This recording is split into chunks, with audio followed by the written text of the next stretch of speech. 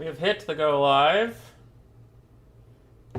I'll give it a moment to catch up, make sure the audio sounds good. We have hit the go live. I'll give it a moment to catch up, make sure the audio sounds good. We have hit the go live. Alright, I know you're stuck in an infinite time loop. I'm silencing it now. Everything sounds good. How we doing, everybody? How we doing? Let me just tell the people that we're up and running. And then I'll tell you what's going on today, huh? That'd be fun.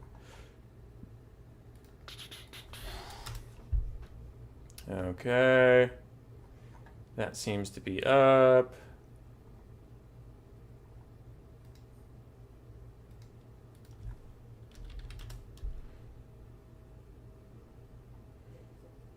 Okay. Ping everybody. Alright, we're good to go.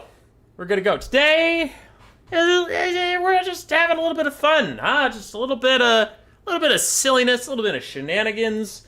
Blood for the Blood God. I did the standing desk just for Dr. Nerd. So I'm going to pull up the blocker. We don't need the blocker, but I'm going to pull it up because it has the rules on it, just so you know what's going on. Gladiator is an old format on this channel, though chat has frequently suggested a couple of changes, and I always put it off because I didn't want to make it more complicated, but I was feeling good, and I had not a lot going on today, so I was like, you know what, cool, let's try this with like the chat recommended changes. So, the stuff before new rules, like I'm going to pull it down, this is the original Gladiator. The Gladiator, raced in this case, has an army. It's on your screen right now, beneath my picture, which is a little big, so let's shrink that. Boop. He has an army that's on your screen right now. You might be like, wow, that's a big army. That's bigger than I'm used to seeing. It's 15,000 funds, where you normally have 12,400 funds. So it's big, it's giant, it's huge. And he is fighting against someone else, AC Maiden, who is leaving some money unspent. That's strange, that's odd, that's dumb. Why would he leave money unspent? Because he's supposed to. So Maiden, or whoever's going to fight against Raced, is going to take the normal quick battle tournament amount of funds, right? The normal amount, normal army, and they're going to fight Raced. Well, that's stupid, human boy. They're going to lose. Will you stop saying everything's stupid, please, and just give me a second to explain myself? Now, Maiden's goal is not to win right away. It's to whittle down the Gladiator. The Gladiator's army is larger, but he can't replace any units. He can't change this army. He can't do anything about it. This is the army he has. If you think about it lore-wise, telling a story, this army left a city to do a certain task. It's a big army. It's huge. And it keeps running into foes. It gets whittled down and whittled down and whittled down and whittled down and more desperate, more and more contained until at last they've just lost too many units and somebody will bring them down. Right? So that's what those rules are saying. It's like if his witch elves shatter or die, he cuts them from the build. He can use that money on chevrons or on mounts or something, but he can't buy any new units. Now, the new rules that people have been suggesting forever is he can buy new units, in a way. Every time he wins, the first time he wins, he can upgrade one of his units to its Regiment of Renown. So like the Dark Shards could become the Bolt Fiends, or the Witch Elves become the Sisters of Singing Doom. So that's another way to kind of spend your money. It's the same unit, but you get a Regiment of Renown. Or, if he wins twice, chat votes on a campaign-exclusive unit. So I'll take a look at the campaign-exclusive unit of the Dark Elves. I'll pull up 4, let's say I put a Sabertusk pack, Giant Wolves, the T-Rex, and the Feral Wyvern in the YouTube poll, and you guys vote for what unit we add to his army. Right. So those are the new rules. Just kind of fun. It's not supposed to be a balanced format. It's supposed to be a fun format. So we're here to have some fun, and I'll let Race know that he can stop waiting on me.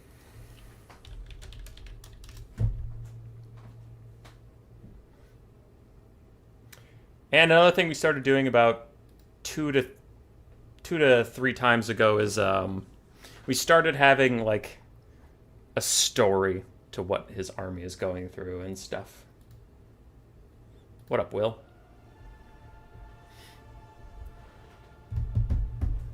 This seems quite interesting.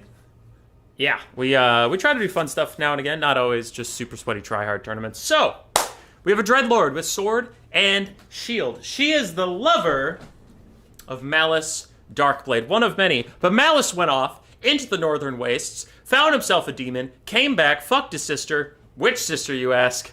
The answer is yes. Fucked multiple sisters, got into all of the shenanigans. But when he left his lover, the first time he went up into the Wastes, he was gone for a couple months. She didn't know what happened to him, and he was kind of her ticket into the good life. They were supposed to get married, which would make her a lord, and then she could murder his bitch ass. Because before he got to Zarkand, he was kind of a bitch. So she was just going to murder him and still, retain the title, because he died, so she would inherit his stuff. And even though he's a bastard, it's kind of a way into the nobility. So she needs him back and alive. So she mustered a force of randoms, got some of Malice's own retainers, maybe bullied some Beastmasters of Khorne to get together a force to go north and find him and bring him home. Now, she doesn't know that he already got what he wanted. He's already home. So she's lost at this point in the Chaos Wastes and comes across a Khornate army led by Valkia, and she needs to defeat them. Can anyone enjoy these? Yeah, it's just fun. So, for her assembled force, she has herself. She did acquire a sorceress. I'm just going to say it's her sister, who's her conspirator in all this. She has Melkoth, Mystifying Miasma for now. 4 dark shards, some giant spiders, harpies, feral mammoth, feral bears, all from Khorne, the beast slave pits of the dark elves. Then we have some witch elves, some dread spears and bleak swords, and a couple Cold One Knights and Cold One Dread Knights. Malice is a famous commander of Cold Ones, so it wouldn't shock me that some of his household guard that are coming to look for him do ride Cold Ones. We also have some Doomfire Warlocks, which makes me think that Morathi might have had some reason in sending her on this expedition to find Malice. Do I need to play a Chaos faction? No, I alter the story as we go along. So, like, for example, if the next player played High Elves, let's say Raced wins and the next player played High Elves, it's like, okay, they come north out of the Wastes, and they get pushed by, like, Nurgle and Slaanesh and Tzeentch, all these forces, they get pushed to the ocean, and they quickly board some Norscan raider ships, kill all the Norskins on board, and they sail out. But now they're near the northern coast of Ulthuan, and they need to land because they don't have any supplies. Like, I make the narrative work. You pick whatever faction you want to.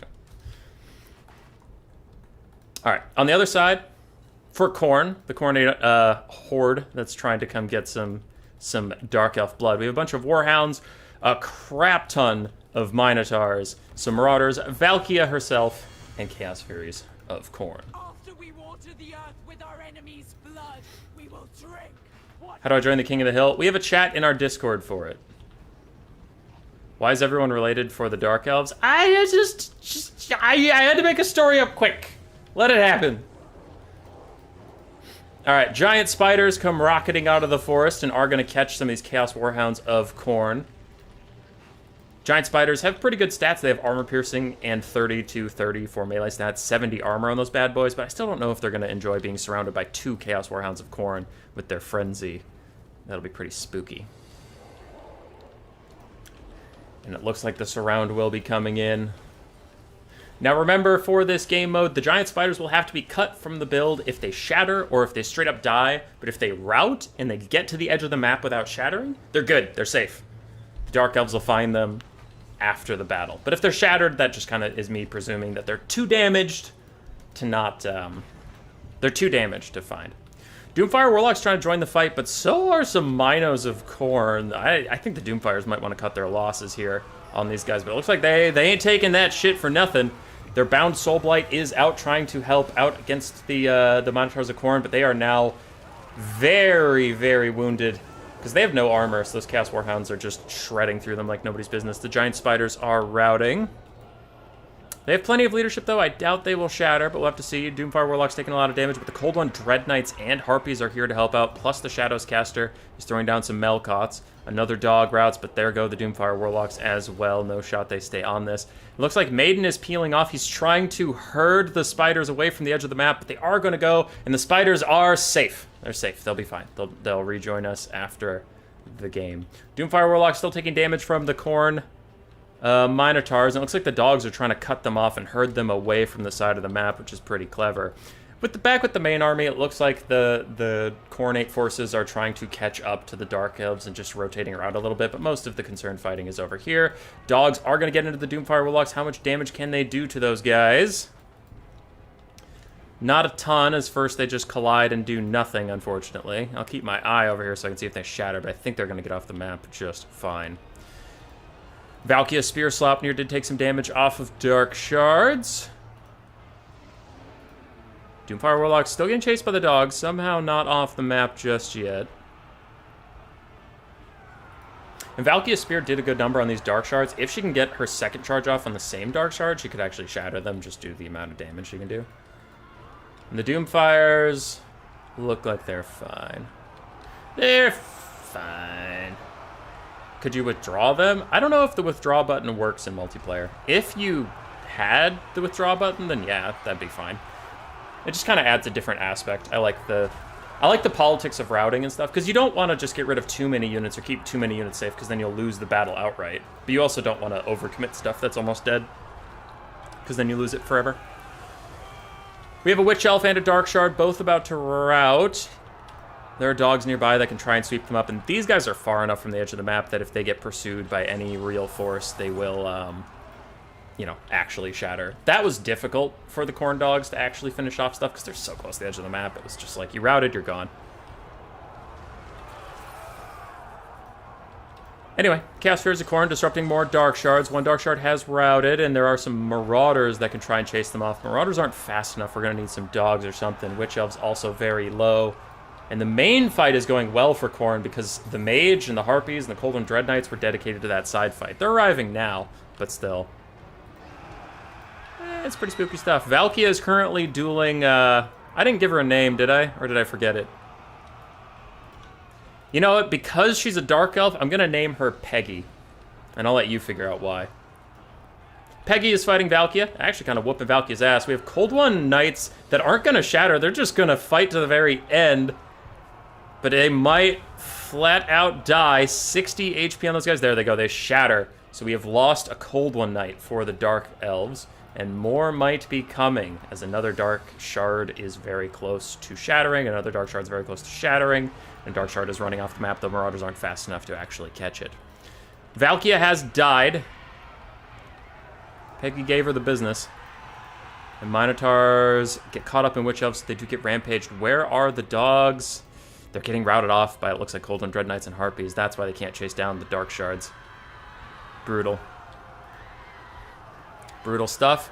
Khorne is now just trying to avoid army losses as much as possible and hang on to try and shatter maybe one more thing. Maybe possibly one more thing as a Feral Mammoth comes back after rampaging towards Minotaurs forever. And is there a Sword of Khorne? Doesn't look like it as army losses hits. And Raced almost lost several Dark Shards, but in the end lost a Cold One Knight.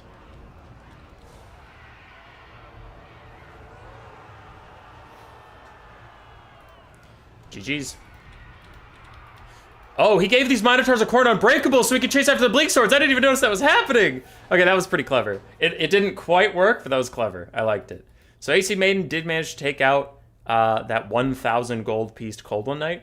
And Raced can't get it back because his reward for winning that game is he can upgrade one thing into a Regiment of Renown, but that Cold One Knight is dead forever. Well, that's actually more clever than I meant to be. So good job. Good job.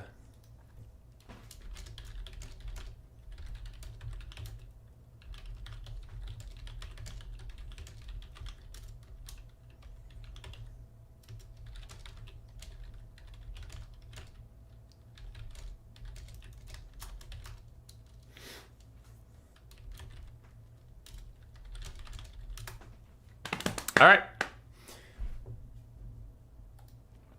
So now, what Raced can do with the money is, as we said, his reward for winning that game is he gets to upgrade something to a Regiment of Renown.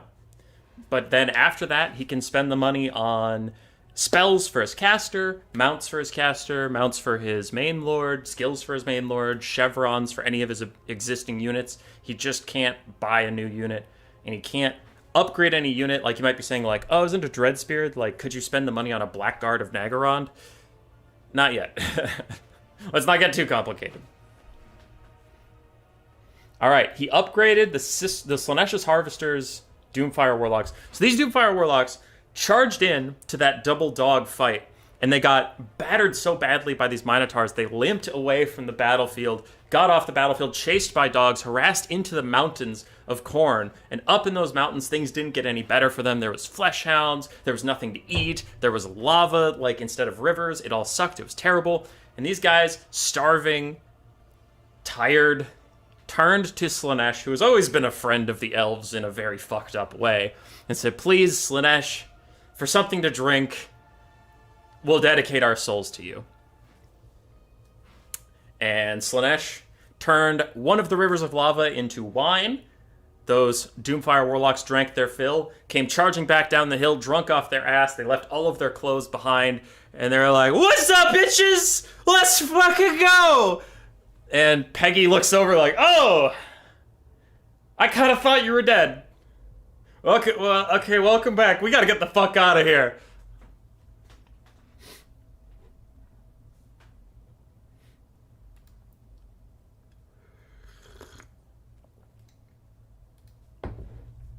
Nope. Okay. So Dr. Nerd is in. Dr. Nerd will be picking a faction next. And I need to update the King of the Hill list. A lot of people are typing in here. So it's hard to find my original list, but I did pin it, so that's fine. Dr. Nerd's up next. I will determine the map once I know who he is. What up, Wolfblade? How you doing? How you doing?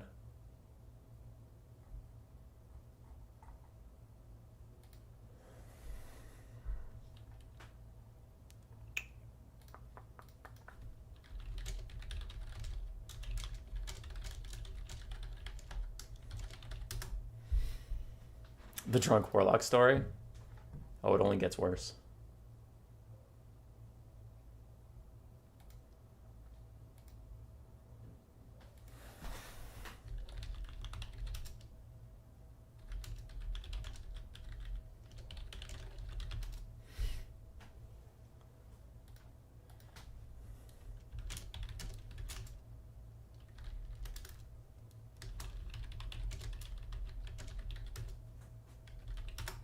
Okay, this works.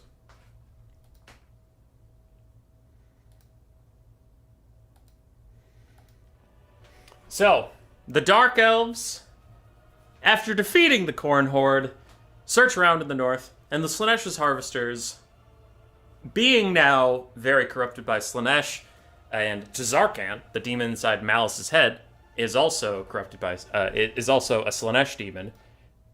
They commune with Slaanesh enough to the point where, one second, sorry, I gotta notify the next person that they're next so that we don't have delays. Ian Zero, you are up after this game.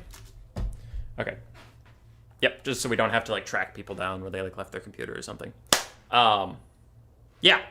So the Slaanesh's Harvesters have communicated with Slaanesh, and Slaanesh offered them one more thing for their souls, just a little freebie. Slaanesh says, dude, you're wasting your time up here. Malice already went back. He went back to Naggarond. So the Slaanesh's Harvesters relay this to Peggy. Peggy's like, fuck! And starts sprinting south. And on her way south, she gets to the border, where the Dark Elves have all these guard towers.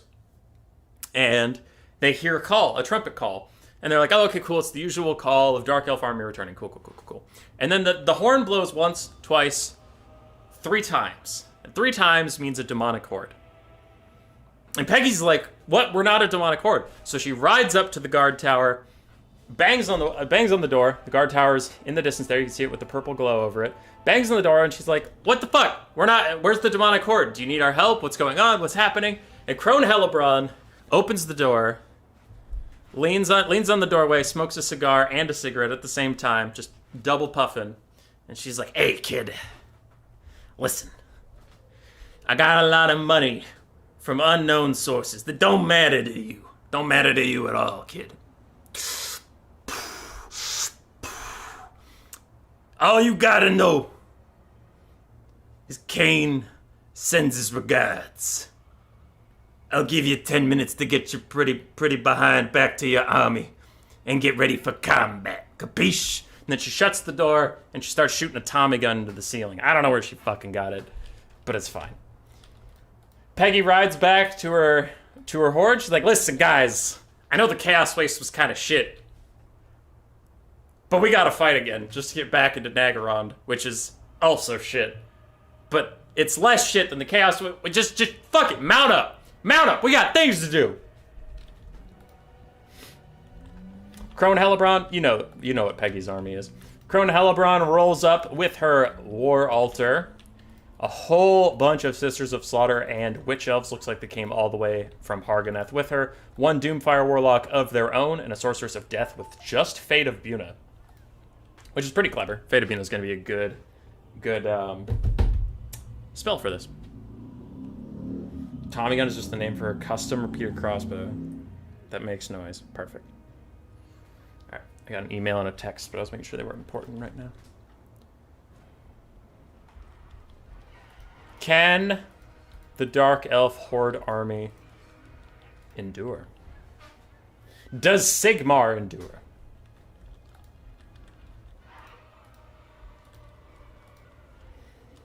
I wonder how the Doomfire Warlocks will take knowing that another of their order has been corrupted by Slaanesh.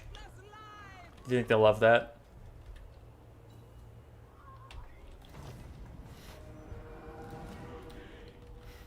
And we are off.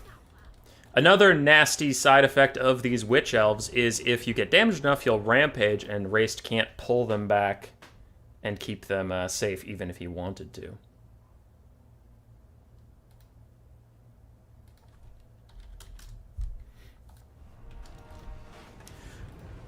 Alright, Harpies fly over, do a bit of recon, scouting. They see there's no ranged units at all, and Raced is gonna throw his Harpies onto the Sorceress of Death. Is that a mistake? Oh, he wants to stop the Fate of Buna. And he's gonna snipe with Peggy, too. I am very concerned the Harpies are gonna have to die for this, though. That's so scary, but I kind of get it. He wanted to stop Fate of Buna from just, like, yeeting one of his units.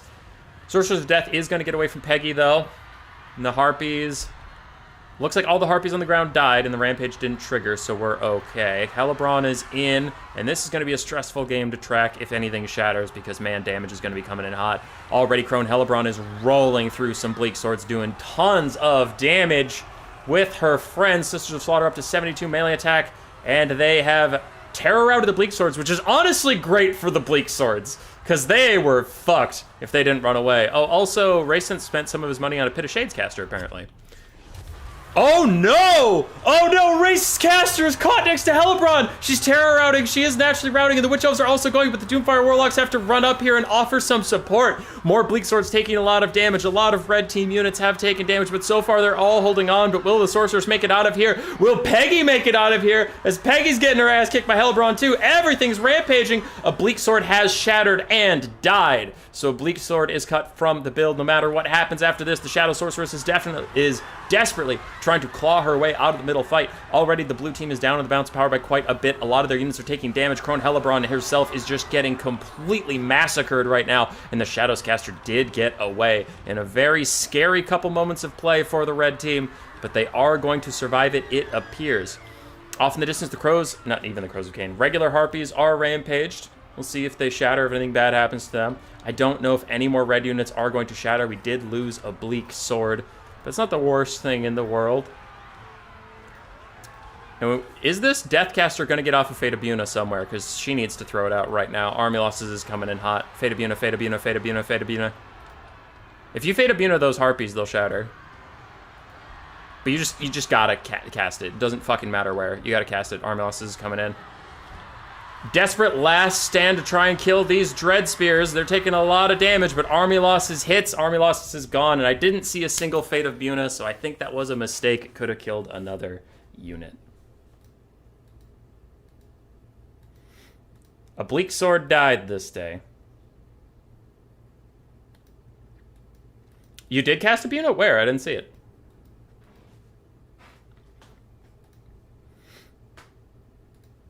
Was it on the Bleak Sword that died?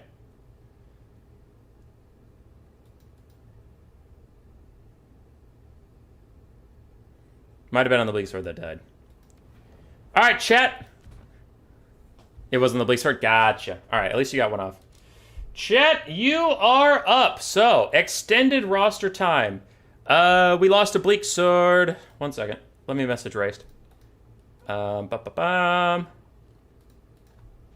Raced, you lost 1 bleak sword.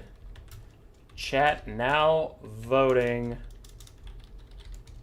for your new unit. And Ian Zero is coming. Alright, we lost a bleak sword. Race doesn't have a ton of money in the bank, so let's stick with the cheap stuff. We can get an explosive squig. Oh, that's kind of dumb for that. That's kind of dumb for that format. That's kind of dumb for that format, because he's just going to lose it. Like, if it does anything, it just dies. But you know what? It's the people's will. It's the people's will. So if you guys want that... Oh, shit. Hold on. I fucked up the poll. Don't vote. That doesn't count. That doesn't count. That doesn't count. All right. If you guys want that, it's your show. It's your show. All right. It's your show. Squig. Raptors. Saber tusks. Spiders. All right. Vote quick, vote quick, vote quick. We gotta tell Race what unit he's getting. We gotta tell Race what unit he's getting. Vote quick, quick, quick, quick, quick.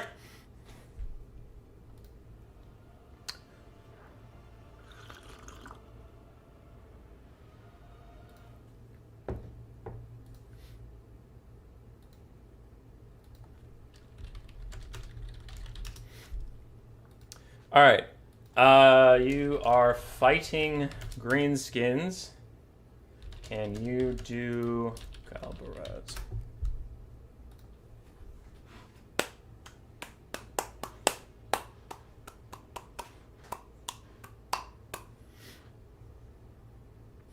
All right, 5, 4, 3, 2, 1. Votes are in. Squig it is.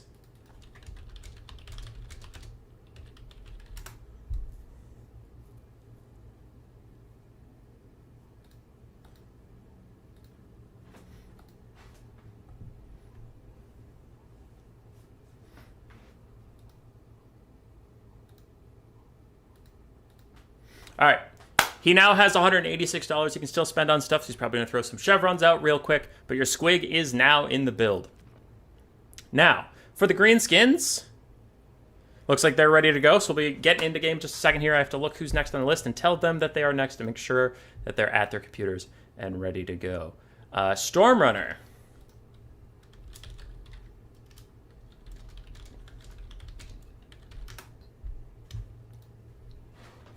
All right.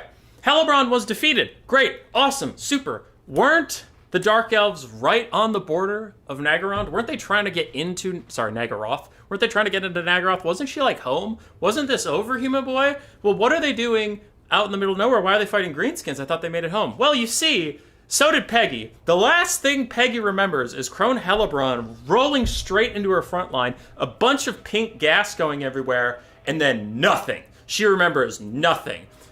She wakes up days later, covered in blood, in the Southlands?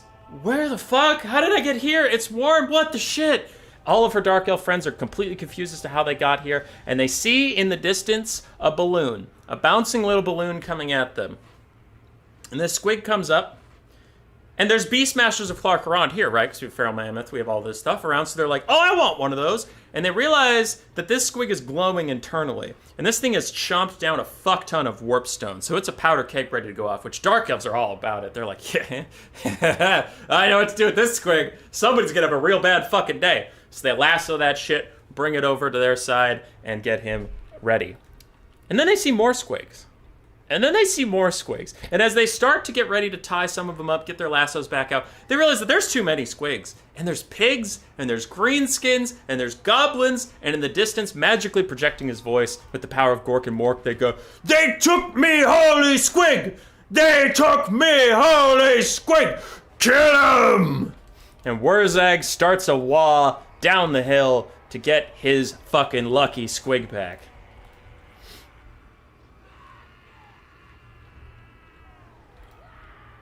Hey, 1,001 airstrikes. So for this army, we have the Death Creepers, a front line of goblins, some Savage Orc, Boar Boy Biggins, Goblin Wolf Riders, Boar Boy Biggins, 4 Squig Herds, some Archers, Goblin Archers, including the Rusty Errors, Night Goblin Archer ROR, Wurzag, Stone Trolls, and the Hammer of Gork. They took me, holy squig! Story streams are just the best, yes. I have been a D&D DM for many years, if you haven't caught on to that by now.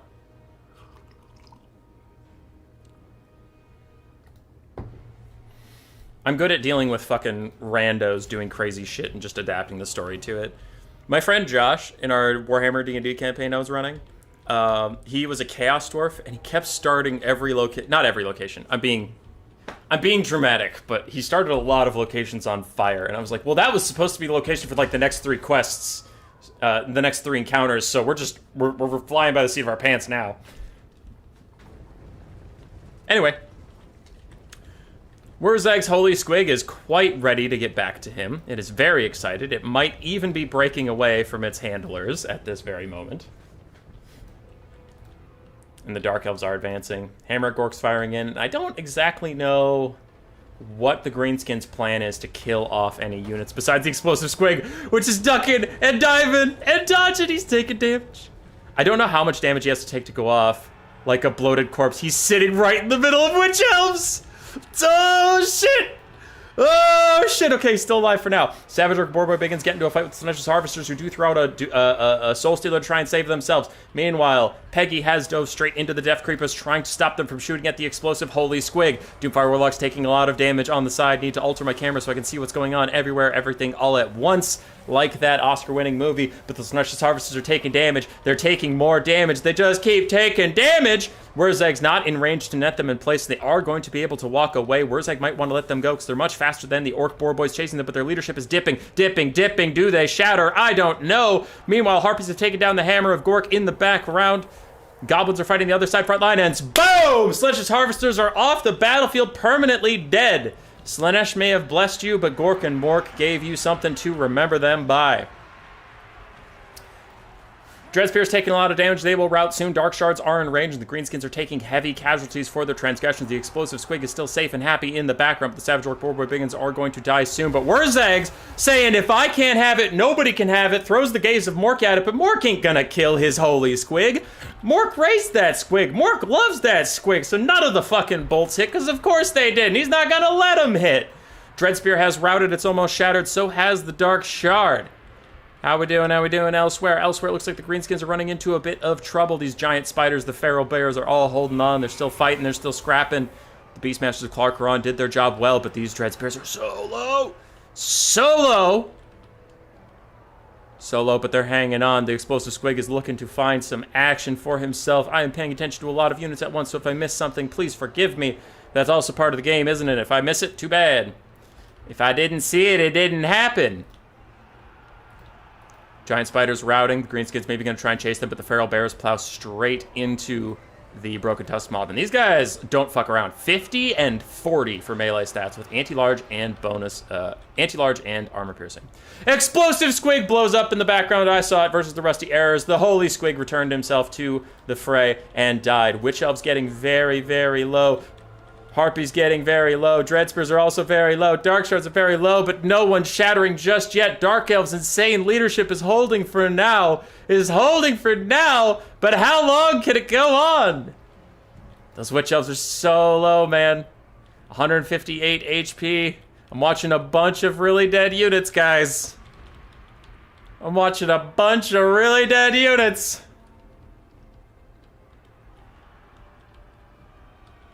Witch Elves are still in there, sorry. I stopped casting the game because I have like 5 units I need to pay attention to right now. The Harpies have rallied, so I can stop watching them. They're fine. These Witch Elves are still at 80 HP in the middle of the zone. Boom! Shattered! Gone! Slaanesh Harvesters, Explosive Squig, and Witch Elves all cut from the build after this game. Dark Shards are going to squeak away, it looks like. So are the Dreadspears. Balance of power is turning dangerously far against the Greenskins, so I wonder how far they can even take this. I heard a brain burster or something go off as Peggy is chasing down Wurzag. Just making sure I don't miss anything back here. Dark Swords are still fine. Dreadspear is still fine. And that is the Shattered Witch Elf from before. Peggy's trying to snipe out Wurzag. If she can complete this with her Shadow Sorceress, that will be the end of the game. The Greenskins' leadership and balance of power will not hold up without Wurzag. That right there is a human boy guarantee. And I think that is going to be about it. 3 units cut from the build is brutal. It is great. And Ian Zero can be happy about that, but the Dark Elves will prevail. They will survive once again. Does appear, does appear, does appear.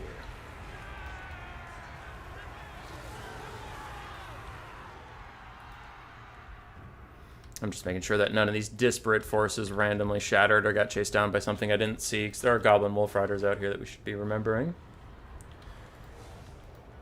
Wurzag somehow survived the snipe attempt by Peggy and her sorceress friend.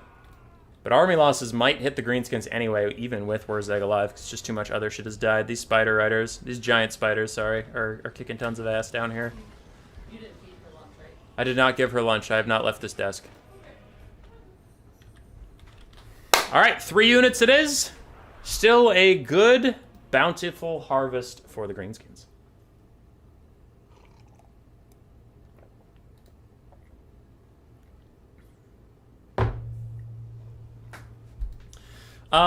This is just not a format where we're going to do very much unit value. I'll hover over them, but I'm not going to talk about it too much. Really good play from the Greenskins. Great hero sniping. Loved it. Love to see it. The Feral Mammoth has been bossing through this. Kind of surprised no one sniped him out. Not that they should, just funny that they haven't. Explosive Squig got 265 value. At raced, Squig, Slaanesh Harvesters, and a Witch Elf cut from build. But you get another ROR upgrade.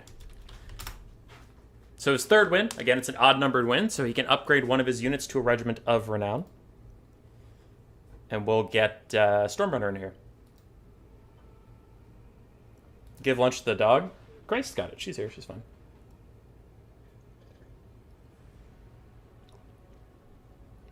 A Feral Mammoth is actually a terror on the Dark Elf roster. He seems to be having a good time.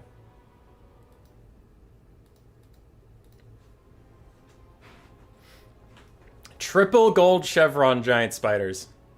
You love to see it. I liked from 2 different accounts. We still only have 8. Yeah, it's tragic. It's tragic. Everything sucks, but it's okay.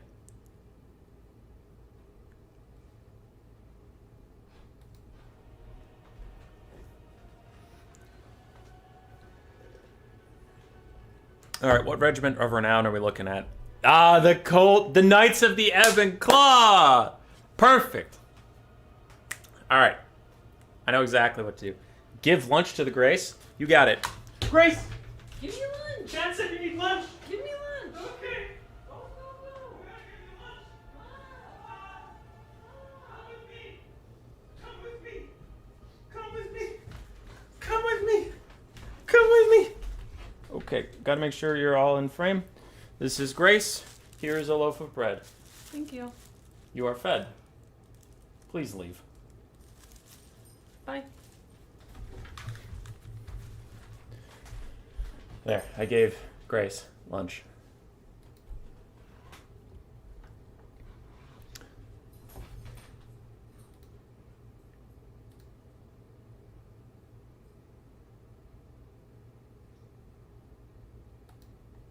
All right. His Regiment of Renown he picked was the Cold One Dread Knights of the Ebon Claw. Now, this makes sense that since Peggy was a suitor of Malice Darkblade, the Knights of the Ebon Claw are his Regiment of Renown. They are his Cold One Dread Knights that he trained himself.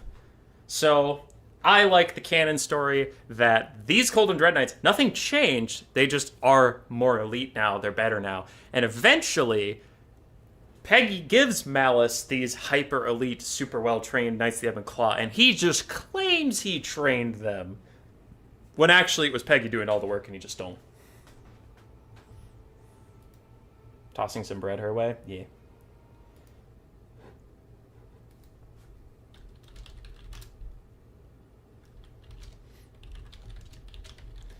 Alright, I can determine what map we're going to once I know who Stormrunner / Laughing Abyss is, so I can pick a thematic map.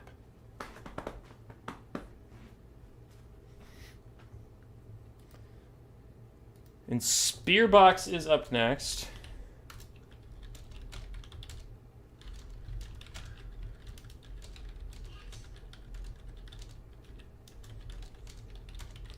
But he said he might be around, so if he's not, that's fine.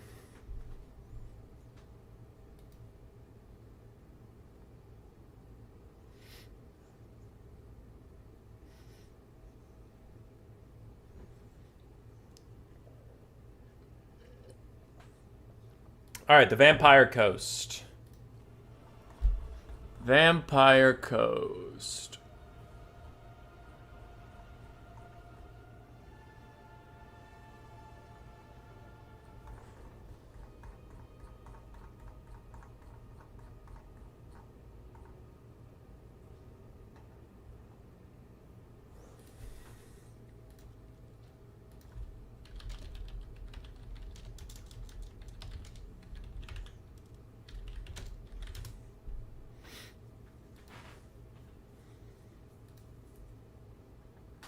All right, I'm going to shut the door so that Grace can enjoy your day without me yelling.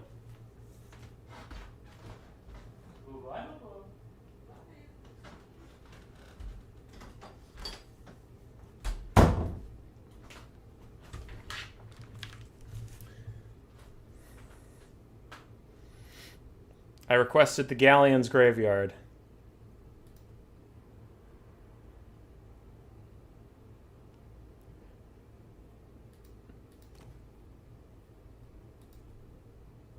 From Raced.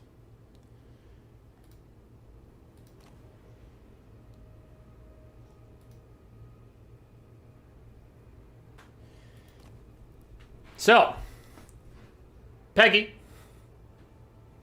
on her way back to Nagarond, doing her best. She gets on a boat. She's riding on the boat. Boat. They get to, like, the middle of the ocean, like the absolute bumfuckest of nowhere. And one of the Clarkerond Beastmasters, being the cruel asshole that he is whipping some of the animals just for fun, like Dark Elves fucking do. He's whipping some of the animals, whipping them. And he whips Timmy, the feral mammoth. He whips Timmy, and Timmy's like, you know what? I've been a good boy. I have been here for so many battles. I have done great. Everybody loves Timmy. Chat loves Timmy. I ain't taking this shit no more. So Timmy gets upset. He starts knocking his head around. He hits the Clarkeron Beastmaster. He falls over, and he's rattling around his chains, and some more Dread Spears show up, and they're trying to placate him. He's rattling around his chains, and more Dread Spears are poking him. He's rattling around his chains, and then thunk! Everybody stops.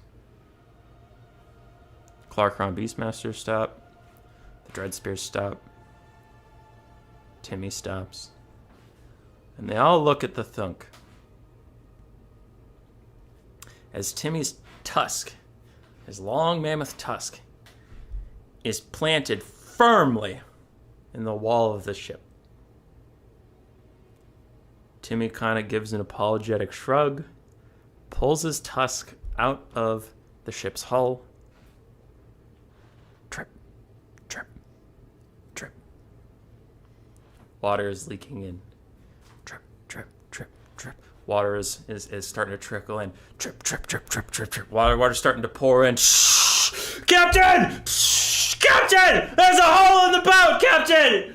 Find somewhere to put her down! And the captain's like, bro, we got nowhere to put her down. We're in the middle of the ocean.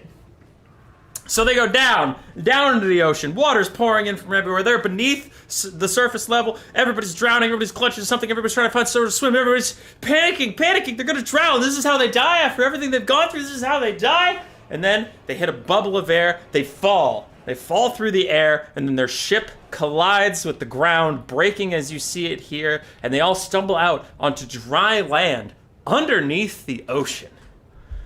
Mystified, wondering what's going on, they wander on this dry land underneath the ocean for a bit. They're confused. And then they notice more boats, other boats cracked and destroyed. and crawling out from them, the vampire coast. And the first person they run into, Aranessa Saltspite, she screams out, she says, Noctilus! Noctilus, you errant bitch! I'll show you who's the Empress of the Seas! And she sees that it's not Noctilus waiting for her. It's a Dark Elf army, and she's like, Hey! Who the fuck are you then? Never mind. Kill them boys! We gotta find Captain Noctilus!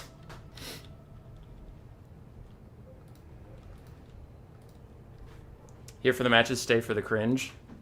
Casual fried egg enjoyer, why do you hurt me like that?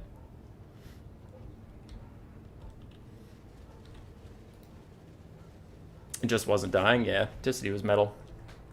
Alright. For the Vampire Coast challenging army, we do have Aranessa Saltspite. We have the Vampire Fleet, Captain of Vampires. We have Shade Wraith Gunners, some Deck Droppers with handguns, basic Fellbats, a bunch of Zombie Pirate pole arms, some Scurvy Dogs, and 2 mortars. We also have 2 bloated corpses. I thought I saw in the build, though now I'm struggling to find the other one. We have 2 Morngulls in the Vanguard. That is about it. For the Dark Elves. Because I am also cringe. Fair. For the Dark Elves, we have the underside of the map. Sorry. Witch Elves, Dread Spears, etc. Triple gold chevron, spiders. But the main change is that Peggy found herself a dragon and tamed it. So Peggy is now on a dragon with some of the extra funds that Raced had lying around. We have the Knights of the Ebon Claw, a bunch of gold chevrons, and Timmy the Mammoth, who got them all into this mess in the first place. Oh, also the Sorceress got herself a little Pegasus. Go, Sorceress, go. This is the part where it gets a little harder to shatter things because they get triple gold chevrons as the stream goes on, so they get more and more elite, making their leadership higher, making them harder to even get rid of at all. I am now going to go to seated position. This map's going to be rough for Dark Elves. Yep. Thankfully, this is a for fun, silly stream and not competitive in the slightest. We're just having a good time. Good.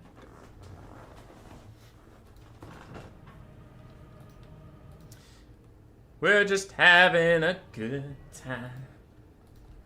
What happens if the Gladiator dies? Am I screwed? Whoever beats the Gladiator, the king of the hill or whatever, that person can make a 15,000 gold army, and we just start again.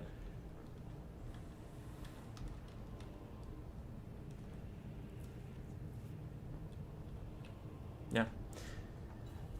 The stream will probably go for about, not 3 more hours from now. I'm hoping 3 hours total, and it's been 45 minutes. So, yeah, we'll just keep going for a bit.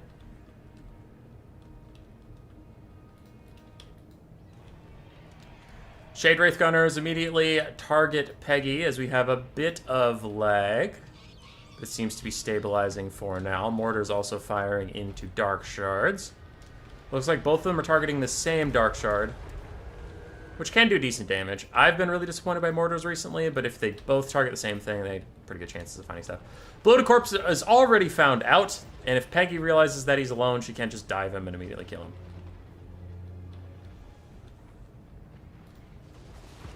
Shade Wraith Gunners teeing off onto poor Peggy. Fellbat's also gonna go peel her off. Not that they can do much damage to her, but still, it is what it is. Though the Shade Wraith Gunners are actually doing more damage to their own Fellbats than they're doing to the Dreadlord. Mortar's still harassing the Dark Shards a little bit.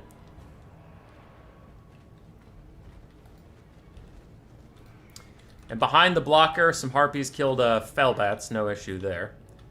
But the Dark Elves are moving up in all directions. Timmy is trying to redeem himself. He's coming for that bloated booty. And his tusks are made for more than just sinking ships, laddies. His tusks were made for killing. His scurvy dogs are completely slammed by these giant spiders. No chance for those little doggos.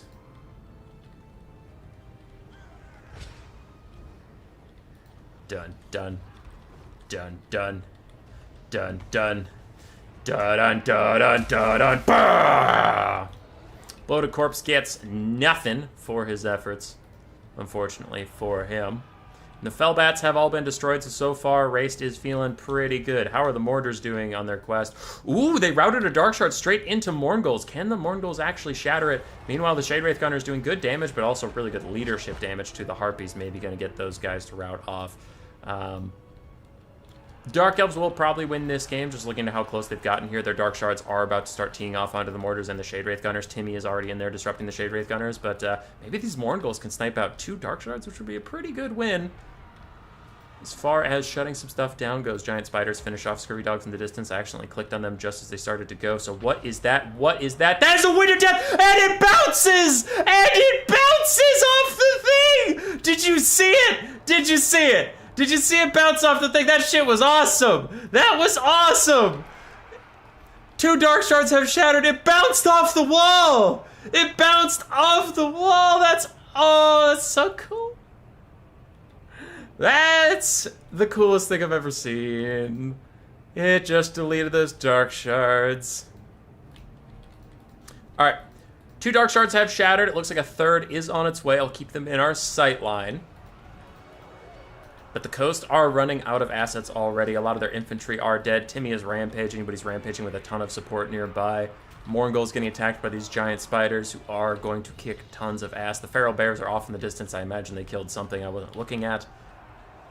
And a Pit of Shades is coming to help out these Dread Spears deal with their prey. But the Dark Shards are holding leadership-wise, and they're gunning it for the edge of the map. The Mourngulls are doing Mourngul things and just busy pushing shit around rather than dealing any damage whatsoever. And the Dark Shards rally in front of the Mourngulls because the Mourngulls were doing so little that they ended up stalking in front of them, which is, I just find that infinitely funny. Coming back here to see if anything actually needs my attention. Mourngulls fading away. Balance of power shifting heavily against the Vampire Coast, but they're trying to hold for these Mourngulls to get more and more damage on the Dark Shards, who are taking some good shots. Their leadership is in that -40 range right away from shattering, but all of a sudden, they start feeling a little bit better. And then they feel worse. Keeping my eye over there. I don't see anything, but army losses is coming for the Coast. Can the Mourngulls do it? They're racing against time. Their leadership's still full, though. Like, you can see their bar. As soon as it tanks, you know army losses is hit for them. There it tanks. Can they get the Dark Shards? They're desperately swinging. They're doing their very best. They start to crumble. They start to disintegrate. But their health is going nowhere. The Dark Shards make it. So 2 Dark Shards cut. 2 Dark Shards cut. As Mourngulls do Mourngul things and just do 0 fucking damage while chasing a unit that's slower than them. I hate Mourngulls. Mourngulls are trash. Again, we're not really looking at values here, boys. We're not. It's just not a thing. It's vote time. It's vote time. Raced. You lost 2 Dark Shards. Chat's voting. Spear you around. If not, we will get Koala. He said he might, Spirit said maybe, so I'm not trying to pressure him. I'm just curious if he's here.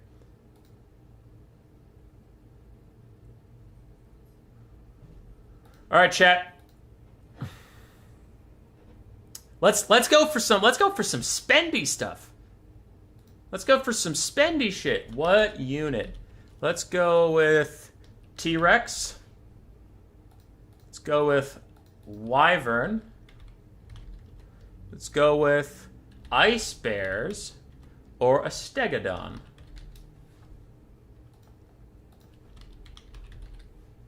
What do we got? What do we got, chat? Remember, quick on the votes. Quick on the votes. We gotta tell the player what he's got. Go, go, go, go, go. I did blow you away with that Wind of Death. That was awesome.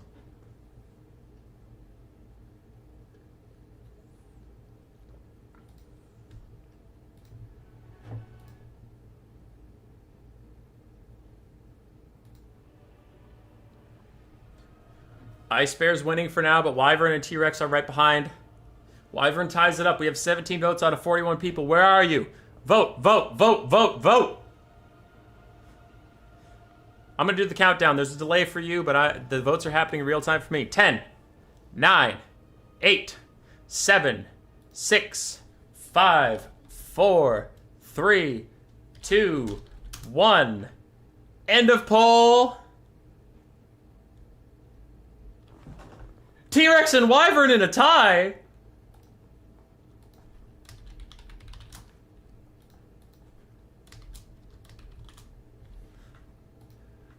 Tiebreaker speed round, go! T-Rex or Wyvern, go, go, go, go, go!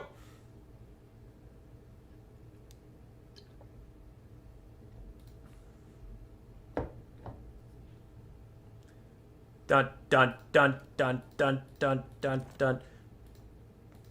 Dun, dun, dun, dun, dun, dun, dun, dun, dun, dun, dun, dun, dun. 3, 2, 1. You tied it up again, you bastards. T-Rex.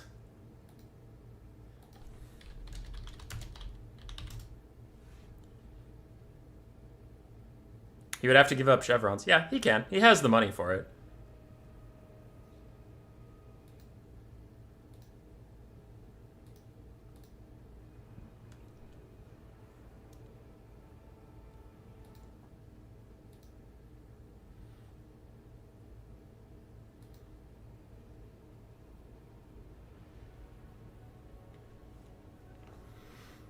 Alright, he's now trying to juggle money around to afford his brand spankin' new T-Rex.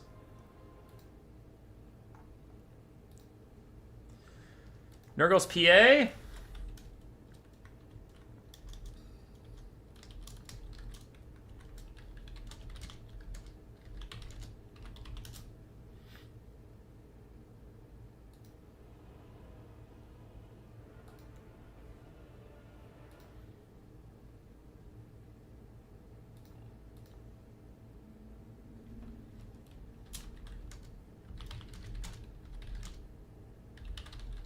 Alright, we have Wood Elves as the faction. Wood Elves, Wood Elves, Wood Elves.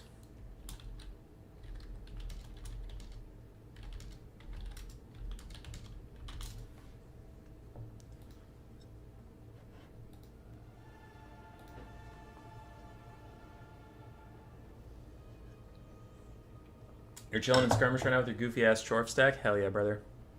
But yes, as Wing Destro asked, it's not like as soon as Race loses, the stream is over. Whoever beats him will just make them the Gladiator, and if they don't want to be, I'll ask the next person on the list if they want to be the Gladiator. We'll just chill out. We'll have about 3 hours stream.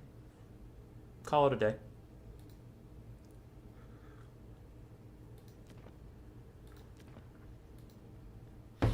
No one worry, no one panic. It's just a bit of fun.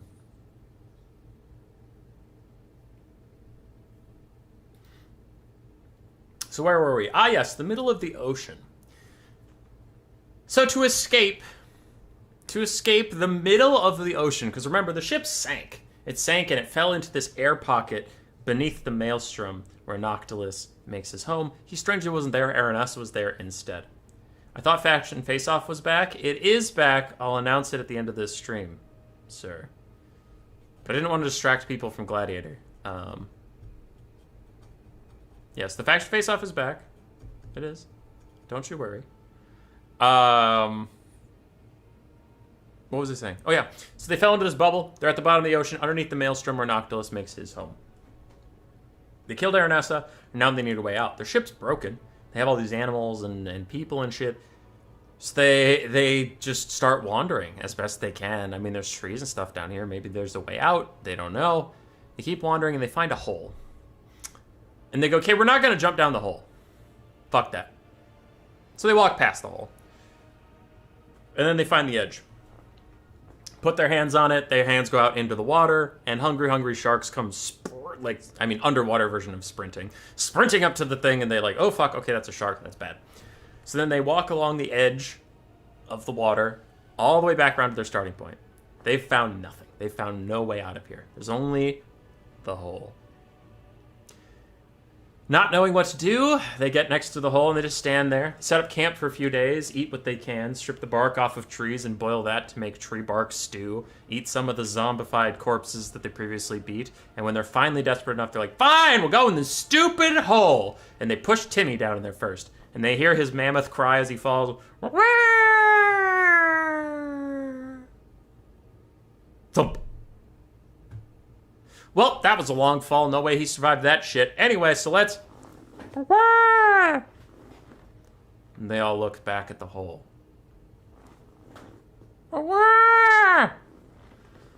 Peggy and her sorceress look over the edge of the hole, down into the darkness, and they keep hearing the mammoth's cries. They look at each other and they're like, I mean, he lived somehow. So they start pushing servant after soldier, after feral bear, after harpy, which can fly, after spiders, all this stuff down into the hole until at last it's only Peggy and the sorceress. And down there, coming out of the hole, is just a cacophony of random dick fucks talking to each other like, oh, you stepped on me, oh, you just, oh, get out of my way, all this stuff. So everybody's gone down there has fucking lived. And they're like, fine! So they go down there. Now, they can also fly. They're on a dragon and a Pegasus. Did I remember this just now and they could have flown down there and seen this stuff before pushing their minions in? Shut up. Shut up, you. I'm doing my best here. So they fly down there, and the gravity switches just as they're at the bottom, as they would have been hitting terminal velocity, as they would have died. The gravity switches, pulling them back towards the hole. But their momentum keeps them going up, so then they can very easily pick a direction and go that way and then land on solid ground. And they find themselves surrounded by a jungle. In that jungle, they hear a lot of stuff. They hear a lot of birds, crickets, little lizards just kind of flicking their stupid little lizard tongues around. Things like that. Down in this jungle, lost without any idea of where they are.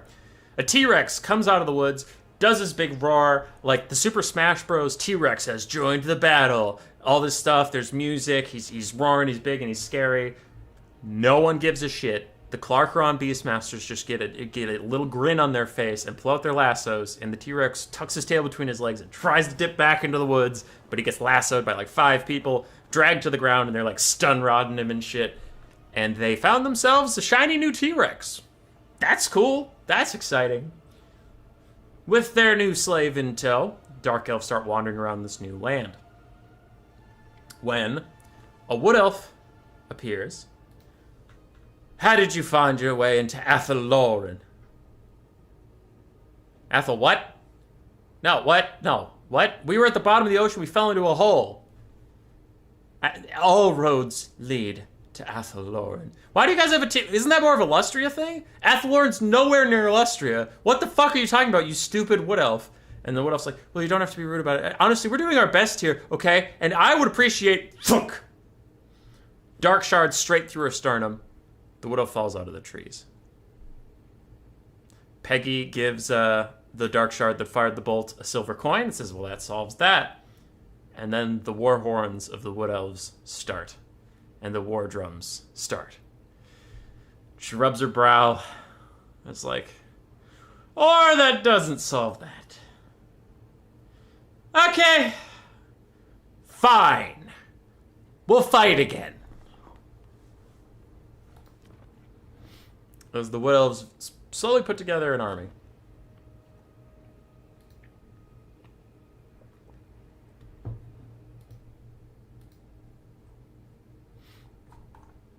They're working on it. Alright, Qualiduck's ready. Race is ready. We're good to go. Nurgle's PA is the next player, and he did message me back saying he'd be around, so that's cool. That's cool. And this Dark Elf army is slowly losing more and more elves. How long can the Beastmasters of Khorne really keep control?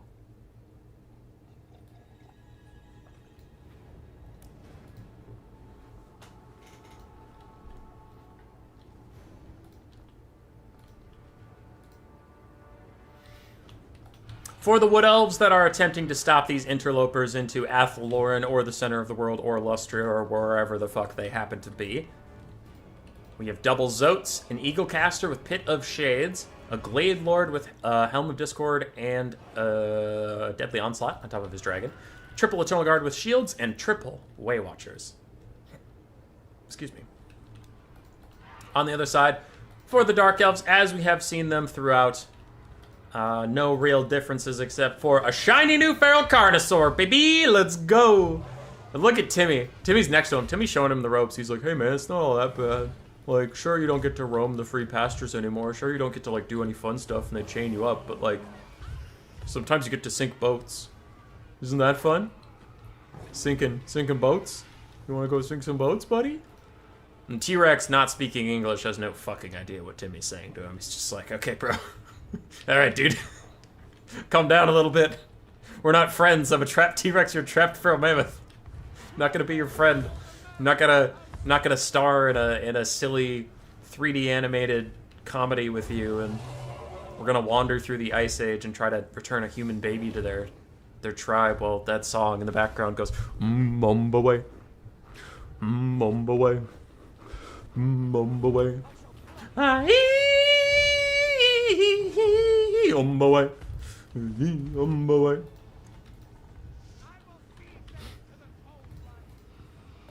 That was Ice Age. For anybody who didn't have a childhood, that was Ice Age. I was referring to Ice Age.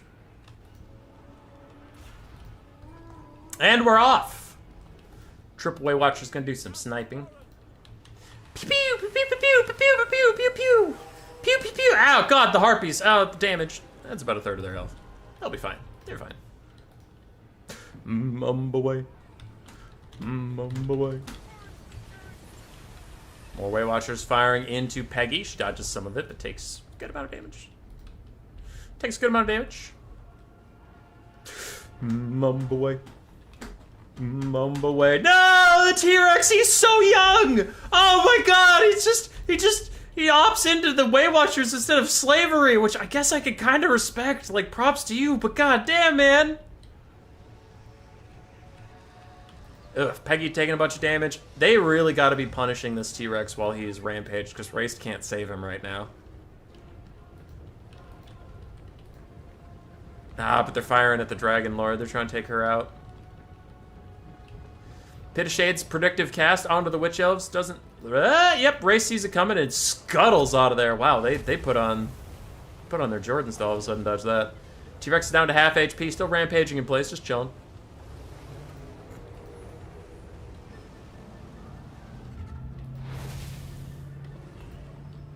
Alright, the Triple Way Watchers are still falling back. Zotes getting in hot and heavy, but they will soon be surrounded by... Oh god, no, the Feral Bears are here. Feral Bears and the Spears just going to tear the Zotes apart. How long can they survive? As a counter Pit of Shades, this is a Dark Elf Pit of Shades, is going to catch some of the Way Watchers. But Peggy is down to half HP. Taking the big damage. And Harpies will dive in to finish off those guys. Where are the spiders? That's not a sentence you usually want to hear out loud. There are the spiders, okay. I have lost track of the giant spiders.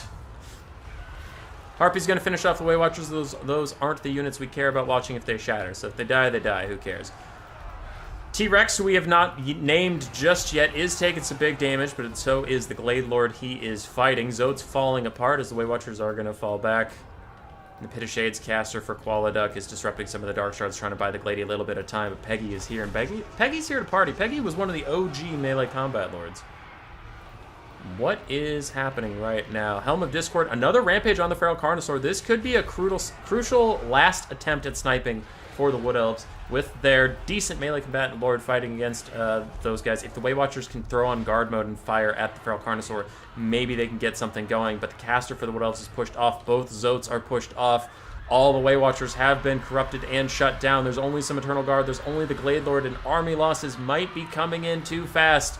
This Feral Carnosaur don't take shit from nobody, as he's actually trying to pay for himself. He's trying to prove his worth. I thought he was suiciding at the start, but he's just more courageous than I expected. But the Harpies are getting pushed off. Do they shatter as army losses comes in? No. The Dark Elves will escape.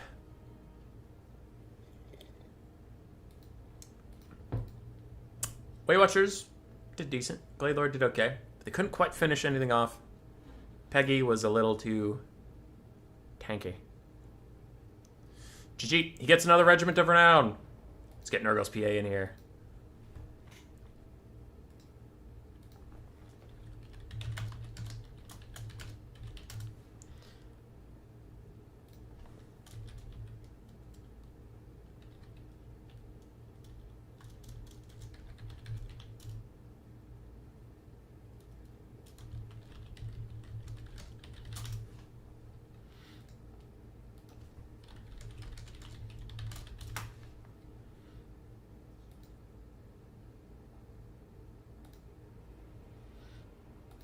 All right, Raced gets another regiment of renown. He immediately got the Sisters of Singing Doom.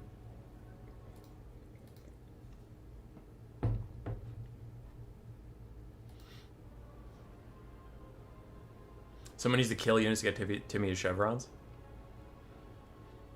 Yes, Dark Elf army is dwindling in size. Started out as a 20 stack. Now we have 5 open unit slots.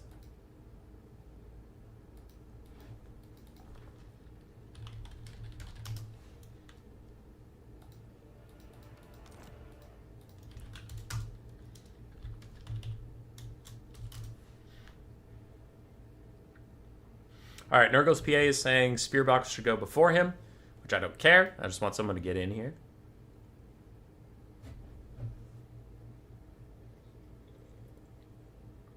What if they kill Timmy? No one would kill Timmy. No one. Hey, look at me. No one would kill Timmy. All right, I'm going to update the message.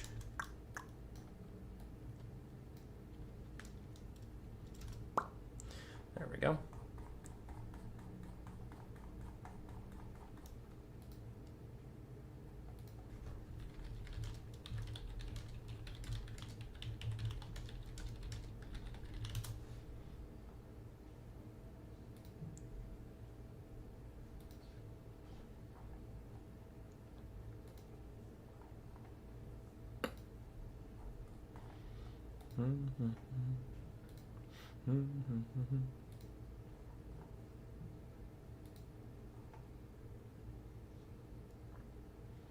Will, if you're still... Yeah, Will, you're right there. Nice picture and cute pets. It's cute. It is cute.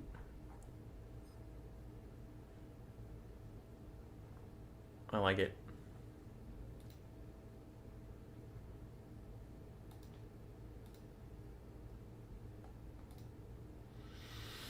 Phoenix King flips to High Elves.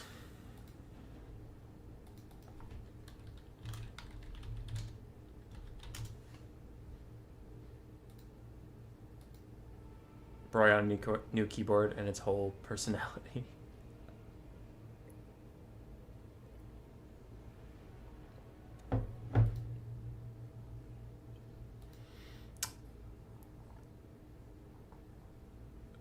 Map is set to Summer Song as the High Elves prepare to fight the Dark Elves.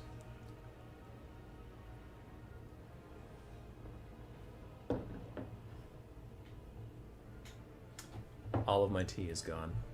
This makes me really sad. Alright. I'm gonna go grab something. BRB. Oh boy! Oh boy!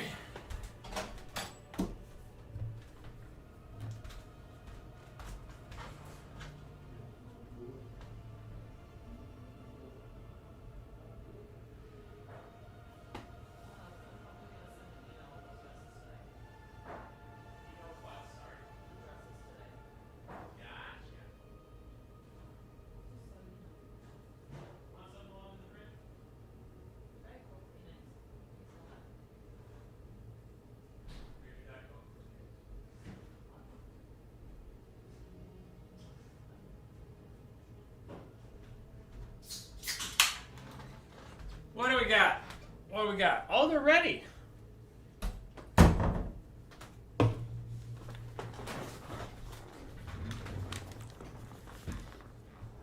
I'll deliver you some tea.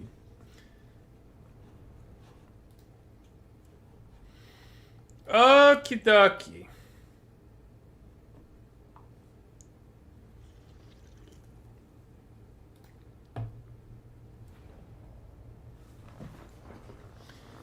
Some people are saying it feels like the army isn't getting any weaker. There's 2 reasons for that. One, we added those rules where now you can get campaign exclusive units every second win and chat votes on it, which is true. But like, the second part is what I will say is like, would you want a Feral Carnosaur over the 2 Dark Shards he lost? I think he would make that trade back, so I do think the army is getting worse.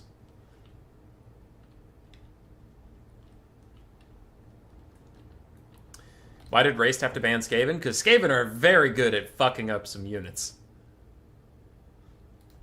Alright. So the Dark Elves. Are the latest battles? Not yet.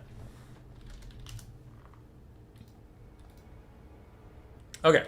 So the Dark Elves were in Count Noctilus's space, right? Count Noctilus's space. And then they fell down a mysterious hole that was dug on purpose into a wooded area full of wood elves. All right? Okay. Now, why would Noctilus do that? Why would he dig a hole there? Where does Noctilus really want to invade? Ulthuan. But all around Ulthuan are Lothern's navies. So he's had troubles getting in. But he actually dug a hole down through the world roots, which is where all those fucking wood elves were. And as the Dark Elves followed the path that Noctilus had dug, it led them to Averlorn, the wooded heart on Ulthuan, where Noctilus was hoping to quickly knock out the Everqueen, and without her clairvoyance, she couldn't warn the High Elves that he was on the Inner Sea, and then he could raid them from the Inner Sea in Ulthuan and avoid the Lothern Navy on the outskirts, and then he could set up a blockade of the one way to get from the Outer Sea to the Inner Sea. He could blockade that, and then he would have mastery of the Inner Sea, and he could raid wherever he wanted to. So that was part of his master plan. It hadn't been executed yet, and the Dark Elves just stumbled out of the tunnel, revealing its existence. Right next to Averlorn, the Dark Elves walk out into the Illyrian plains, where they run into an Illyrian army, which is entirely fucking mounted. We have Illyrian Reaver archers, basic Illyrian Reavers, some Dragon Princes from Calidor, who were here for some joint exercise training on the plains of Illyrian, and an Archmage of Life on her dragon, who was overseeing the martial exercises. That now became a lot more real. So the Dark Elves are going to have their work cut out for them, trying to navigate an entirely cavalry-based army.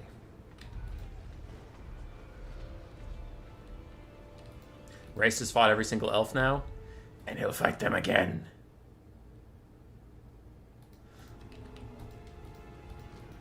Illyrian Reaver archers skirmishing a bit while the Dark Shards try and counterfire back. The T-Rex, yet unnamed, is taking some damage. Not a lot from these Illyrian Reavers, but he could be in trouble if he rampaged his dumbass into triple gold chevron Dragon Princes.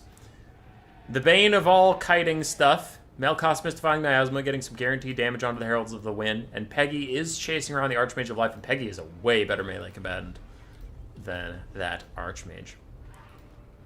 Raced seems to just be weathering the storm for now, taking some of the ammo, dodging what he can with his giant spiders and his T-Rex and things like that. And I think he's actually not that scared for the T-Rex, because even if it rampages, he's just letting it take damage, and if these Dragon Princes want to commit, the Knights of the Ebon Claw are here to countercharge them. I think that's his point. How does this work, Blags? Chat, can someone explain it to him? Sorry, I'm a little busy. The Carnosaur should be named?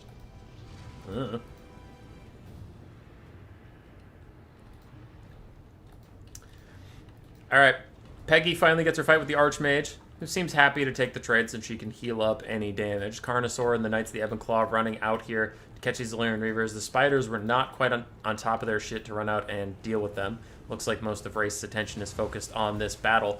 And I see why. You might be like, well, there's not a lot of micro going on, it's just two single entities fighting, but he wants to make sure that the Archmage of Life doesn't land while he's still attacking her, because then Peggy will follow him to the ground and get surrounded by the Fireborn. We still have a bit of kiting going on. Harpies did find their way on the Illyrian Reaver archers, but without any chevrons. Those Harpies actually probably just lose that battle if the Illyrian Reavers actually go into melee. Ooh! I don't know why this happened, but that is terrifying. Those Illyrian Reavers just getting mulched by the Knights of the Ebon Claw, already down to half HP. Lifecaster still taking damage from Peggy and her friend.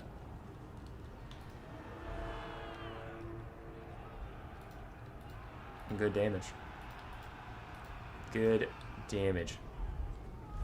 Give us a few options for the Carnosaur's name so we can vote for it. I'm busy watching all the things I have to track to see if anything shatters.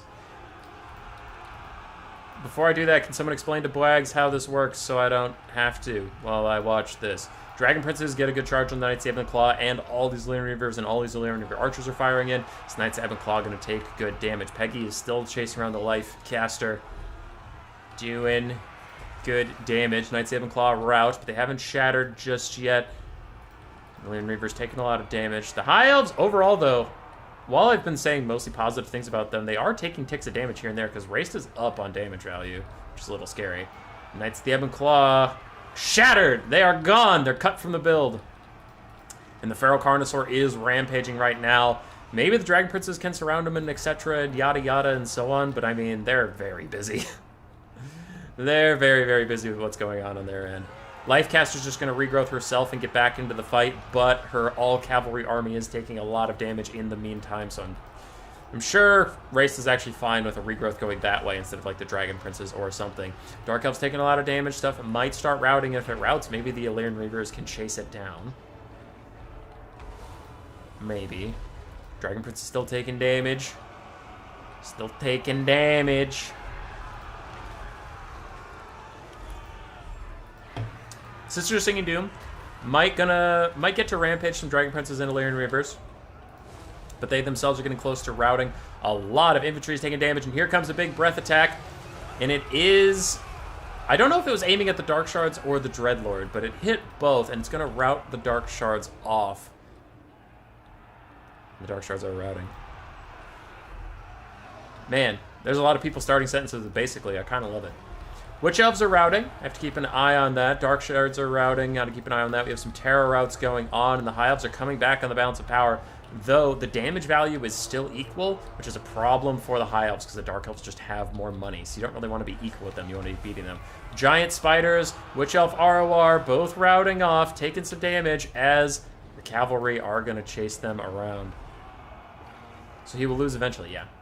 How much money does the Challenger to the King get? Normal funds. The normal amount you get on quick battles, 12,400. I need to watch very carefully to see if anything shatters or dies. We have Dark Shards over here that are taking a lot of damage. So are these Witch Elves. And the High Elves tank on the balance of powers. They've just taken too much attrition damage. We have a couple Lyran Reavers yet left. I think only one Dragon Prince that's actually like in the fight. And these Dark Shards are getting massacred by these Lyran Reavers, the Heralds of the Wind. Witch Elves have rallied. Everything else has rallied. The Bleak Swords have rallied. And there go the Feral Bears! Not the Feral Bears! Oh no! That's a tragedy. Alright, we lost the Feral Bears. We lost the Dread Knight Regiment of Renown. We have lost the Dark Shards. He said maybe, possibly. The Harpies are also maybe gonna go. High Elves ballooning on this balance of power from like almost dead to all the way back to almost dead to all the way back. They're back closer to the middle than they've been in a while. There go the Dark Shards. We have lost the Knights of the Ebon Claw, the Feral Bears, a Dark Shard. Harpy's taking a lot of damage. Their leadership is low, but it looks like they will rally for now. Another Melkoths is trying to keep the Dragon Princes in the fight. The Madness of Cain is also trying to drag them back. Harpies gunning it for the edge of the map. If they can get there to safety without shattering or dying, they will not be cut from the build, so I have to keep my eye on them, make sure they get off the map nice and safely. The Lifecaster is fighting Peggy in the sky as well as her Sorceress. The Witch Elves managed to rampage these Illyrian Reaver archers, and the Harpies are safe! Safe archers are safe.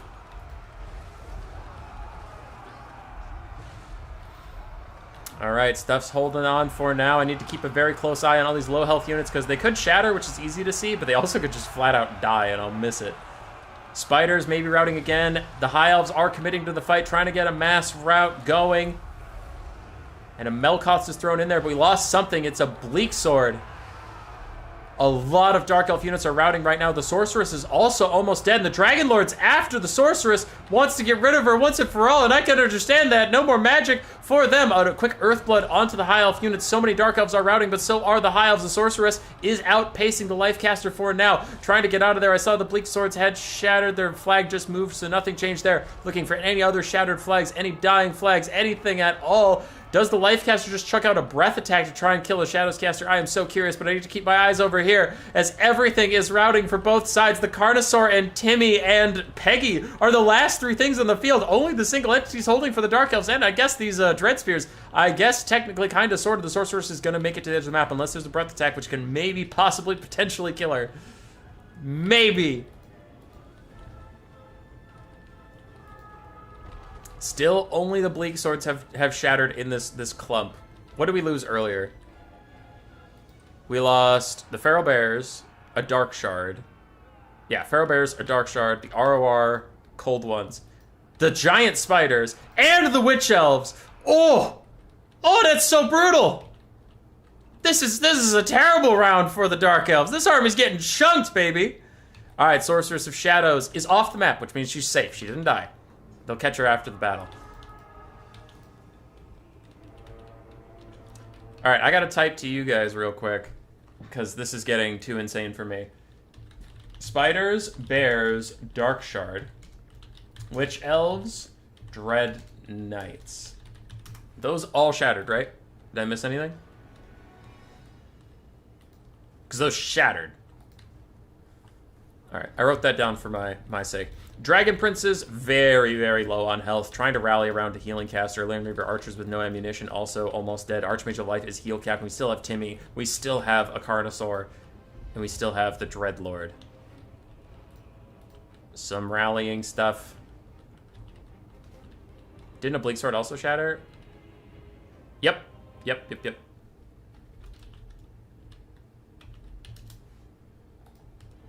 Flat dead units can be confirmed on the endgame screen. True. Peggy chucks out a quick breath attack on the Archmage of Light, just doing a bit of damage.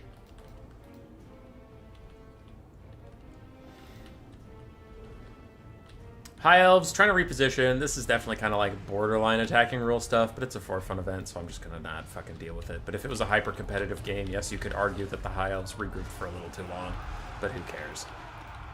All right, they're all in. Last man standing, charging for the Dark Shards. Rear charge from a dragon should terror out anybody who hasn't been terror outed recently. There they start to go. Timmy is rampaging. He is pissed. So many of his friends has died. But a massive breath attack onto Peggy. Take her down to 200 HP. The Lifecaster's going to dive in for her. She's trying to snipe out Peggy. There's kind of an anti-climax to that. If she succeeds in killing Peggy, but we'll deal with that. We have to deal with that. Peggy does rout. Peggy's trying to get out of there. The Lifecaster's facing the wrong way, and Timmy's gonna hit her in the face. Peggy's trying to get out of there. Peggy's trying to leave. Big charge attack takes her down, and Peggy is dead.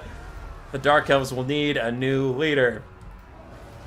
Feral Carnosaur and the Mammoth gonna beat up on the Lifecaster, and the High Elves will be defeated at a terrible cost as another Bleak Sword shatters at the very end.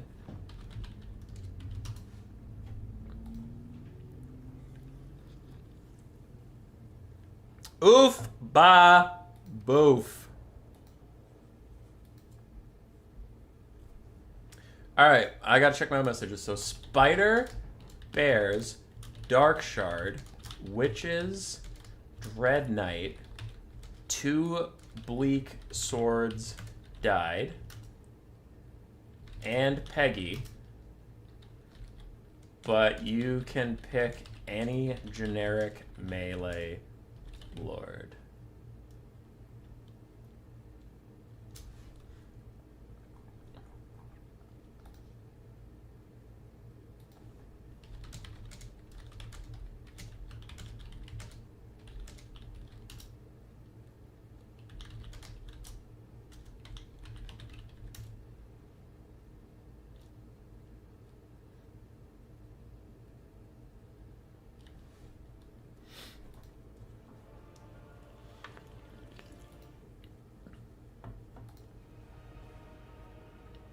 All right, chat. Nurgle's PA is coming.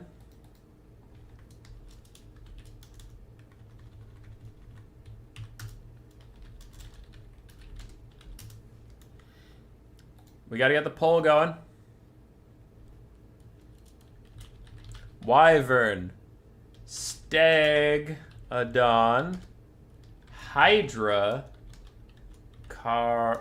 Charybdis.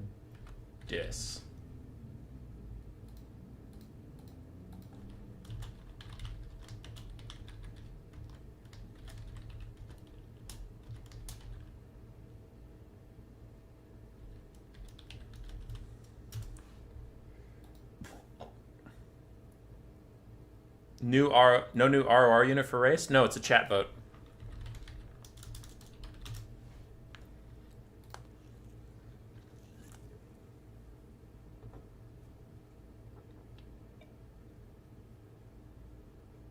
Why only SEs? Because it was fun.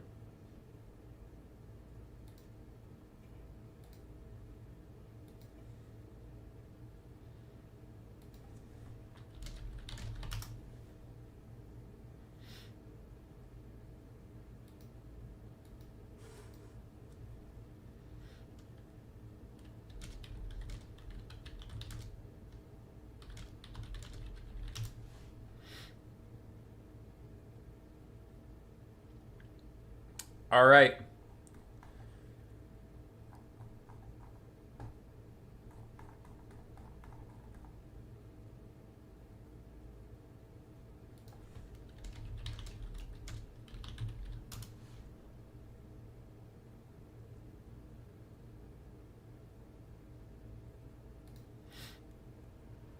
All right, where's the chat at? 27 votes. You have 10 more seconds in my time, which was in the future, to vote. Then we'll get it. Looks like Hydra is winning.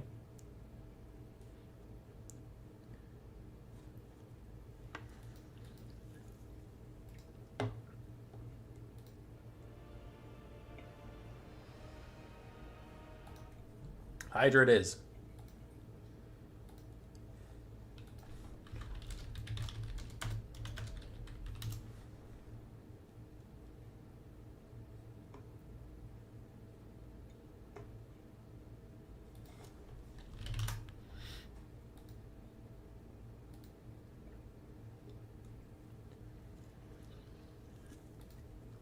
Now, you might be like, if you look at the post, some of the rules are getting broken here. If the Lord dies replaced with a generic melee, Rakarth is not a generic melee. Once again, I told the player, I said grab anyone you want. I have a story reason.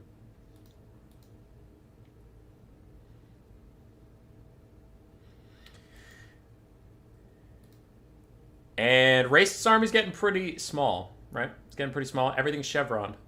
And here's why I let him pick any Lord. Which it looks like he's going with Rakarth, so we'll stick with that. So Peggy died. She died. Her quest is over. The sorceress reaches out into the Wind of Dar, the dark magic. Reaches out into the Wind of Dar. Says, hey, fucking anybody.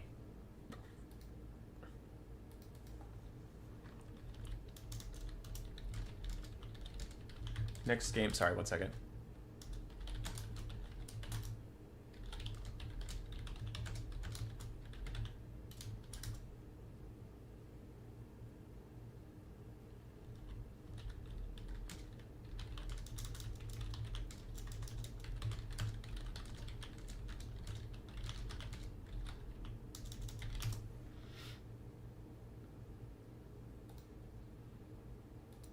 Anyway, sorry, Nurgle's PA is still trying to figure out what army he wants to play, and I got distracted by some people asking me questions. So Peggy's dead. This lady reaches out into the Wind of Dar. She's like, somebody, anybody, please, for the love of God, we're gonna die. And they're running north for Nagarath to get on the shore, just to buy time as the High Elves are chasing them and harassing them and hounding them as they run and run and run. And a big ship comes by. Chains are dragging through the water. There's all sorts of horrible beasts on there. And you see some Corsairs shouting and pointing over the side at the Dark Elves. And the Dark Elves, seeing the ship, they're like, holy fucking shit! That's Rakarth! That's Rakarth's boat! Hey! Hey! And they're waving their hands in the air. They're like, Rakarth, please come save us. As Blank, I still don't know what his army is, right? But as Blank, whoever Nurgle's PA is going to be, is closing in on them. Rakarth takes off on his dragon to fly off his boat. And if the Dark Elves can win this battle, whatever, with Blank, if they can win this battle with Blank, they'll get on Rakarth's boat and they'll make it home. But if they lose here, the army is destroyed on the northern coast of Ulthuan. That's why I broke the rule and let him take whoever, is just for story reasons. And this army is getting so dwindled that if he wins the next game, he's going to have so little left that I'm just going to put someone else in here so the stream can keep going. So this is it. Does this army that has been through so much make it home or die with salvation in sight?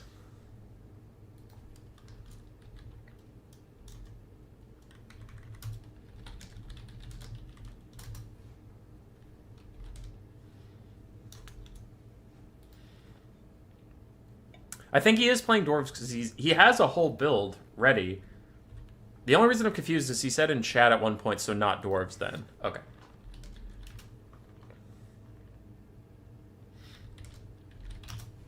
I need to determine a map.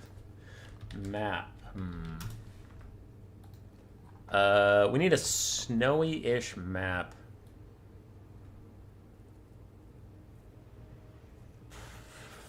We already did Shagar Strand. I feel like there's another one.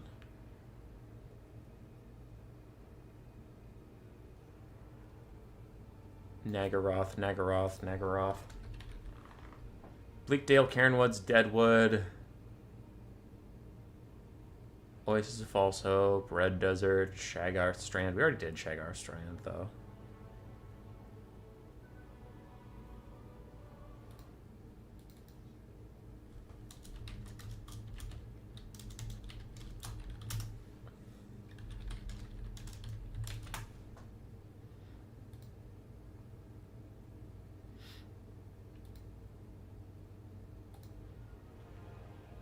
All right.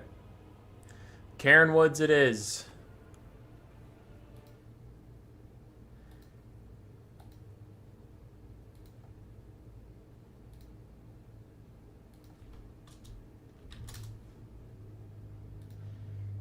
So that's the narrative we're sticking with. Can Rakarth get this remnant of an army onto his boat or not?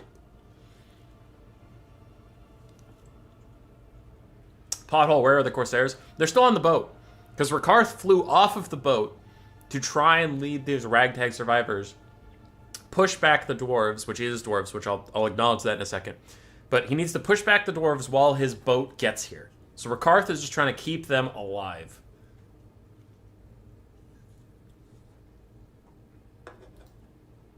Yeah, the boat's not here yet. The boat's not here yet. Because Rakarth has, like... Rakarth would have a whole army. It would be a whole thing. It'd be like we're restarting. This is just Rakarth trying... Rakarth's the only one that could fly from his boat. So he flew over here on his dragon. And he's just trying to push things back so that he can get these guys onto his boat.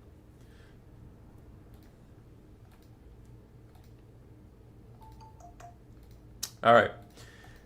So, on the northern coast... Nagarath, you might be confused why there's some dwarves. Well, the dwarves weren't exactly here to help the High Elves. They were here to kill some Elgi. They were trying to get a sneaky raid or an invasion in. And they ran into this thing. And they see elves. They're just like, elves is elves! That's what this is. So we were here to kill some elves. So now the dwarves are chasing these elves, not realizing that these are enemies of the High Elves and could be useful as terror pieces. They're just... the dwarves are here to kill some elves. They found elves. They think that they did great. So an invasion force is trying to kill a different invasion force that is now trying to leave the island. Can they survive? Can they endure? Who's up next? Fat Kid at Recess and Sipa.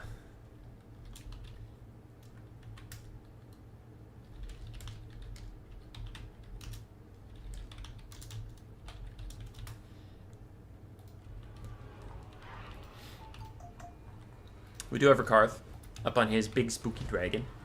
With all of his abilities, Whip of Agony, Whiplash, Beast Lord's Gaze to try and buff up these guys.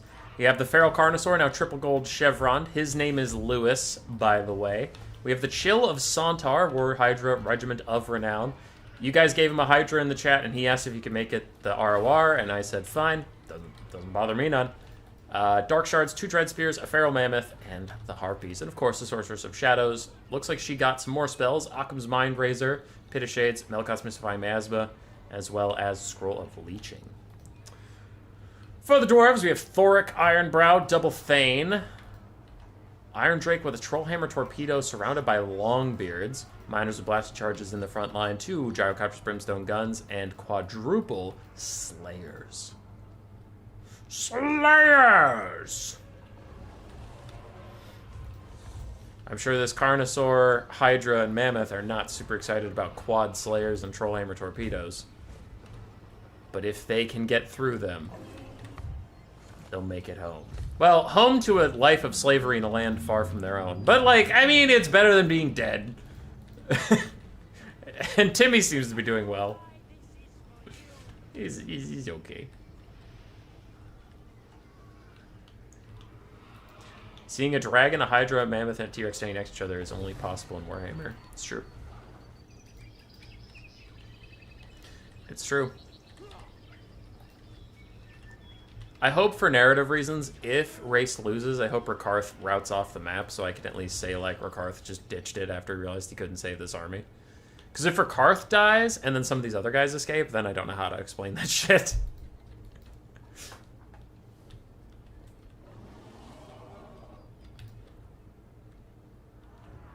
How have these Harpies survived this long?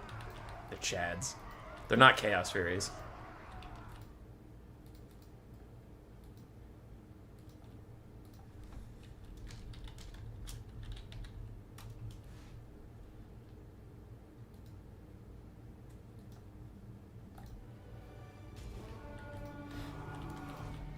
And we're off.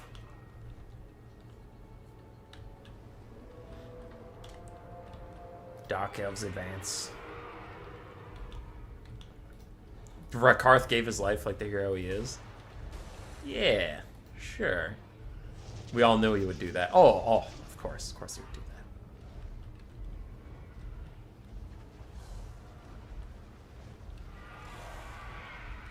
that. Sorry, I was looking at some stuff. I love how Rakarth... Beast Armor of Khorne only works if something large is nearby. Oh, Thoric's on his anvil. If Thoric wasn't on his anvil... Oh, there's the Gyrocopters too. Okay, I was gonna say, like, he has some stuff that literally can't proc. Oh my god! The Trollhammer Torpedoes just fucked up a Gyrocopter!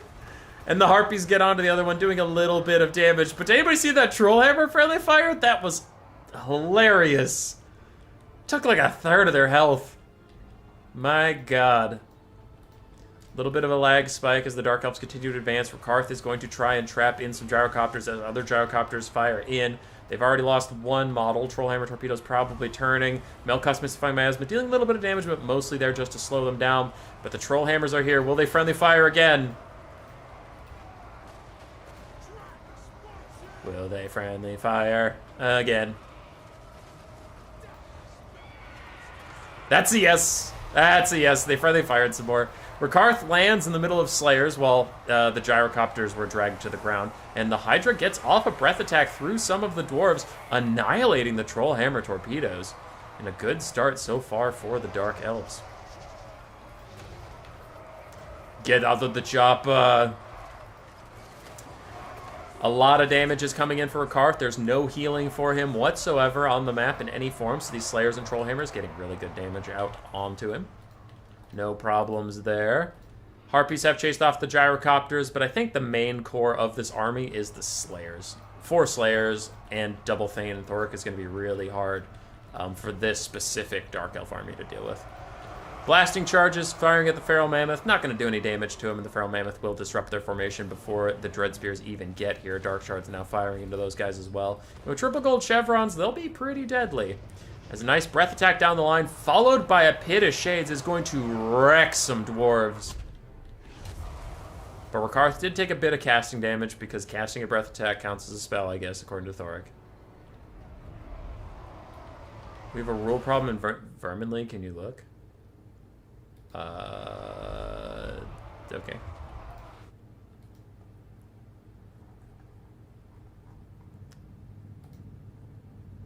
Alright, sorry. I was getting pinged. I was wondering if it was about this. Another breath attack from the Hydra on the Miners, who are very clumped up right now.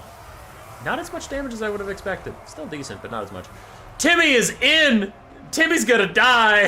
Timmy is gonna die so bad. As the Rune of Doom has popped on all these Slayers.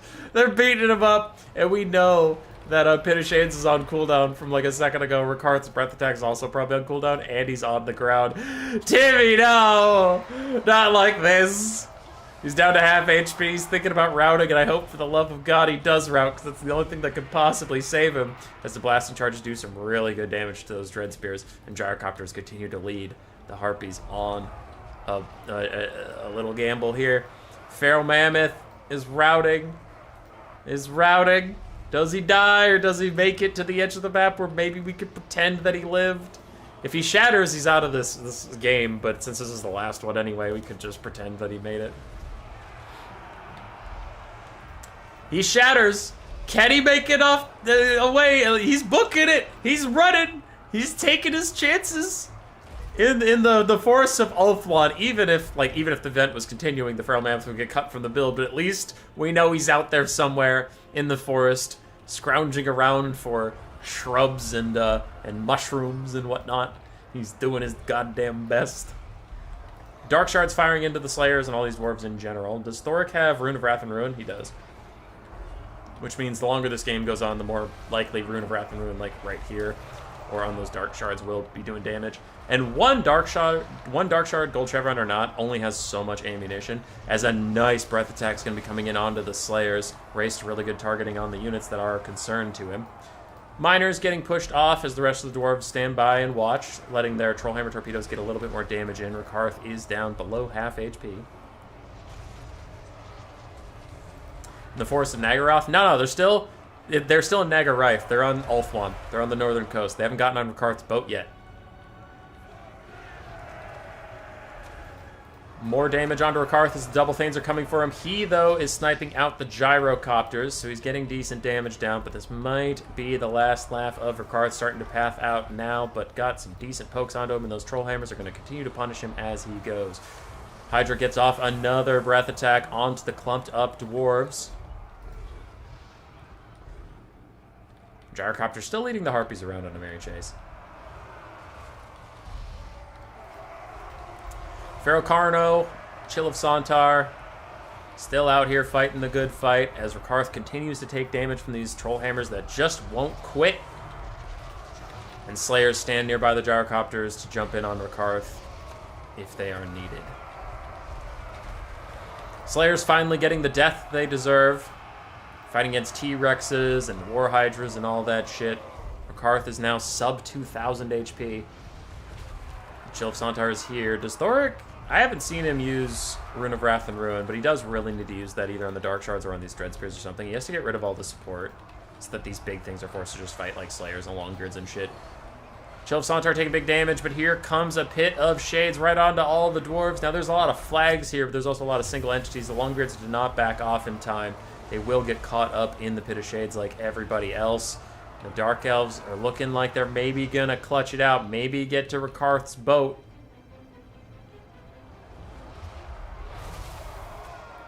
Chill of Sontar is almost routing. Its heal cap is well within sight as it's getting slapped down. It will heal up in a second. That is a Rune of Speed, giving all these guys melee attacks that can hit the Chill of Sontar even harder, even more. He's going to get one more burst of that crazy healing, and then he will be out of it. But another breath attack from Rakarth kills a ton of dwarves. He has 2,200 value on him. Good lord. And no more breath attacks to his name. Chill of Sontar routes. It doesn't quite heal cap just yet, so he'll probably be back. Whatever the fuck this guy's name is. I already forgot the Carnosaur's name. Steven. Whatever his name is rampaging. He hasn't taken a lot of damage yet, but he could if the Slayers surround him. Dread Spears are just about routing. The other Dread Spears are right here at half HP. Dark Shards have 5 volleys left to them, and then they'll be forced to fight the dwarves in melee. Still a full health Harpy chasing around a Gyrocopter. And the timer just ticked up, but the lag spike continued for a bit. Thane is keeping on the Hydra's ass, but they just gotta let it go. Like, they can't catch it. So, just focus on the stuff you can catch. Attack the Feral Carnosaur. Come on now. This Thane is getting way too separated because then Rakarth could pick him off with some Cycle Charging while he's all on his own. He really needs to get back to Thoric. Dread Spear's pushed off. Carnosaur taking big damage. Now he's down to half HP. Still getting slapped, like we said. Even with all the breath attacks and stuff, these Slayers are still a bit of a problem to deal with. Dwarves clumping up pretty hard. If there's another Pit of Shades in this lady's back pocket, it could be brutal right here if they don't dodge in time. Dark Shards with 5 volleys left, gonna fire away. Hydra is just about heal capped. There's the Pit of Shades. She gets the overcast damage for casting near Thoric. The dwarves start to path out, but they are going to get caught in it, it looks like. The Feral Carnosaur is routing. He is routing. Rakarth's very low HP. We have a half health Dark Shard, a half health Dread Spear, Half health Chill of Sauntar, that is heal capped. Full health Dark Shard, not a lot of ammo. Full health Harpy, half health Caster, was throwing out a lot of Pit of Shades. The Thane that is isolated is suffering the fate we worried about. Now, Slayers are trying to get back to him now and protect him from Rakarth, but Rakarth is going to punish him, gets 2 solid hits in while Dark Shards continue to fire into all the Dwarves who are coming back. Looks like most of the infantry we have left here are Slayers with their low HP bars. They won't be routing anytime soon. We do have 1 Longbeard. Rakarth's sub 1000 HP as the Thane continues to battle it out. Whip of Agony lowering his melee defense. But he is getting good shots onto Rakarth, whose leadership is faltering away. He's at 600 HP. Now he's at 500 as the Slayers have caught up to him. 350, 280. But he does get away. And a Rune of Wrath and Ruin comes out from Thorek at last to really fuck up this Dread Spear, which was great. Because the Dark Shards, they have 2 volleys left, and they're going to become a melee unit, so you'll be fine with that. Carnosaur's back in the fight. Beast Lord's Gaze gives it damage resistance, leadership, and stops the rampage as Rakarth flies off. Chill of Sauntar is in the battle with the Slayers and the Thane. One Thane, the other Thane's trying to get back to the Carnosaur.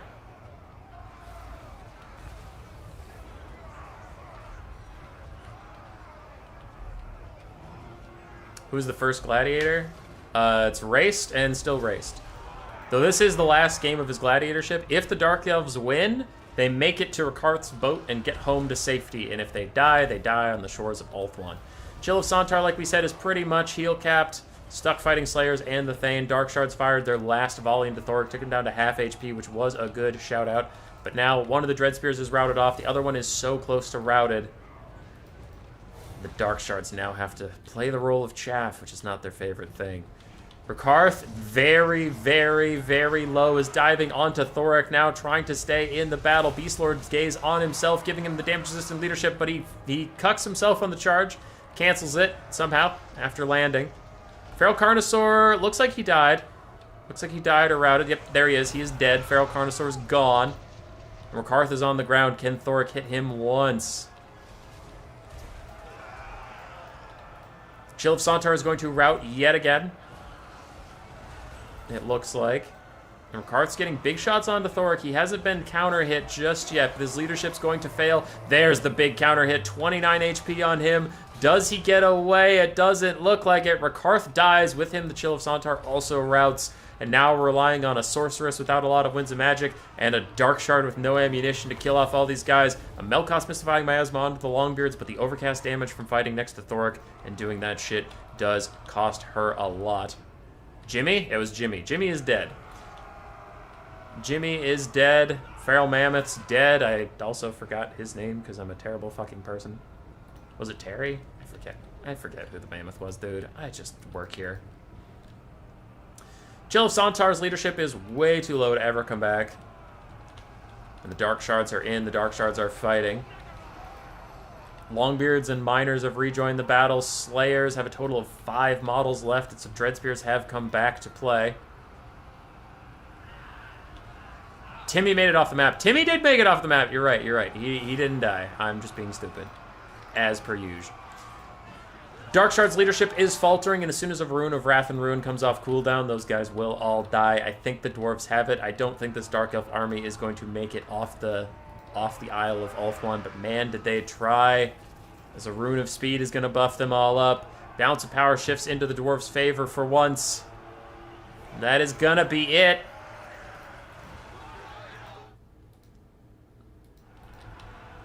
Looks like Sipa is up next. Sipa...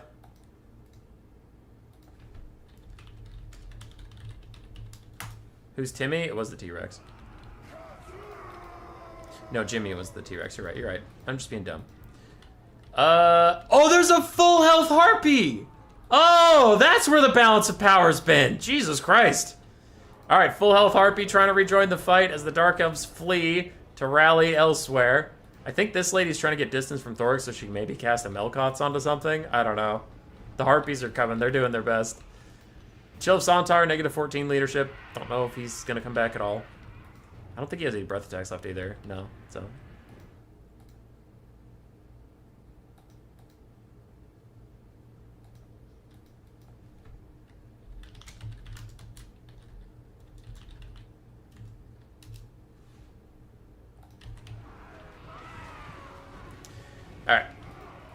Harpies opting in.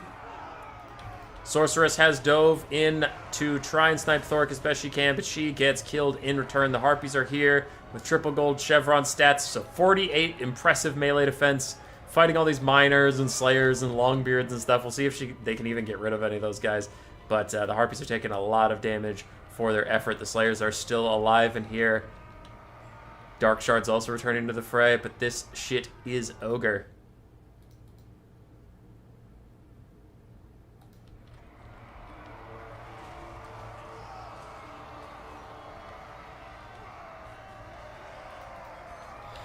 Dark Shards are here, Dark Shards are in. They're charging. Longbeard's holding to the very end as well. Might as well be Slayers.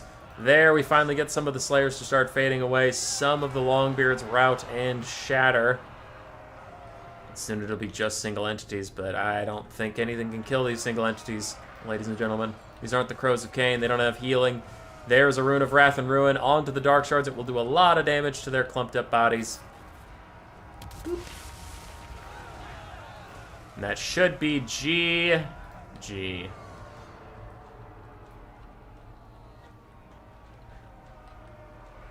All because one thought got a little too crazy.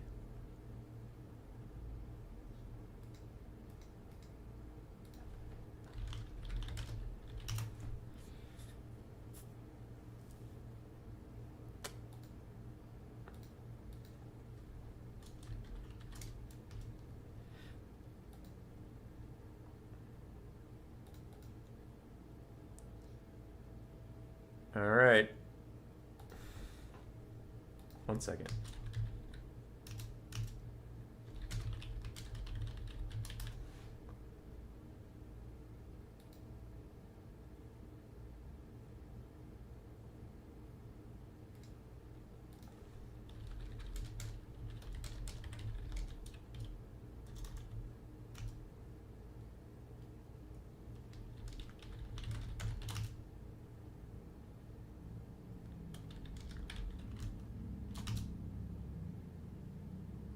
All right, Nurgle's PA is going to be the next Gladiator. The only reason I was ignoring him, so anybody knows, when we signed up, when everybody signed up for the tournament, Nurgle's PA said he didn't want to be the Gladiator, so I was going off that information.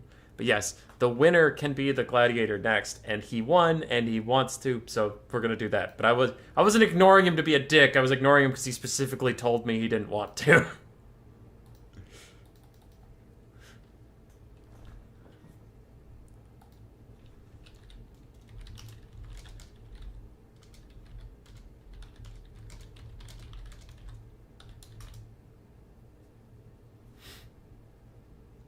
All right, so we'll have our second Gladiator up here. Boop. So we have Sipa up next, and then Winged Destro.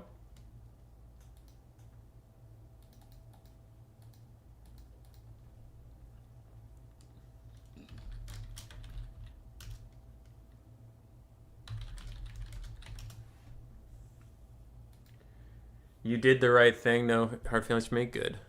Good.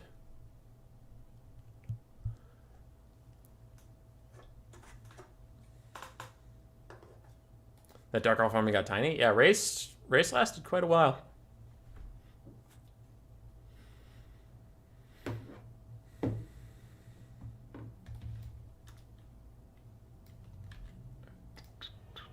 Join with code, dupe. I don't want to join. I want to spectate join. 1, 2, 3.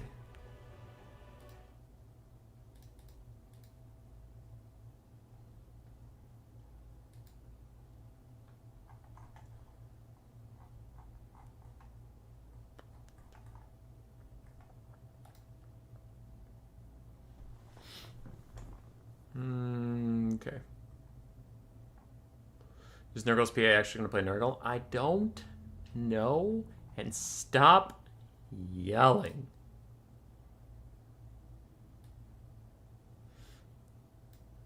I need to pee while he picks an army. And yes, I know there's no blocker because his opponent gets to know exactly what they're fighting against.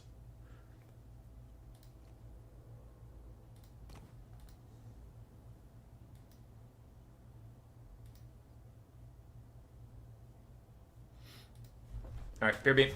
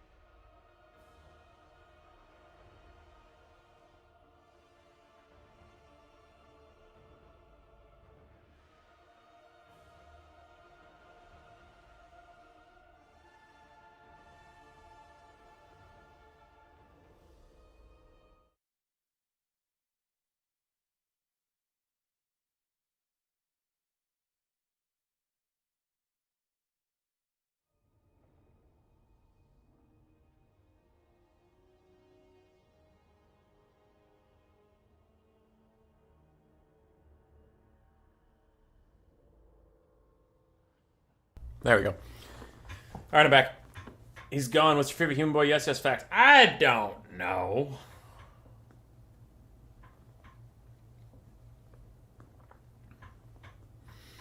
I have webbed toes on each foot. That's true. I do have webbed toes on each foot. And I swam in high school, so I cheated.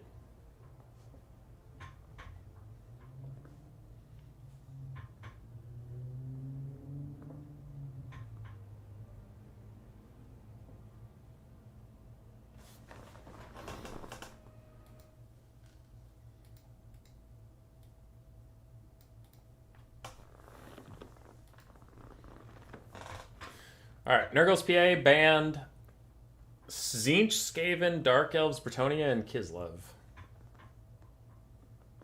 Just an FYI.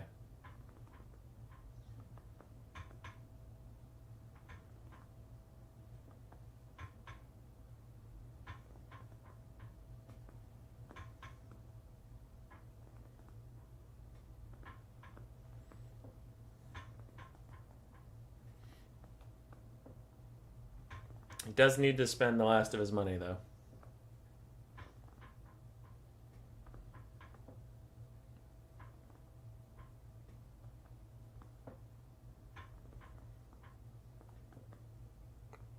Oh, there it is. Got some Sisters of Avalorn for a second there. They're gone. They left.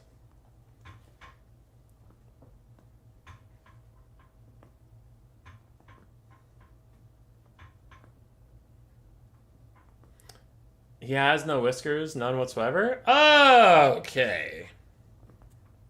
Okay. Alright. Just because you can't see them doesn't mean they're not there. They're internal whiskers. I have 6 whiskers in my mouth that constantly scrape against my tongue, and it's very annoying. But thanks for making me feel self-confident about it. That's fine. Self-conscious, my bad.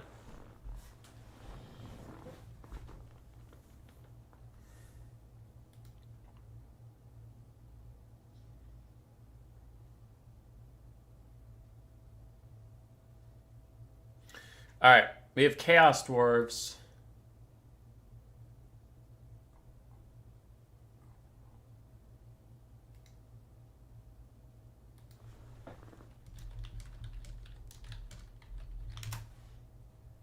Alright, he's still working on it. Sorry. He stalled out on his build for a while, so I thought he was done. And it's like, no, you gotta spend all your money. Alright, we have Chaos Dwarves and High Elves. Map is what?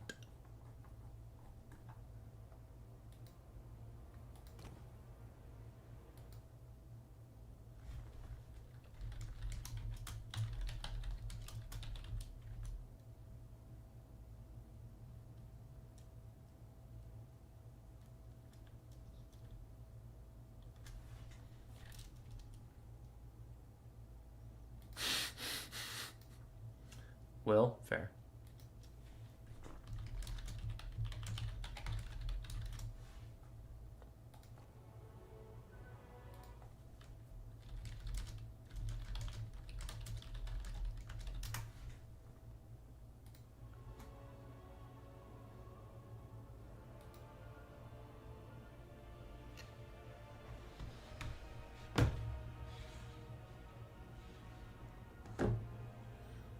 Trying to see what choking pits look like.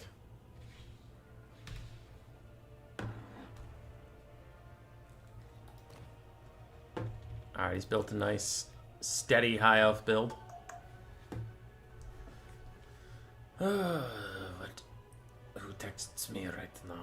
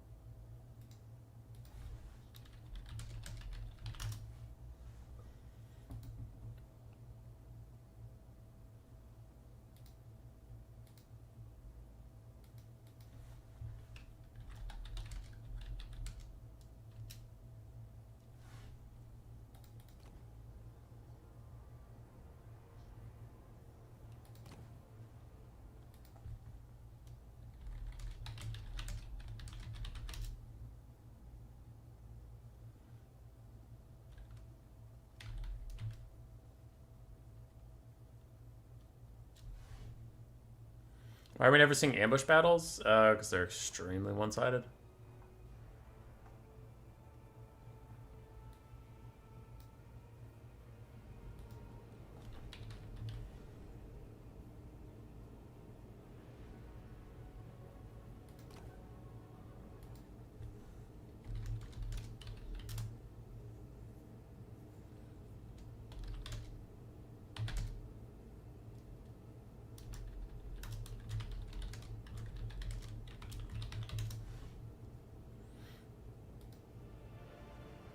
Alright.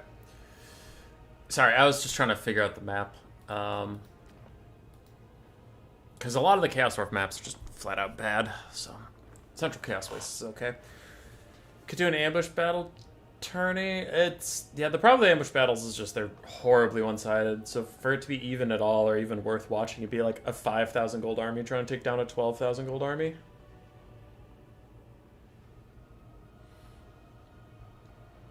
And since you know it's an ambush, turns into a regular land battle. Kinda, yeah. The army getting ambushed would never take any ranged units. They would just take melee units. Because there's no reason to take ranged units. They're always going to be deployed at the back of your army, and they're always going to get slaughtered.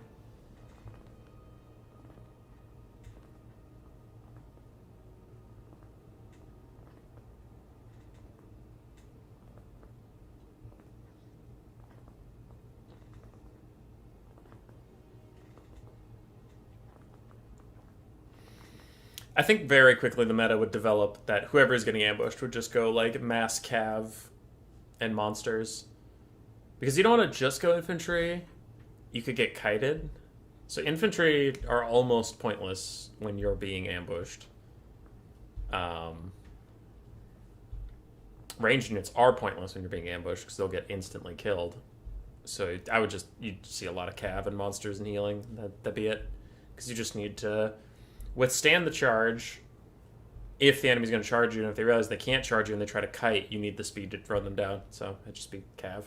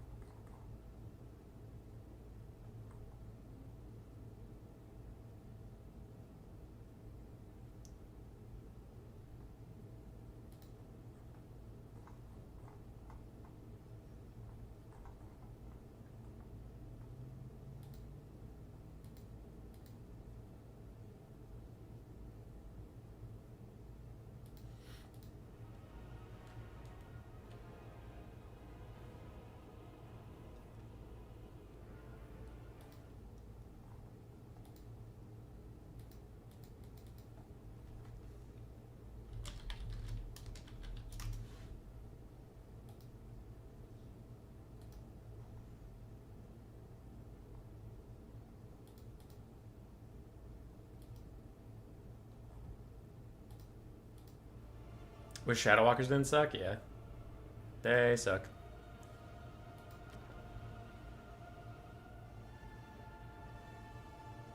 Infantry. I'm not up to playing seriously, hence the thematic infantry army. Nice.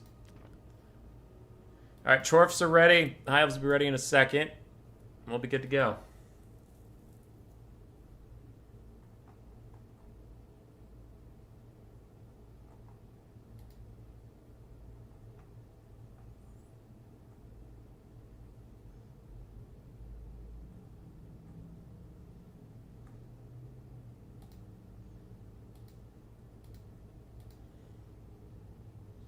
Why do the Chaos Dwarfs have 2k missing? Because the Gladiator army is supposed to be larger. Mr. Vu? Yes. I swear you've spectated one of these streams before. They've happened for a while. Maybe you just missed every single one?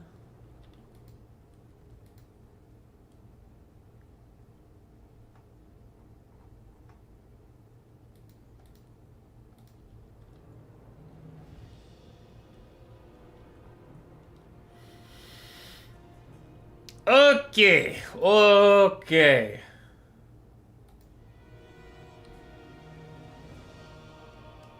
So. I need to think of a story, huh? That seems okay. Meanwhile, I will look at lava. Lava, lava, lava.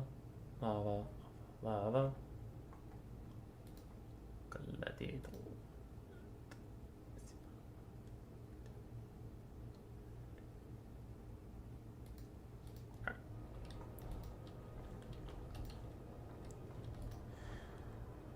So the High Elves. The High Elves.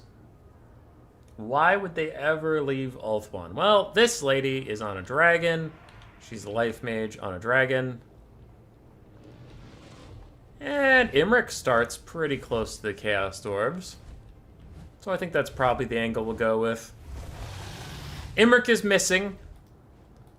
And the High Elves that are in his starting location decided to go out and look for their Liege Lord, try and figure out where he is. So of course they go to the neighboring Chaos Dwarves and see if they've seen him. They try to be diplomatic, try to just walk up and say, hey, have you seen Imric? And we'll be out of your hair. Please just don't be dicks about this. And the Chaos Dwarves decided to be dicks about it.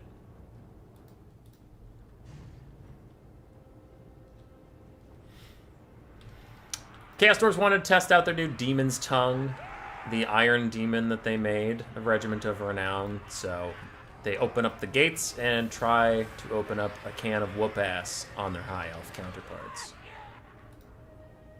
A couple leagues away. Dragon! Dragon! Dragon! Yeah. For our King's army, we have a Life Caster with Earthblood and Regrowth, Silver Helms and Illyrian Reavers along the back line, plus the Fireborn Dragon Princes, 5 White Lines of Krace, 5 Spearmen, and then triple Illyrian Reaver Archers. On the other side for the Chaos Dwarves, we have a Sorcerer Prophet of Death with Fate of Buna and Spirit Leech, Hobgoblin, Wolf Riders, a bunch of Goblin Laborer Frontlines, the Immortals, Infernal Ironsworn Regiment of Renown. They have Perfect Vigor until they fall below 75% health. Some Chaos Dwarf Blunderbusses, looks like 2 of them, the Blazing Beards of Bazrock, 2 Infernal Guard Fireglaves, more Hobgoblin Wolf Riders, and of course, as we mentioned before, the Demon's Tongue, the Train Armor.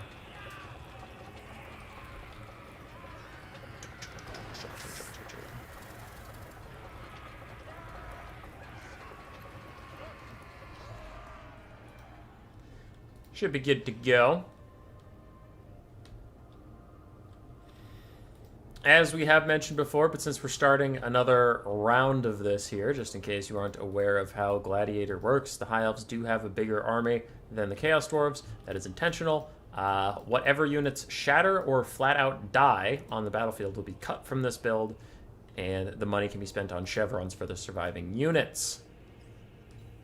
If stuff routes off the map and it doesn't shatter or die, it is fine. It'll be in the game for the next round. Since when are elves racist? Elves are pretty racist. Okay, yeah, you're leaning into it. Good, good, good. I thought you were being serious. I'm like, Phoenix King. Phoenix King. All right.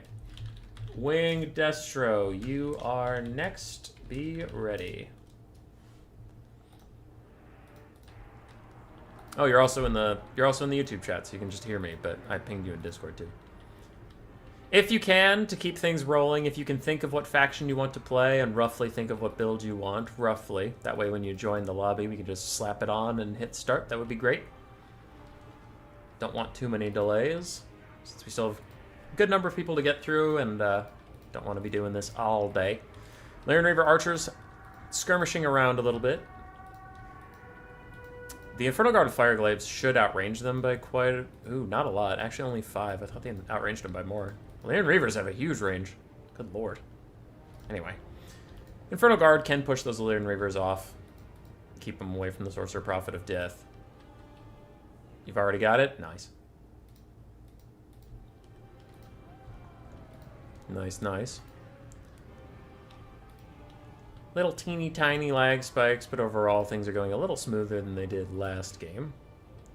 And the High Elf Infantry is just standing back, way back, as their triple Illyrian Archers just do some skirmishing.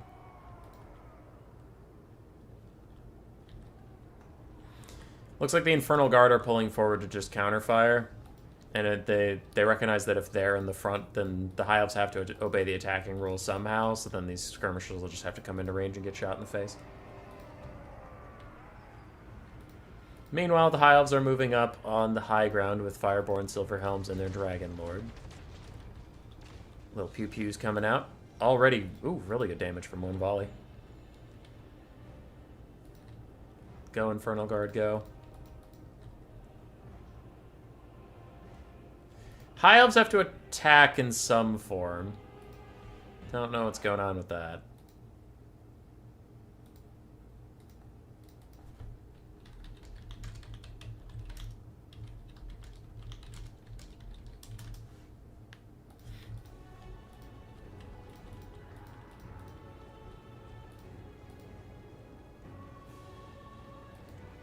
Alright. Sorry, looking at things. Messages and such. Illyrian Reavers and Silver Helms trying to slip around the side. Same with the Fireborn. Silver Helms. A lot of skirmishing going on here. Not that it does much damage. Illyrian Reavers really don't do that much damage with their arrows.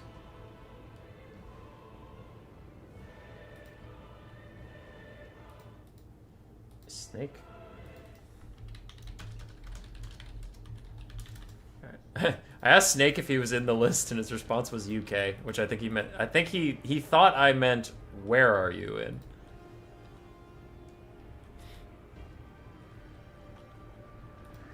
Alright.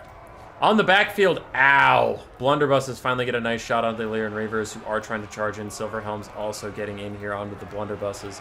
But Blunderbusses are Dwarven infantry units. They have really high armor. They'll be okay through that charge for the most part. We have lost an Illyrian Reaver entirely, as Fate of Unit's going to chase it off the map, but it already shattered. And a different Illyrian Reaver gets massacred. Almost shatters, but comes back. Okay. Sounds good. Anyway, Illyrian Reaver gets massacred, and an overcasted Spirit Leech kills it off. That's some MLG gaming. I fucking love that he overcasted Spirit Leech just to finish that unit. That's kind of hilarious. Other Illyrian Reaver archers end up in melee combat with the Hobgoblin Wolf Riders as they get shot by the Infernal Guard. And the Blunderbusses, ooh, I love their little animations, but they're doing good damage to these Silverhelms are trying to come back in. Hobgoblin Wolf Rider is going to intercede on their behalf. Illyrian Reavers are pushed off. These ones aren't going to shatter. They'll be okay. They'll come back.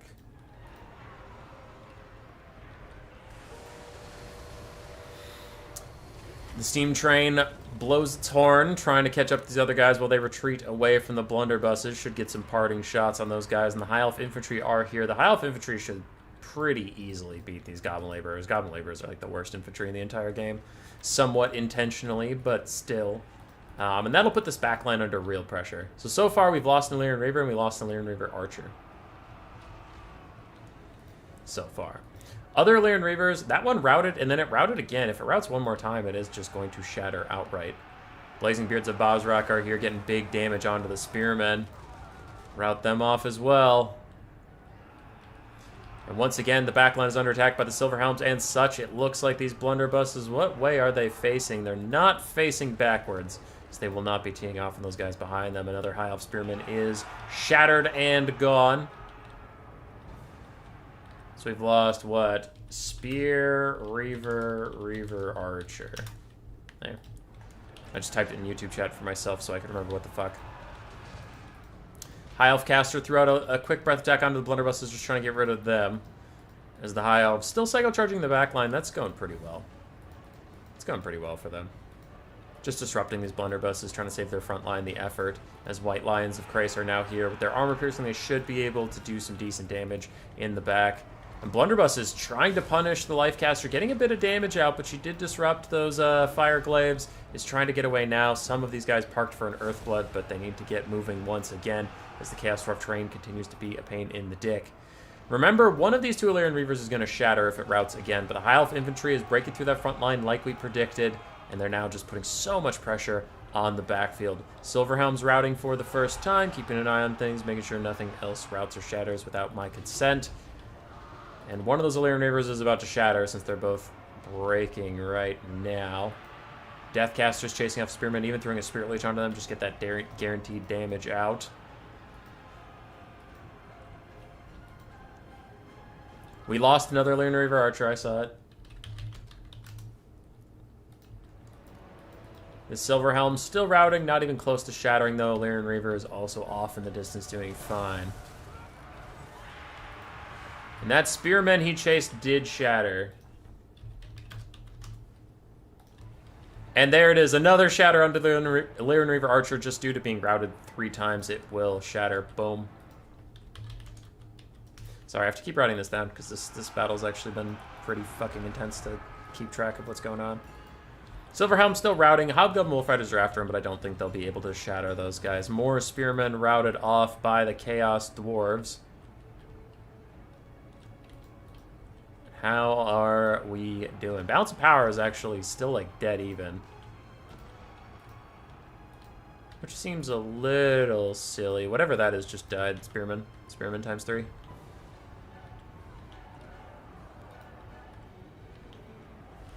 Silverhelm's gonna make it off the map. No, they shattered.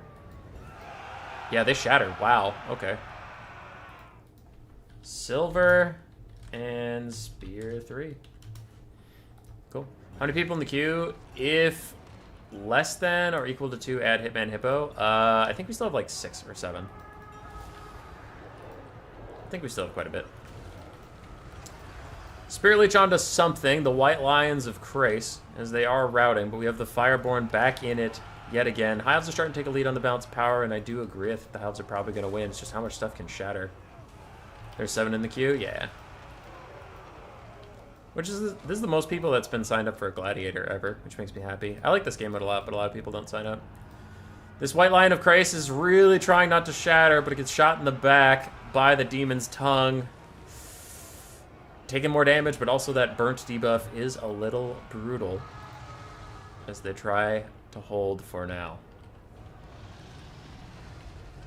Man, that Demon's Tongue is going for it. And Sippa's here for blood. There it is. Alright, White Lion, X1. But the Dwarfs are running out of gas. Pretty bad. They still have the Immortals, which, how many breath attacks do we have? One. One breath attack should be on the Immortals for sure. And aside from the Immortals, that train, and the Sorcerer Prophet of Death, that's about it. Everything else is routed off, or Goblin Laborers, which, like, literally don't matter. Gladiator's a lot of fun. It is a lot of fun. I enjoyed it a lot.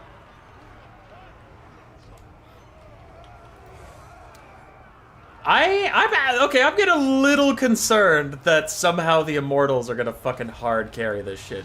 There's the breath attack onto them. Gets pretty good damage down. Nice. I thought maybe somehow the Sorcerer Prophet was going to shut it down or make it not work. Silver Helm's being attacked by Goblin Laborers, but they should be okay. And the Fireborn gonna chase off the Blazing Beards. Looks like they just want to stay safe for now.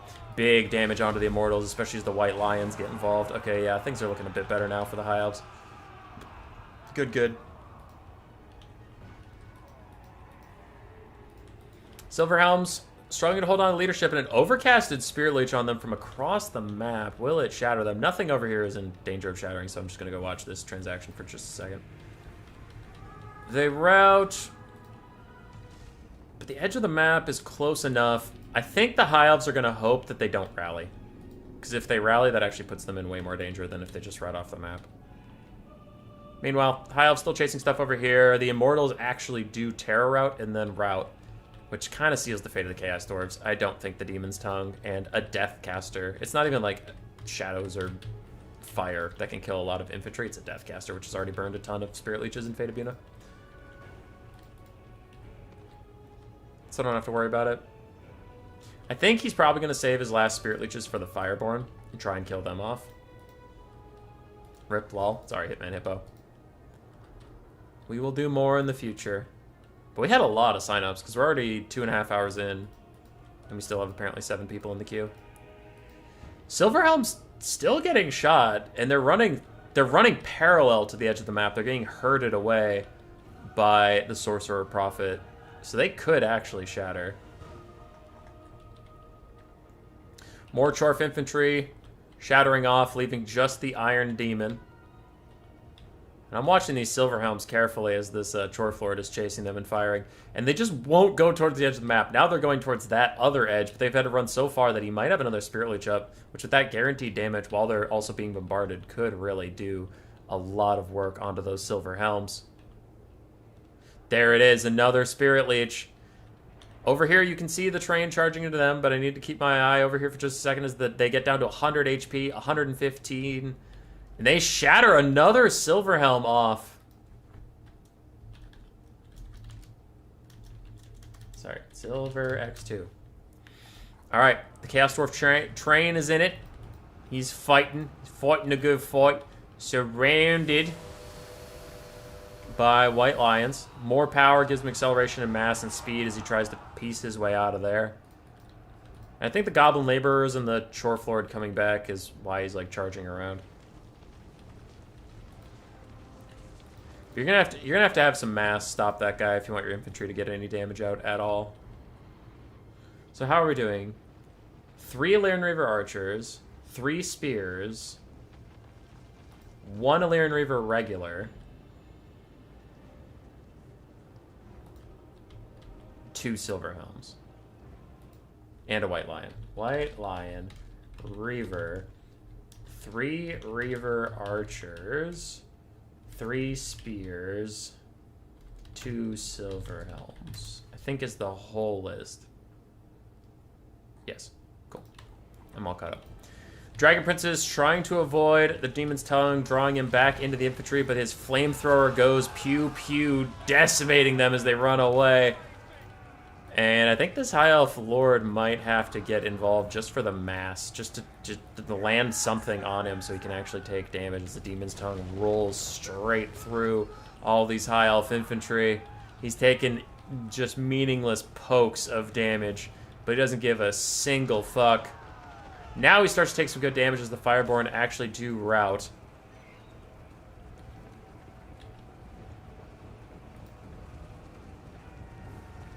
But yeah, the mage is being a little too cautious. So now with just infantry, the Demon's Tongue doesn't give a fuck. It's just rolling. It's rolling with the Chrono Convoy.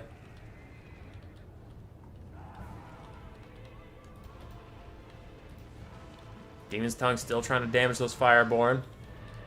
Where's the edge of the map on this end? Very far away. There's some big damage onto the Demon's Tongue. That's why we wanted the Lifecaster to do Lifecaster things. She's still on a dragon. She's still scary. And if she can get it to fight in her White Lions, then she'll be fine. And she can probably heal herself up a little bit. So I haven't seen her throw healing up for a while, so maybe she's out of magic. Don't know. How much longer on the stream? There's apparently like 7 people left, so still a bit. Demon's Tongue still trying to chase the Fireborn, who are faster, so they'll be fine, and it is subjecting itself to rear charges every time it does this. Though I think the Fireborn are I think this guy's probably coming in for a Spirit Leech onto the Fireborn is what he's angling for. And the Goblin Laborers are just trying to catch up to the fight in general, but honestly the High Elves should be happy with how this is going. They're just getting constant rear attacks onto the Demon's Tongue, getting a ton of free damage out. Though they are getting drawn further and further away from their infantry, which I guess you have to be a little careful about. But yeah, wow, she missed 2 charge attacks in a row like an idiot. Like, didn't even come close to hitting the model. There, she got another one. She's gotten pretty good value from just fighting that guy. Now she's stuck fighting the Chorf Lord. And the Demon's Tongue's trying to turn around, but she can get back to her infantry. She's fine. She's chilling. And the Fireborn have gotten very far away.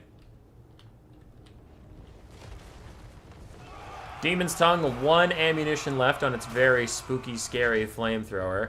And it is going to charge back into the White Lions once again.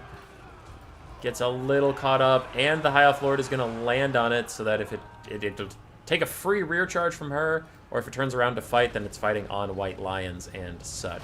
Other White Lions trying to come back to the fight. They need to route those Goblin Laborers so that the single entities can't keep cycle charging like this, but one of the problems that they're having is that the Goblin Laborers are still trying to fight something, so that's the quote-unquote attack and roll unit.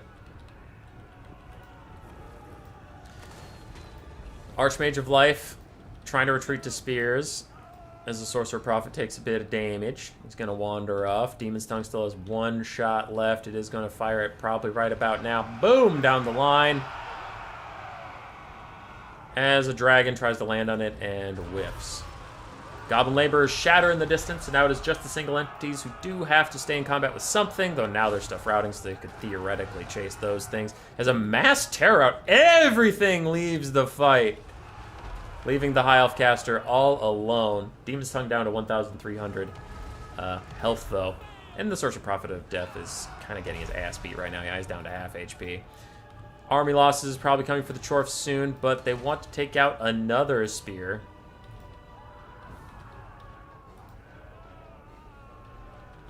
Which they're trying. Oh, lordy, they're trying. Train pops more power for more speed and mass and such. Trying to get this last spearman. Because they know they're doomed at this point. They can't fight the full health White Lion over there.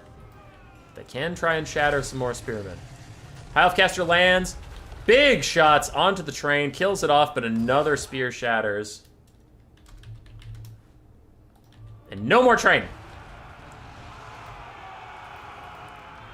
Sorcerer Prophet is stuck just fighting as spears, dragon, and White Lions close in around him. That will be GG. But a lot of casualties.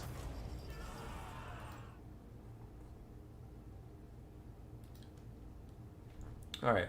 1 white lion. 1 reaver. 3 reaver archers. 2 silver helms. 4 spearmen died. Yeah, that's it. Oof. Off. Tough. Tough for the high elves. Patrick, you think you did well? You did do well. Winged!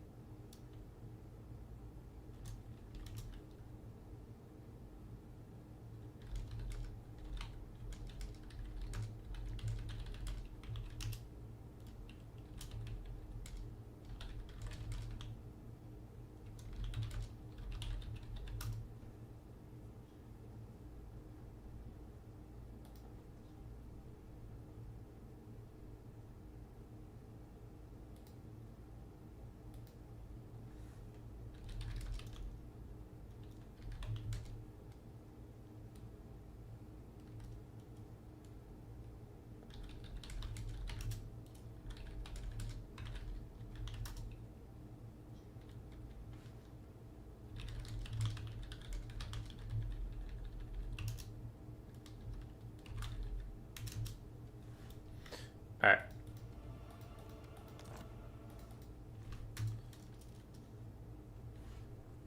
Your blunderbuss is more than double the value. You did great, Patrick. You did great.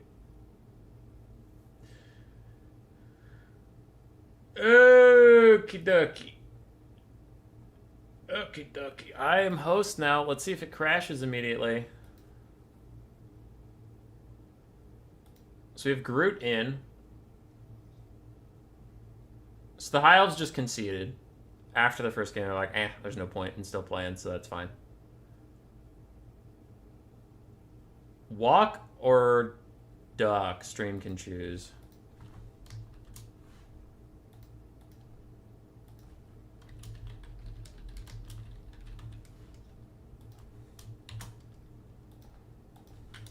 Alright, I started a poll. Go quick. Alright, to end out the stream... Bup. Bup. We have 6 people left. 6 people left. We will not be taking any more submissions. We will finish these 6 and call it.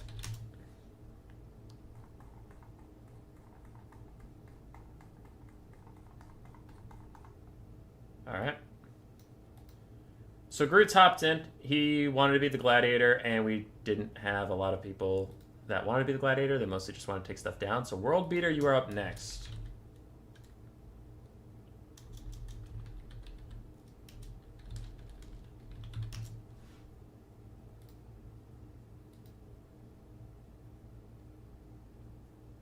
Go Demons. Demons are cooler. We want meme builds. Death of the Elves is a tribute to TPK.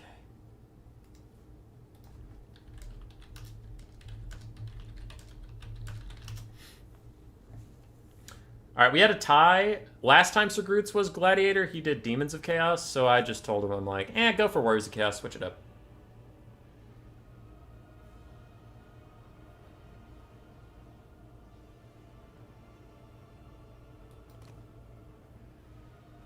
Alright, Warriors of Chaos versus Chaos Dwarves. That means we need a Chaos Waste map, so let's do Southern Chaos Waste. No, that one gets really laggy and fucked. Okay, hold on.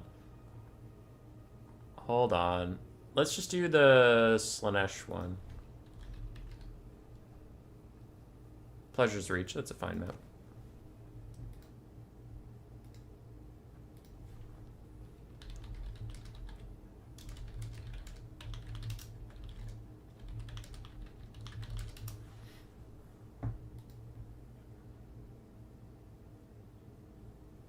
I told him to ignore the marks of chaos, just use whatever units he wants to. It's a for fun event. I don't really want to deal with it.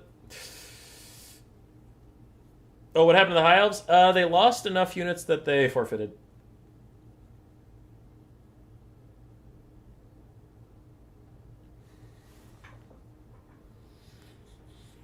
Is that a 1450 Archaon? I'm scared. He's probably on foot.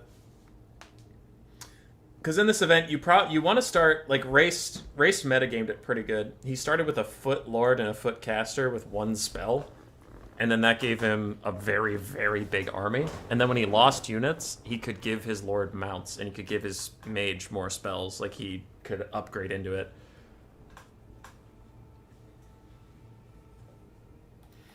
So Wizix with his Shorfs.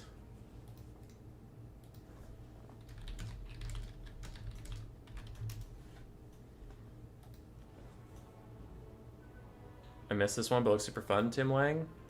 I think it is.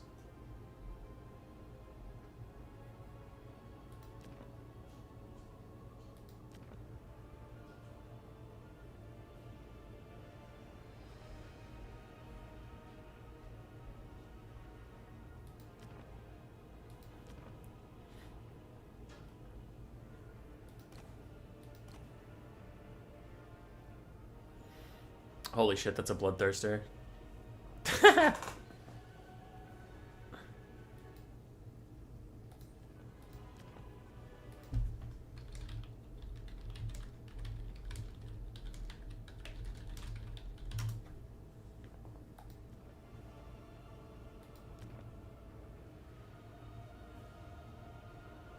Why is Zazel staring at you like that? I don't know, man. He's fucked up. He's all fucked up. So World Beater will be next. Then we have the Epic Dwarf, Chalk Cow, Rinless, Gotrek, Chadbringer, and Wolfblade to end out the stream. So we have 7 games left. And then we'll close that out for the day. Hopefully people had some fun.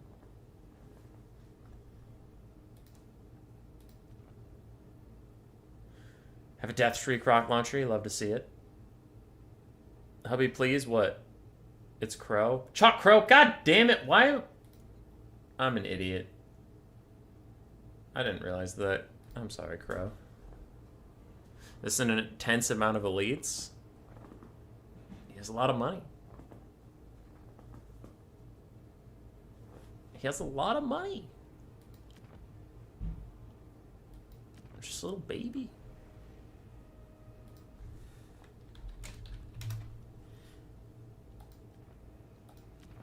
Alright, looks like we're good. 0 gold spend on Archaon and the boys.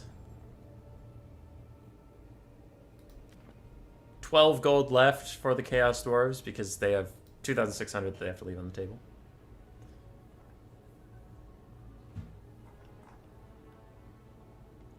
Here we go. So Archaon the Ever-Chosen, setting out on his ever-chosen mission, wanders into the Slaanesh Wastelands. A little outside territory for him, but he's trying to get some lads together. He already has a Khorne Bloodthirster. He has some Nurglings, so he's trying to look for some Slaanesh followers to gather. And while he's there, he hears firing, explosions in the distance. And he goes over, sees some Chaos Dwarfs plundering the wastes, looking for slaves. And especially in the Slaanesh area, you can find more mortal units than some of the other Chaos Gods, so they'll be a little more hardy of stock.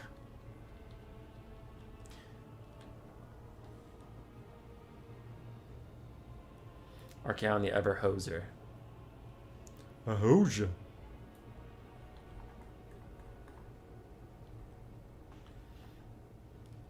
That is a crazy looking thing. Look at that crazy looking thing. Because it's not even fully like a tentacle. It's like a scorpion's tail coming out of like a worm that's eating it. Because look. So it's being eaten. Something is being eaten here. I shoot. I shoot. I shoot. Is that 2? Wait, are there 2 worms? Yeah, they just stapled together a second worm. That's kind of funny.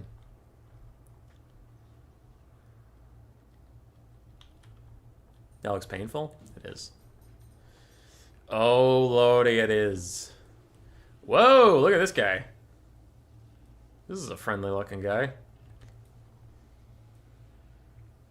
Oh, and his texture's melting when I get close. What the fuck? This place is upsetting. It's a flashlight.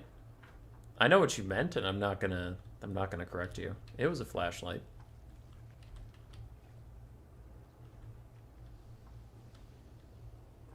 Does that cliff have teeth? It does. Glorious.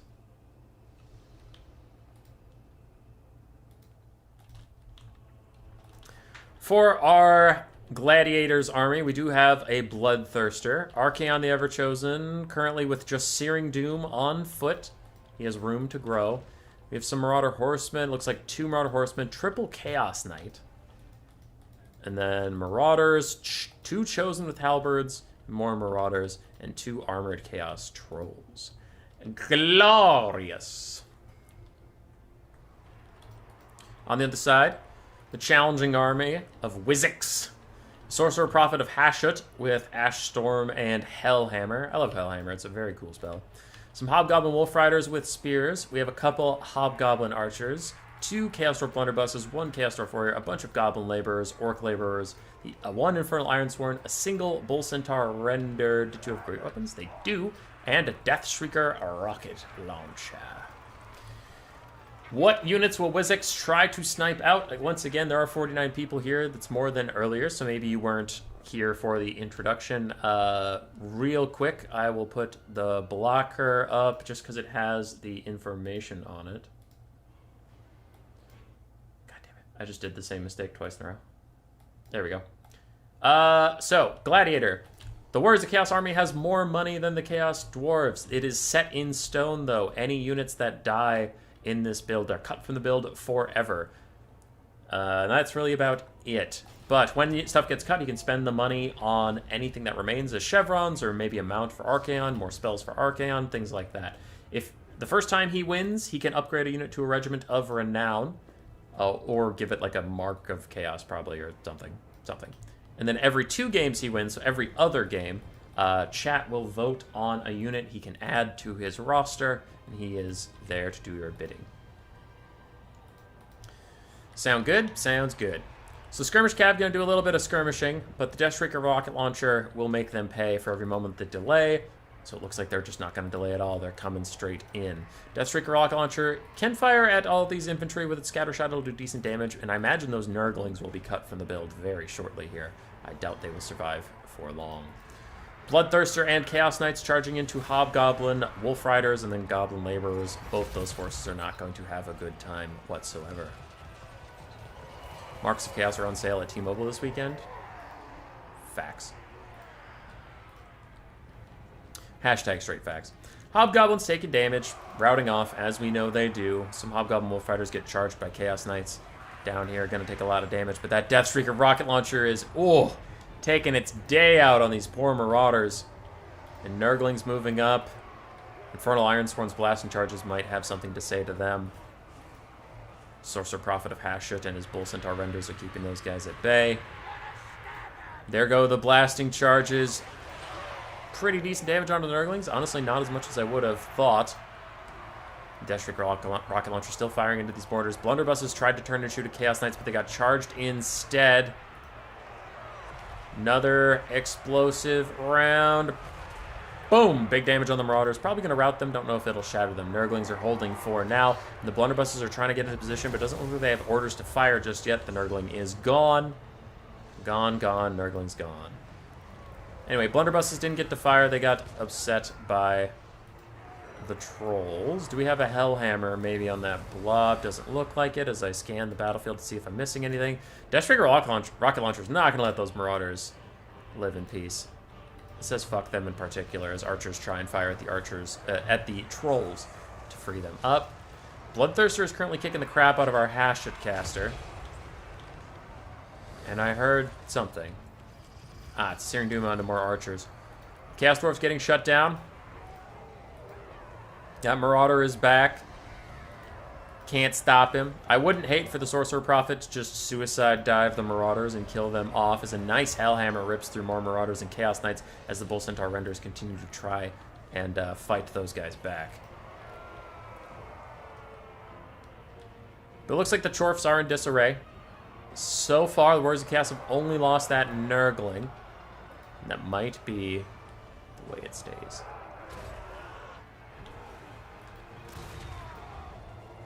Imagine Demons of Chaos.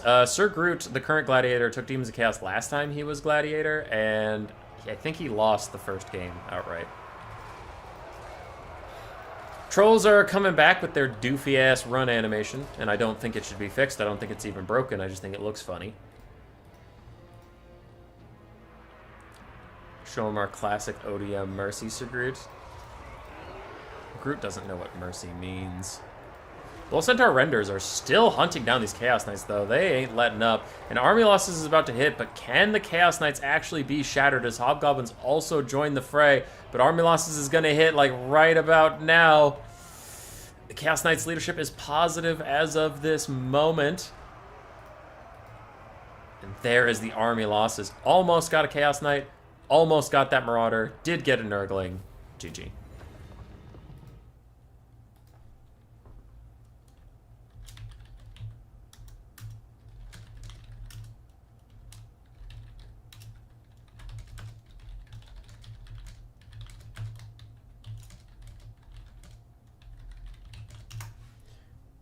GG's Wing Destro.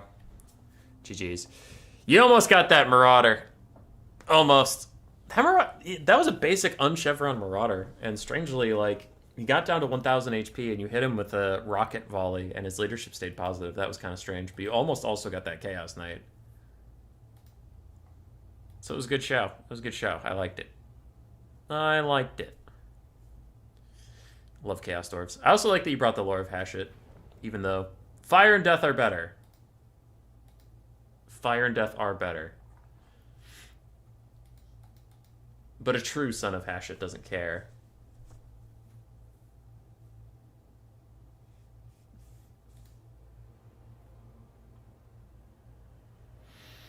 I told Sir Groot he can get a Mark or a Regiment of Renown. Either's fine. He can upgrade a thing. I haven't heard from our next contestant for a while.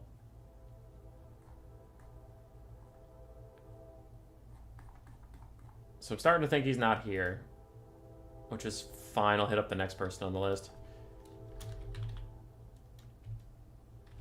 You around? Think World Beater left. How much wood would a woodchuck chuck if a woodchuck could chuck wood? Probably about 5.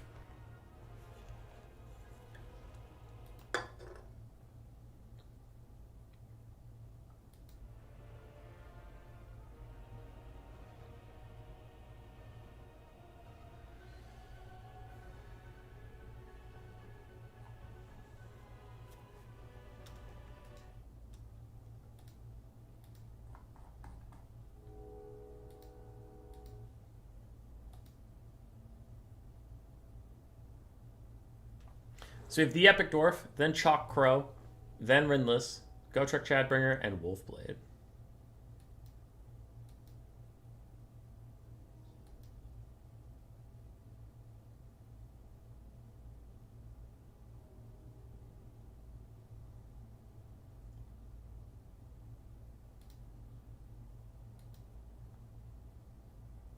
He's still on my list as Chalk Cow. And I will forever remember him that way.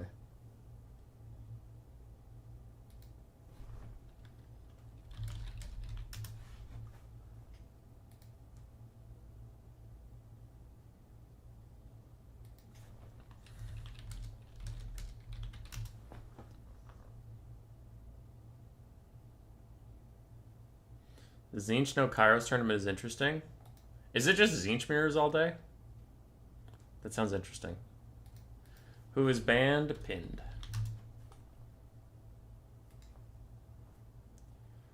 I have the micro skills of a drunk sloth. Nah, dude.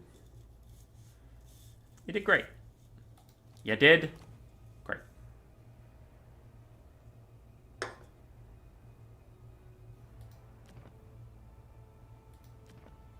One person plays Tzeentch, one person counterpicks. Oh. That's spooky. Alright, we have Nurgle.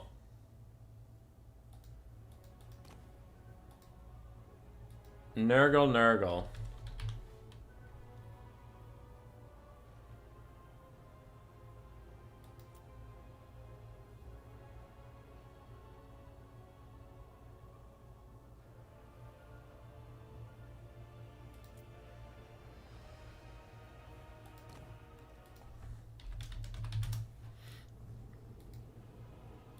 Where's the Chaos Army now? As trolls? Yeah, it had trolls. It's had trolls the whole time. He upgraded his Bloodthirster to Khorne's Bloody Fist, which is the exact amount of money a Nurgling gives him, because the original Bloodthirster is 2,000. That's really funny. Where's Chaos ready? Nurgle is gonna battle with him.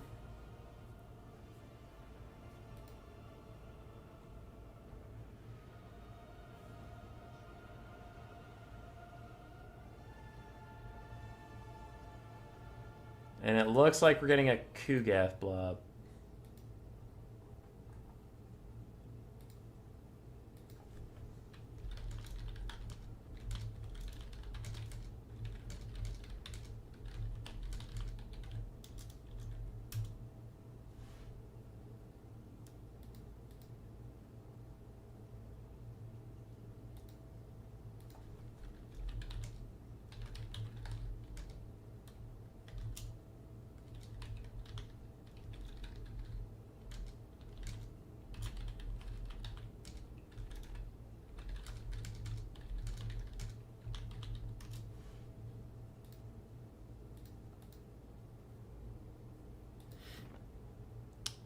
Out of retirement? Who's out of retirement? Oh, World Beater's back. I see.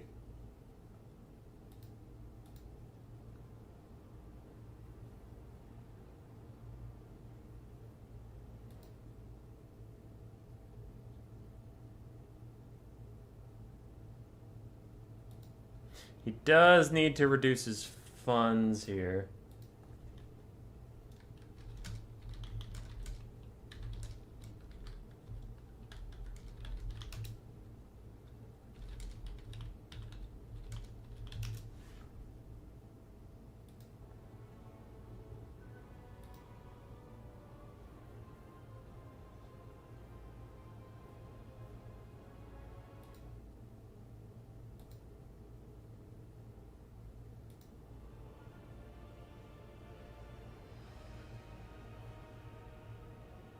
If he cuts a Plague Bearer, it'll be fine.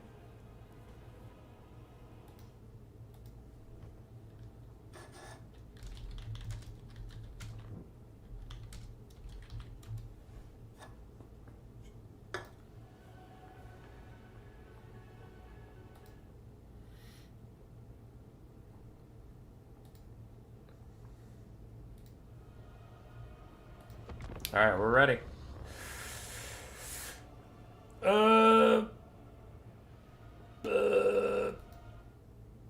Okay. It's a Nurgle blob. Isn't that a guy who beat Strat Game one time? I think he did beat Strat Game one time. It's true.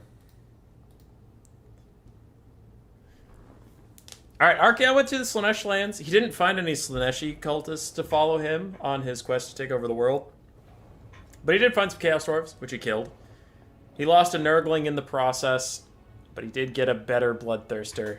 So now he's going back to the realms of Nurgle, where he already got the Nurgling. He's like, fuck it. All right, back to there. And he goes to Kugath, and he's like, dude, you know the Nurgling I gave you? I need another one. He's like, what happened to the one I gave you?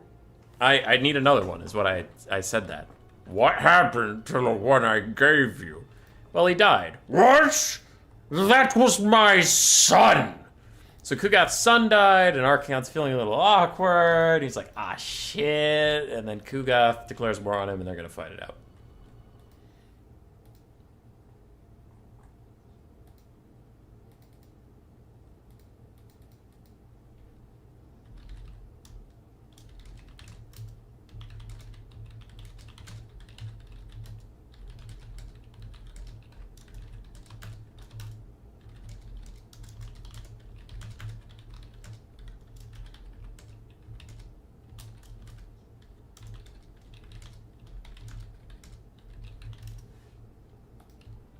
Demons have children? Yeah. We're doing our best out here.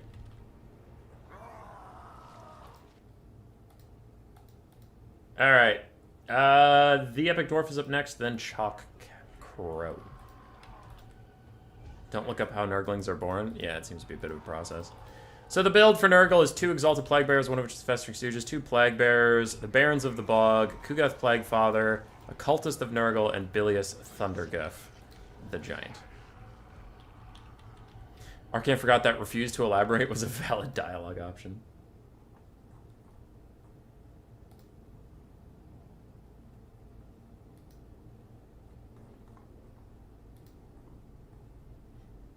Alright, I'm just looking through some messages.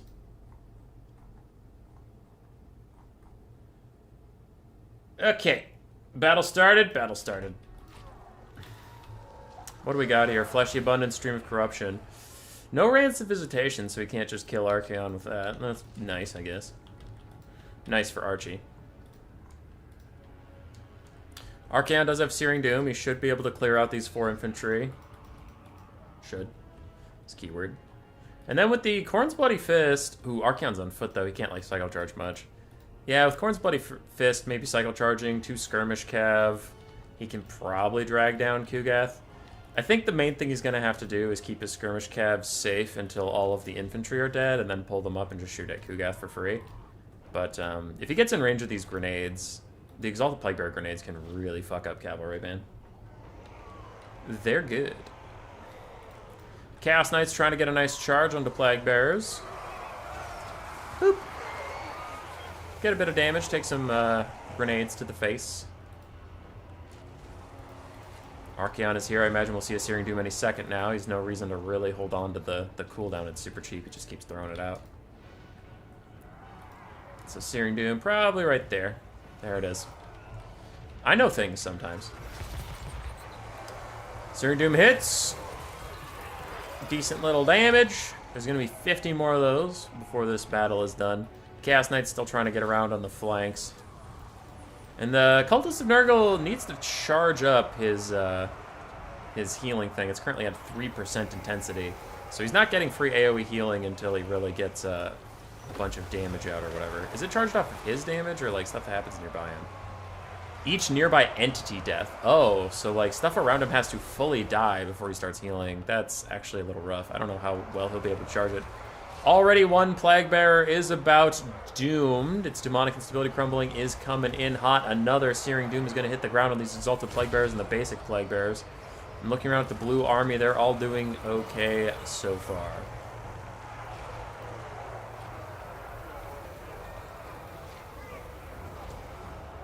Alright.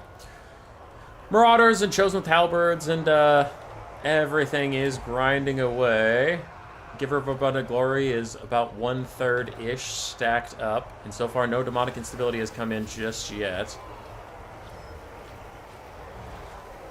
Kugath's trying to buff everybody up here. We are getting some debuffs from the Cultists, multiple debuff things, plus the Barons of the Bog debuff stuff. So we have Poison, Wasting Sickness, Icon of Eternal Virulence, Warrior's Bane, all proccing on all these things at once.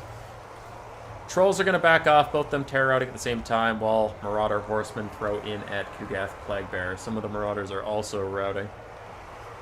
And Khorne's Bloody Fist is trying to fight it out. Cultist is taking a decent amount of damage from Archaon and such. We get an overcasted Fleshy Abundance from Kugath Plague Father. Another Searing Doom on the area.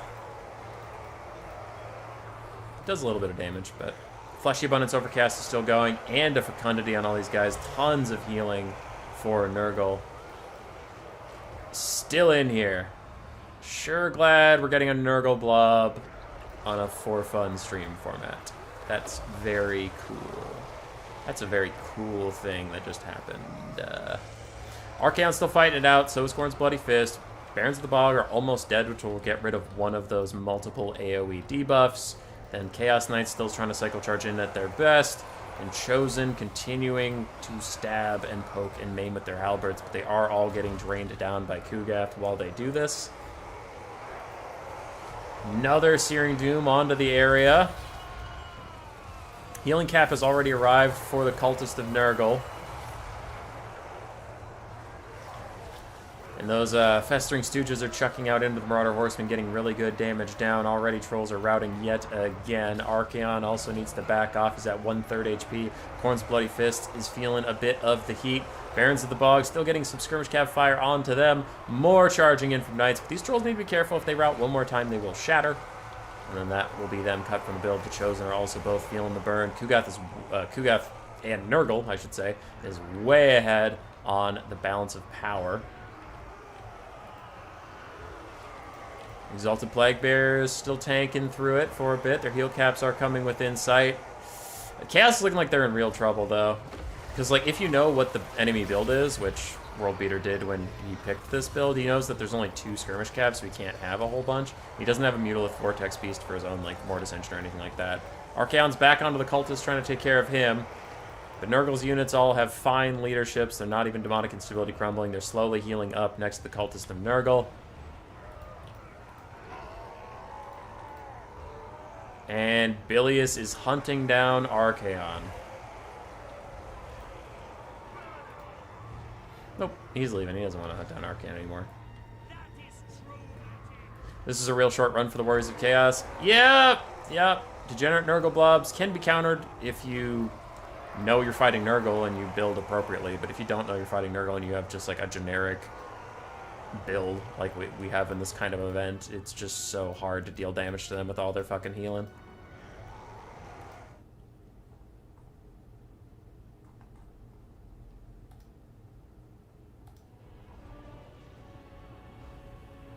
Nurgle picking the most degenerate build they could think of for the situation. Yeah.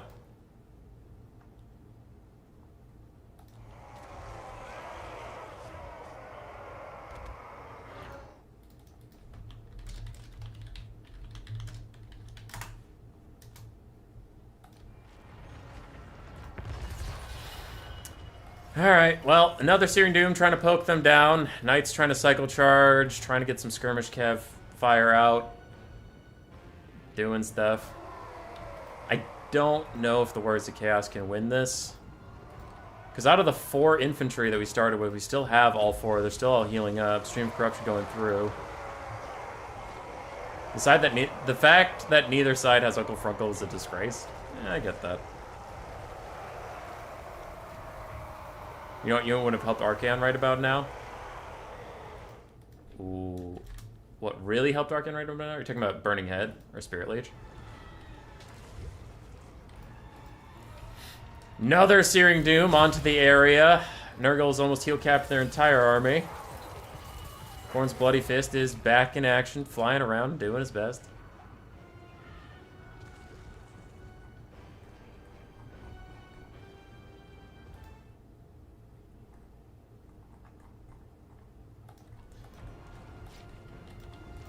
And Chaos Knights cycle charging back in. I don't have a lot to say. It's just a fucking gross-ass blob game. Skirmish Cav trying to do what damage they can. Cultist has heal capped himself. All of these infantry are going to heal cap. Chaos Knights trying to charge. Another Stream of Corruption is going to rout the Marauder Horsemen. Another Searing Doom trying to tax these guys.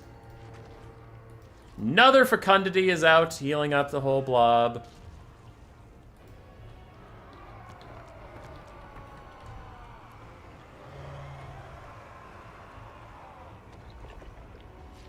An artillery piece that also affects the contaminated debuff.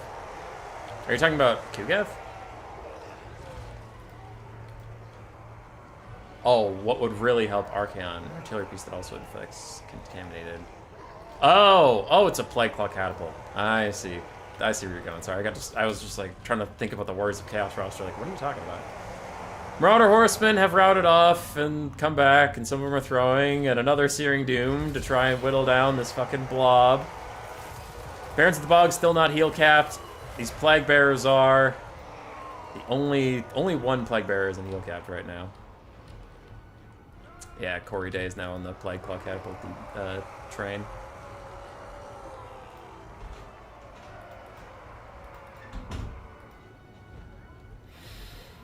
Okay. Bilius gets a little too far out of his support, so Khorne's Bloody Fist tries to charge him. Doesn't really go that well. Barons of the Bog also try and leave. And then they come back. Kugat's still very healthy. Marauder Horsemen are going to shatter pretty soon. Archaon throws out another Searing Doom to try and get some damage out. But yeah, this is looking pretty over. Hello? A cookie? Where'd you get a cookie? Hy-Vee? Why'd you get cookies at Hy-Vee? Oh! I forgot to grab milk. You forgot to grab milk? What the fuck? Grace got me a cookie. Thanks, Grace.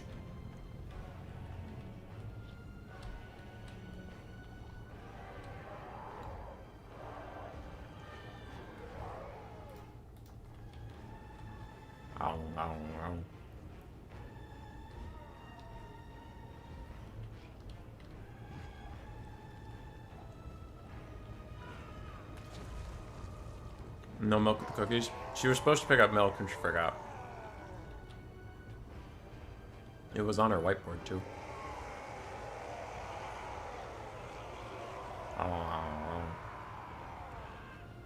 Is the cookie even worth anything without milk? I feel pretty good. It's a store-bought cookie, so they're better than like most things.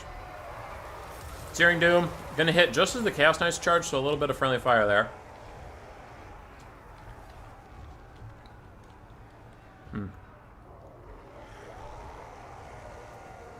What kind of cookie is it? Chocolate chip.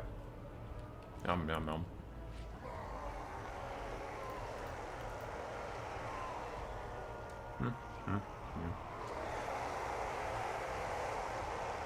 So Groot is up on damage value and started with a more expensive army, and he's still down that far on damage value.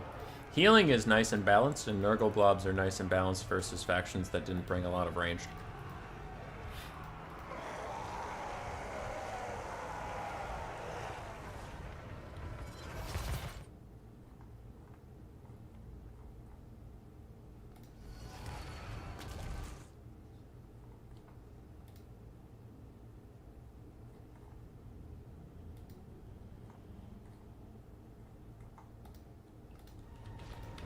Alright, I was checking some messages. Not that I really missed much here. Still have all 4 Plague Bearers. Still have the Barons of the Bog. Nothing on the Nurgle side has died just yet. Chaos still trying to skirmish around. One of their Marauder Horsemen has shattered from being routed too many times. The other one's just way off in there being dead.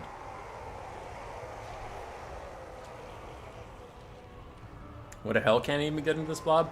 Maybe if they hit. I haven't honestly tried a Hell Cannon since CA gave them a buff last patch, but I know I tried a Hell Cannon into this blob once, because it was Cool Umbrella's blob originally, and the Hell Cannon missed Kugath, who was sitting still for 6 shots in a row, and I rage quit the game. It was on stream. It's on record. You can all go find it. Another Searing Doom. Whittling them down. Chaos Knights charge back in. Try and get out. The Plague Bearers. It looks like all the Plague Bearers have heal capped at this point. Barons of the Bog still somehow haven't heal capped. Oh, I think they have. I think they've heal capped for the models they have. Because they lost models earlier on. Nope, now they're getting some healing again. something was. I don't know, because the Barons keep, like, losing their healing. How much damage did Archaon do? 3,200 so far. Barons of the Bog, still trying to heal up. Everything else is heal capped.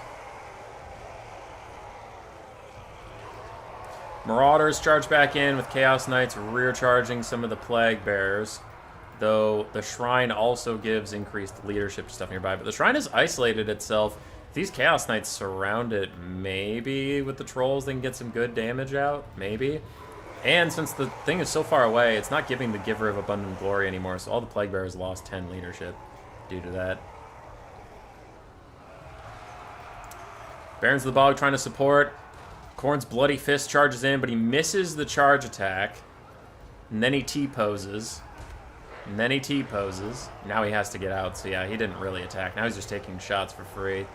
Not that it's the Warriors of Chaos player's fault. It's just, shit.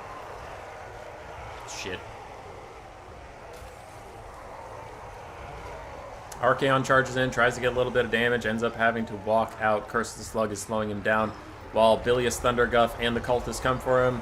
Khorne's Bloody Fist is probably going to have to charge back in. Probably.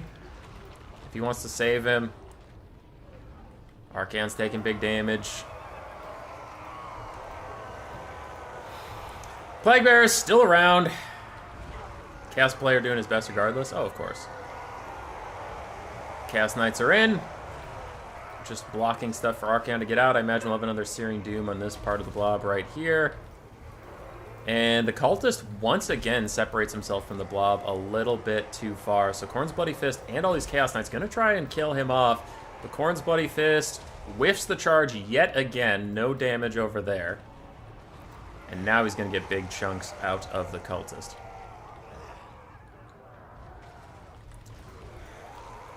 Trolls are also heal capped, trying to get back in there.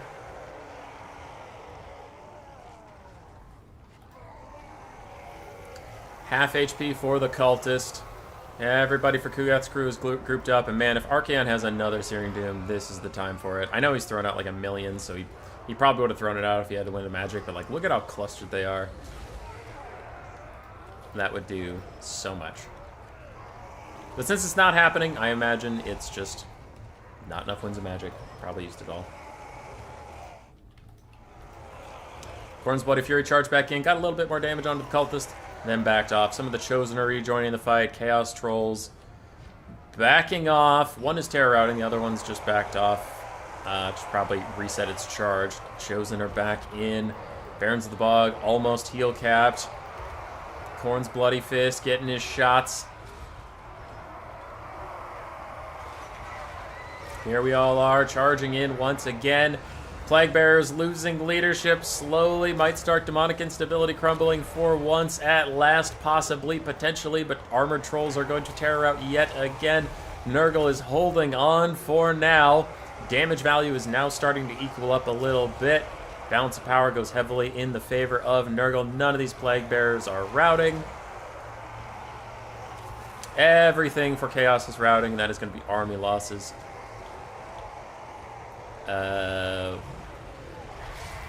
Magic being a fixed amount, not a higher amount, waiting to use it is a good change. Oh yeah, that is a great change. And that is GG. Well, it is G. I don't know about 2 Gs. That is a game that happened. Must skill such blob. Yeah. Things started so well for this stream, and then meh.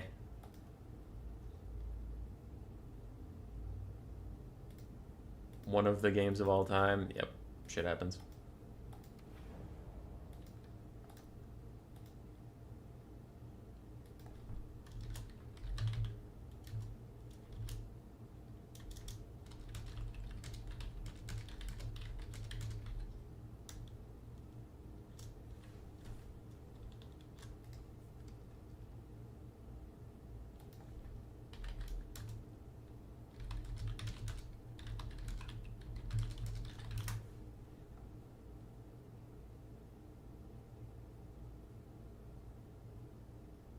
Strat game while you do this? No, it's world beta, it's not strat game.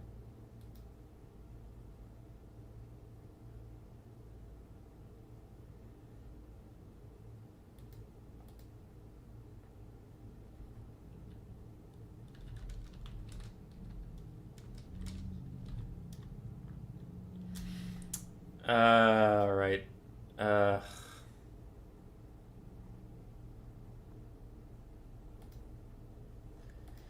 Alright, well, World Beater's saying that Sir Groot should just carry on, and I agree. We only have a couple more people to get through. None of them really want to be Gladiator, and the stream's already gone on 17 minutes more than I would like, but I don't want people to sign up and not get to play. So fine. But then what was the point of that game? That was fucking terrible. Alright.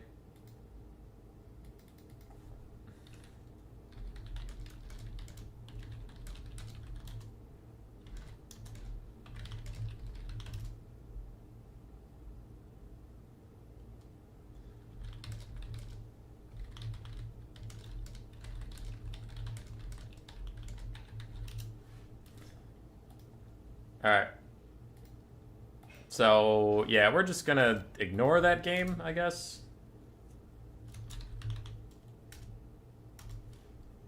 How many people are left? 5.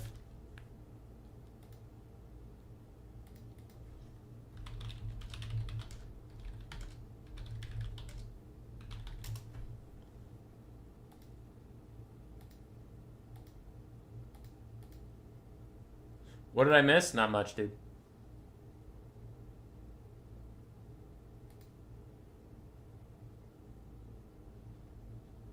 It was nothing but a nightmare, Groot? I agree.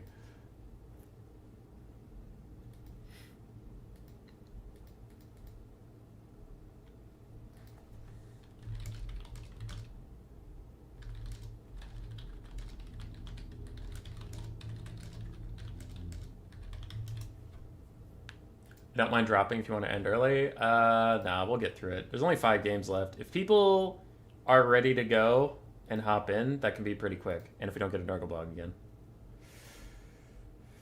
Alright, the Epic Dwarf is here. I need to pick a map. Let's do... Oh, they took out Oakenhammer. And they took out all the Carrick maps, which used to be really easy for picking things. We'll do Ashen. We go from Nurgle to Dowie, kill me now. The Epic Dwarf is a fucking Chad, though. He is a Chad among Chads. I doubt this will be bad. No Thoric? Yeah, no. It's not his style. If you haven't seen our new player tournaments recently, the Epic Dwarf is an entertainer at heart.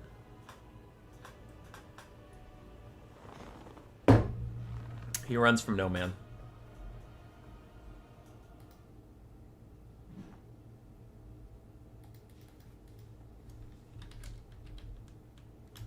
Dowie's on the ban list? Ah, fuck.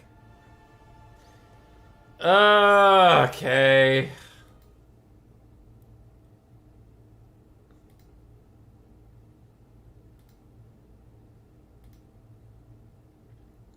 You'll be gaming if Dowie isn't banned? Alright, we'll see.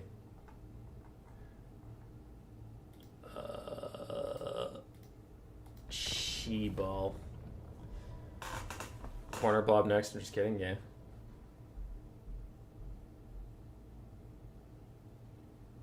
What on ban again? That one.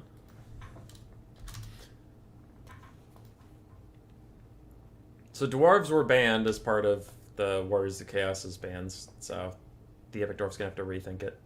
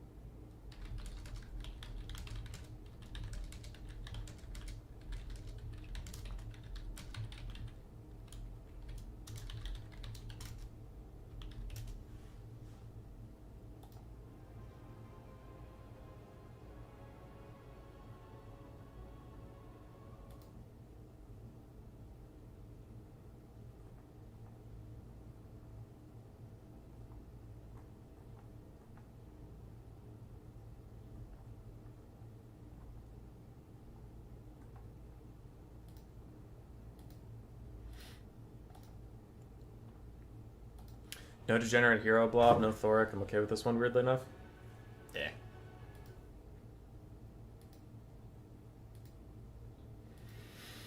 Looks like the Epic Dwarf had to pivot to Bretonnia since dwarves were actually on the ban list originally. From Sir Groot's Chaos.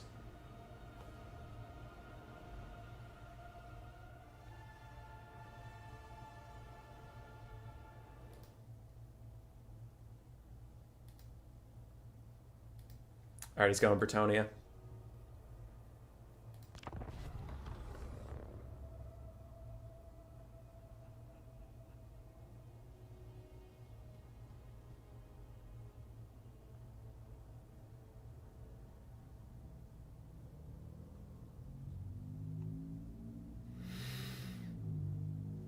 Here we go.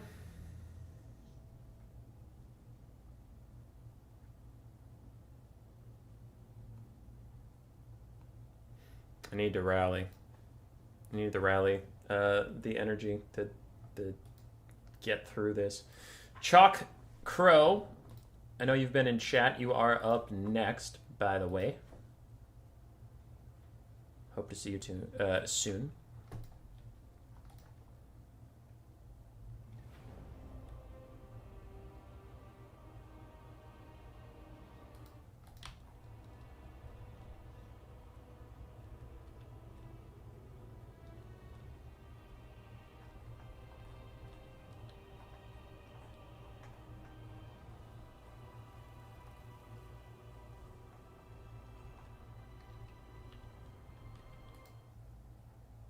Time for drugs.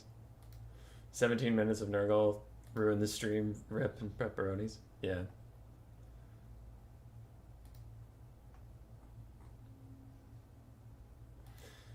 A little bit. A little bit.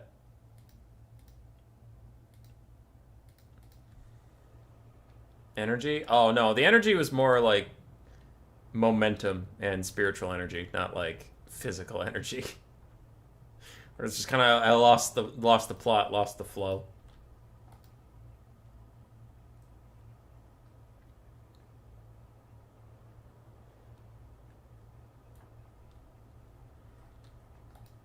All right. Well, we'll load in a second here.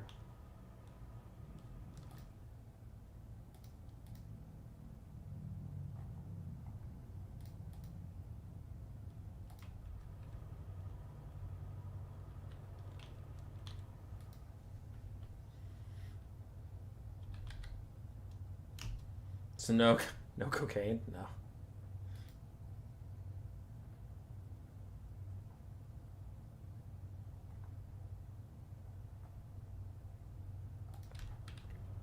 All right. Here we are. So, losing the Nurglings, Archaon was stressing about it as he went to bed. So he imagined having to go into the realm of Nurgle and get another Nurgling, imagined how poorly it went, etc., etc. Then Kugath got mad at him and ate him alive. Then he woke up from this fever dream, realized none of it was true, and said, "You know what? I think I have enough troops. I'm leaving the Chaos Wastes. Fuck this shit. Got to get as far away from it as possible." He gets on a boat. He goes south through the Sea of Claws and lands in fair Bretonnia, where he can just murder some peasants, get his groove back, and stop thinking about Grandfather Nurgle destroying his ass. We've already seen his build before. 3 Chaos Knights, 4 Marauders, 2 Chosen with Halberds, 2 Armored Trolls, Archaon the Ever-Chosen, 2 Marauder Horsemen, and Khorne's Bloody Fist. To try and repel him from these lands, we do have Bretonnia. 1 Knight of the Realm, 2 Knights Errant, and a Grail Knight, a front line of Peasant Spearmen. Peasant Bowmen in the back. We have a Damsel of Heavens with Rannon's Thunderbolt and Harmonic Convergence. We have a Grail Relic, the Green Knight, and Rapunce de Leoness. Actually pretty stacked Rapunce too. Sword of Leoness, Maiden, Holy Wrath, and the Banner of Fleur-de-Lis. What can Bretonnia kill from the walk?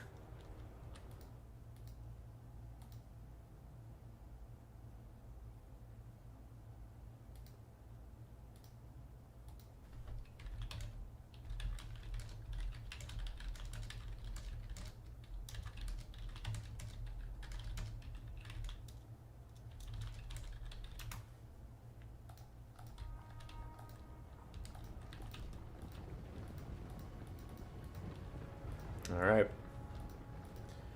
Here we go. I had a flashback moment. Deja vu. What the fuck? And it continues, because I just had deja vu about the thoughts I had after announcing I had deja vu on stream. It's so weird. Ugh, getting a shiver. Alright, what are we doing? What's happening? What's going on right now? Besides deja vu stuff? Peasant bowmen firing their lime green arrows into chosen with halberds. Definitely not going to get smacked by Archaon or the Bloodthirster. Ooh, they do have magic damage, don't they? Wow, the Bloodthirster just goes for it. Oh, he's trying to stop the peasants. I thought he was maybe going to fight the Green Knight straight up in the middle of all this stuff, but looks like not.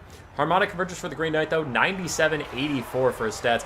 As the Chaos Knights plow through the front line, pushing the Bretonnian peasants all the way back and disrupting like 3 or 4 or 5 units all at once. Another Searing Doom from Archaon. This one's going to hit the Peasant Bowmen and do decent damage because they aren't fucking Plague Bearers. Yeah, that's more of what we're used to. Deletes the Peasant Bowmen as the horses, the trolls also pile on top. Now, where are the Grail Knights? They're up on the high ground, rear-charging Marauders and fighting against trolls, taking some decent damage, but they could be okay. Rannon's Thunderbolt is getting cast right here, right now, as a tiny little lag spike comes in, but it's still going to hit those Chaos Knights who are at half HP and falling. They do dodge it in the end. Bretonnian Knights went around the backfield to get a flank, but then that prompted Sir Groot just to run straight up the middle and not give a shit. Maiden of Holy Wrath lowering Archaon's stats and Khorne's Bloody Fist, while the Green Knight and Rapun's try and take out little Archie. Ooh, Harmonic Convergence on here too. 122 melee attack, 91 melee defense. Them's some stats. Them's right there is some stats. Alright. Grail Knights, Knights Errant running around, doing their best to deal some damage. They've routed off some things here and there, but not a ton of damage just yet. Knights Errant also getting nuked down by Searing Doom. And is the Epic Dwarf going to be able to snipe out any of the Warriors of Chaos units? It doesn't look like it as the balance of power continues to get worse. Rapun's and the Green Knight still trying to fight Archaon, maybe get rid of him. And that's honestly their best chance now. We had some Marauders who were low before, but they seem okay, and there's not enough to really chase them off. Chosen with halberds surrounding all 3 of the horsebound heroes of Bretonnia. Randall's Thunderbolt forces them off now, which is like the only chance Rapun's has of fighting Archaon. There is going to be army losses soon. I don't think the blue team lost a unit. Why bring the Green Knight when you know your opponent has magic damage? Because the Epic Dwarf is a Chad. I actually do love the Epic Dwarf. He's super fucking fun to watch. Alright, GG's. It was a quick one as both armies slammed into each other. Grail Knights did okay. The other Knights did pretty meh. Thunderbolt Caster did not get a ton done, but Harmonic Convergences were good. And Spearmen at Arms did their best. GG. GG, GG.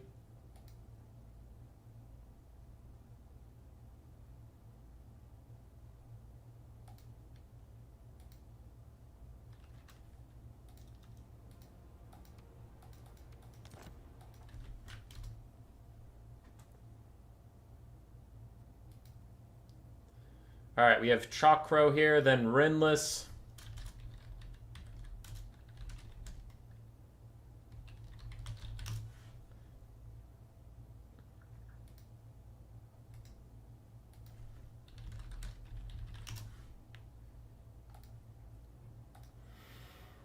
And I don't think Sir Groot has any money for... Yeah, he has no money for a campaign-exclusive unit.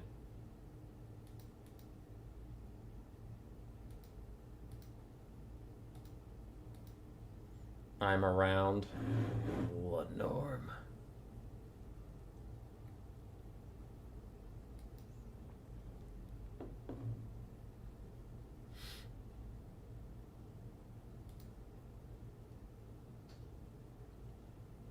Chalk Crow is on his way. He's going to pick Scavinos.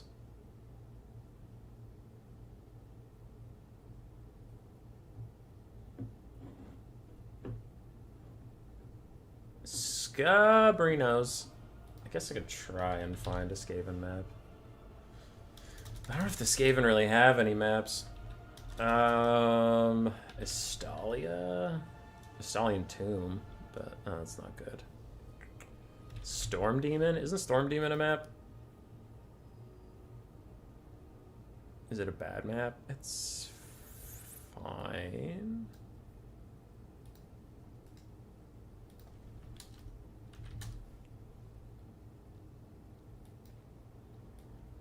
I don't think the Skaven can see very much.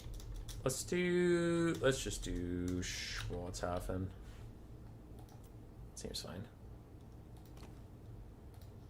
Alright, Chakro is on his way. He was just in the Discord chat, so he's not AFK or anything. Mr. Chalk.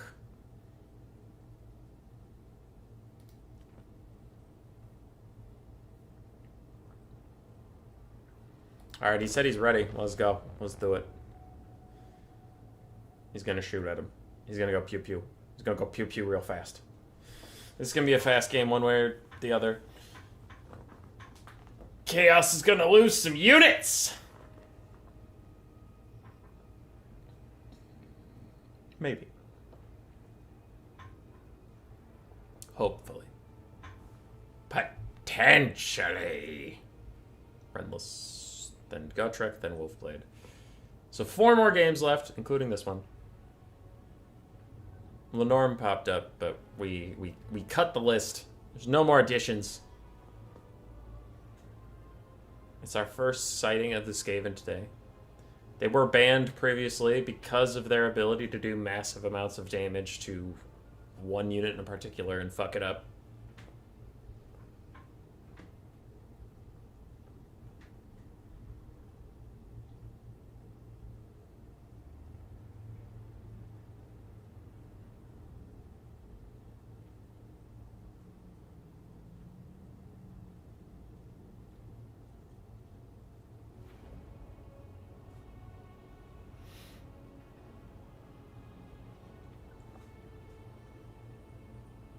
Go Ikit. He's gonna do his best. A no Poison Wind Globes build. Just bullets. Just bullets and ferocity.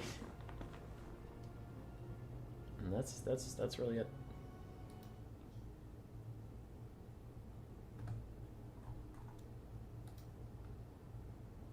Bam.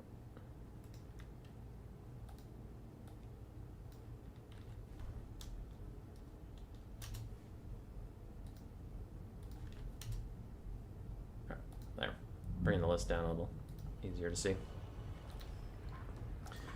Alright, what do we got? What do we got? So after slamming through Bretonnia, getting some ill-gotten gains, a lot of gold, and peasants, I guess. I don't know what Archaon even wants from Bretonnia. I don't know what, like, Chaos in general wants. I guess just to kill stuff, and they kill lots of stuff. That's fine. The Bretonnians could not stop them, and they've now gotten into Estalia, where they killed some Imperial outposts, some things like that, feeling good. And as they travel around the southern Estalian coast, they come close to the hidden location of Skavenblight, where Ikit Claw was assigned to go out there and scare them off like your uncle does with a BB gun or a 22 with coyotes. The Skaven will try to do the same with rapid-fire machine guns, sniper rifles, and war crime mortars. So very, very similar. Just spook them, scare them off. They don't know that Archaon's leading the force, but they just know some Chaos Worshippers are causing a ruckus. For the Skaven build, we do have 4 Jezzails, one of which is Natty Boobo Sharpshooters. We have a single Rattling Gun, the Avalanche Mortars, then a bunch of Clan Rad Skaven Slaves, Rat Ogres, and Ikit Claw with Storm Demon and Warp Lightning as his one ability, one spell, and he's on his little Doomflayer motorcycle. Let's do it. They're off to the races.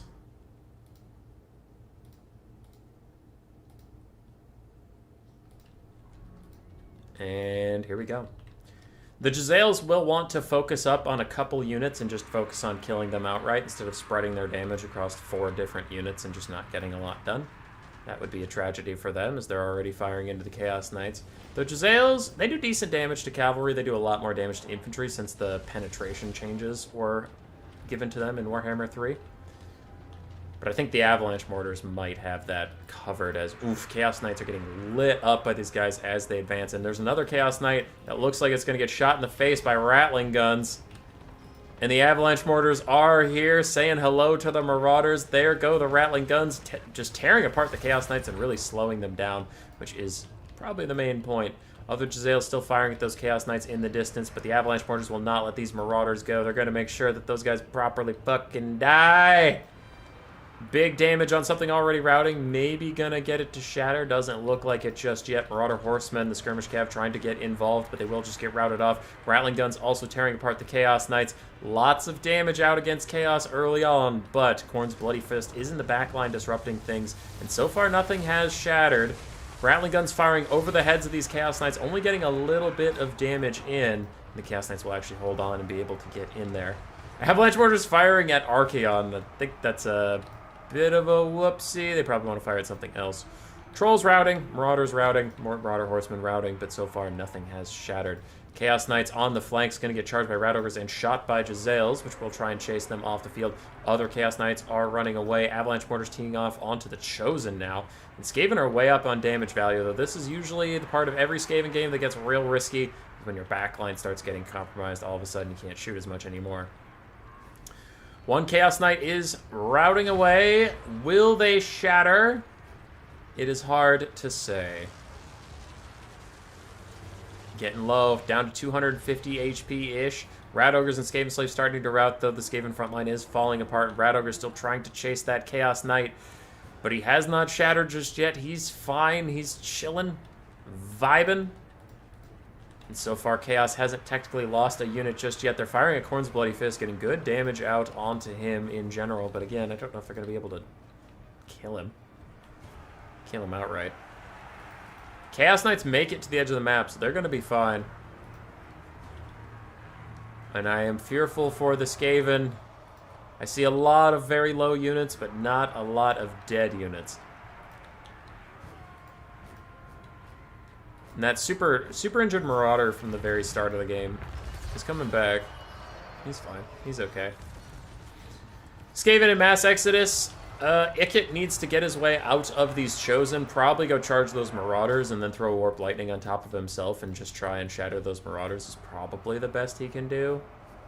Probably. But the Chosen with Halberds completely destroy him when he was sitting in them. They're far too elite for his tastes. And that's looking like it. Chaos is going to get through another round with no consequences. Some Jezzails with guard mode on, ignoring trolls and firing at the Chaos Knights. Again, getting decent damage, but like, look at the damage spread. So many things are quite dead. Nothing is completely dead. Chaos Knights retreating while getting shot by Jezzails in the butt. They might rout, but I doubt they're going to shatter or anything. They'll probably just walk off the map. And the last chance, really, for the Skaven to get a good shot out is for a Warp Lightning from Ikit to hit right here on these Marauders who are already routed once. Maybe they've been routed twice while I wasn't looking. You could try and get a shatter over there. That could be something. Chaos Knights get charged by Rat Ogres. They are going to rout. They'll probably be okay. Pushing off the map. There is a Warp Lightning. It does good damage to these other Marauders. Really good damage. That was an overcast. Minus 43 leadership for these guys. Ikit's also going to start charging into them. Big rout on this side for the forces of Chaos. Can the Skaven pick anything off here? They're putting in an admirable attempt.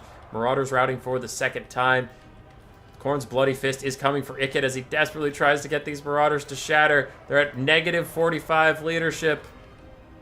Can he do it? Two Chaos Knights have been run off the map, but they have not been killed outright. Army losses is starting to hit for the Skaven. There it is. They didn't manage to shatter the Marauders, but it was an admirable try. And Chaos clean sweeps through it. He did, like, really good work. He just didn't finish anything off. Like, he got two Chaos Knights off the map, got two Marauders routing towards the end. A Chosen with Halberds was routing, too, towards the end. A Marauder Horseman routed, but he was fine. Rainless! You're up.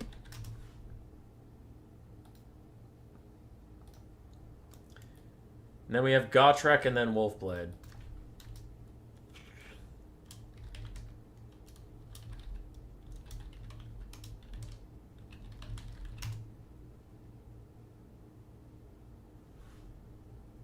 Wolf rats exist, yeah. Chalkcrow, you did almost get some people. You did. You did pretty good.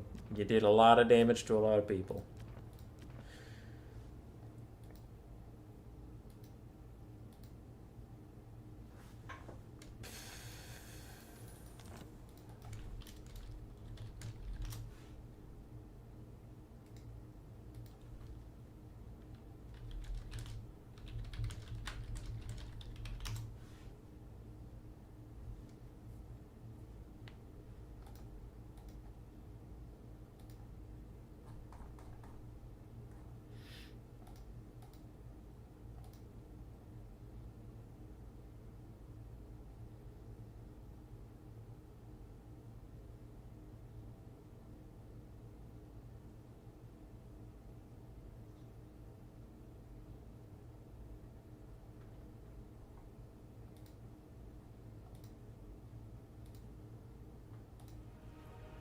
Renless is back.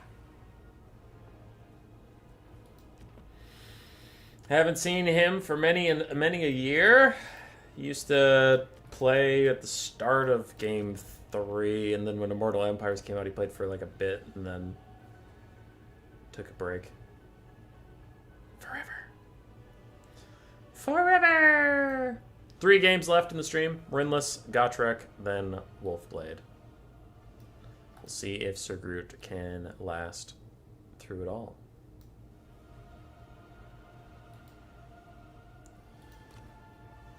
Alright, we have Beastmen.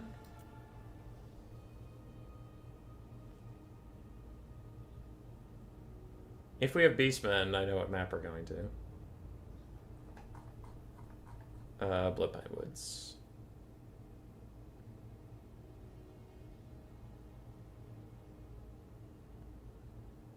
But I'm waiting to see if he actually picked Beastmen.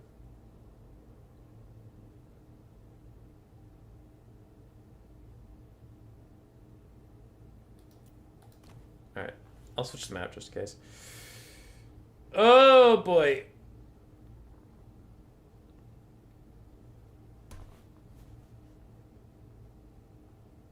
Taking Beastmen? Yeah? Alright, cool. Bloodpine Woods. Nice small map. Small.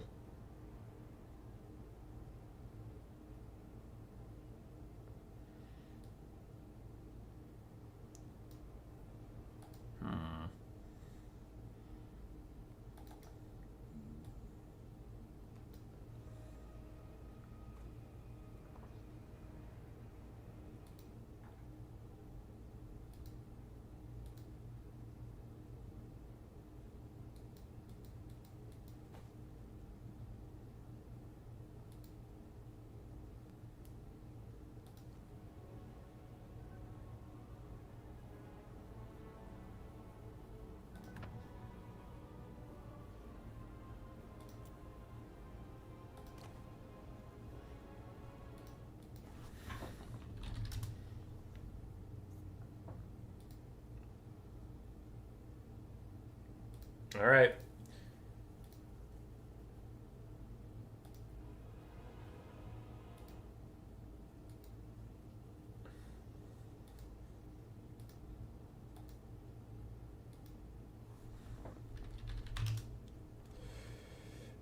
Okay.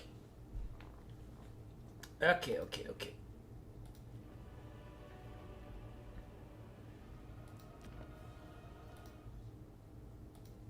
So then what do I put here? I'm working on something on the other screen. 1 second. Dun. And then trader. GG.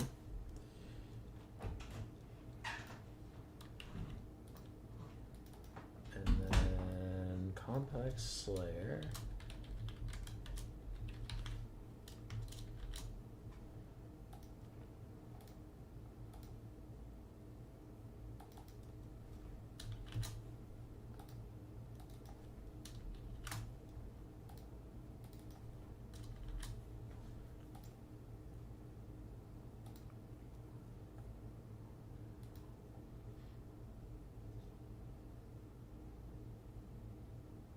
Does each gladiator get an extra life? We just decided to ignore that Nurgle game. We ignored the Nurgle game, yeah.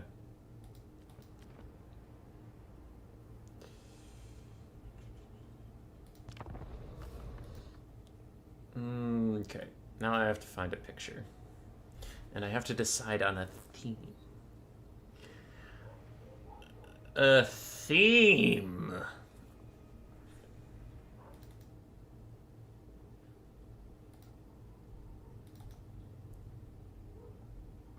What will the theme be, precious?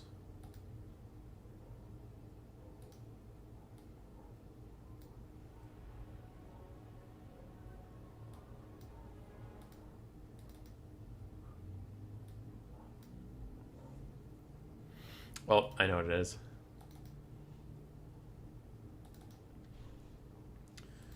This, and then this.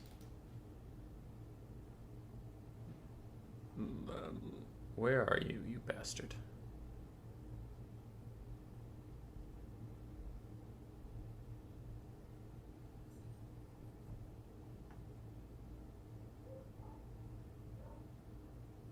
Oh good, the dogs are barking outside. Not my dogs, they're neighbors' dogs, but still.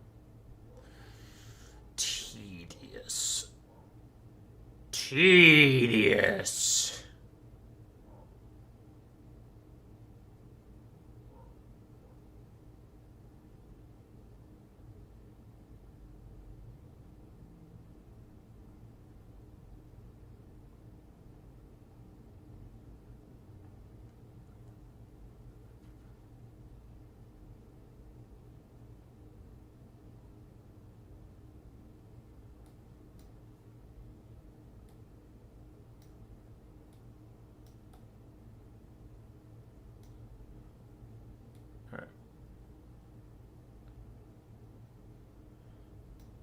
That.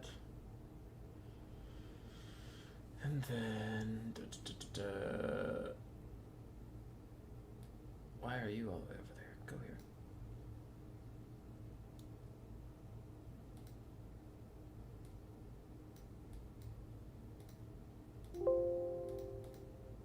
How's this Beastman army looking? Is it coming along?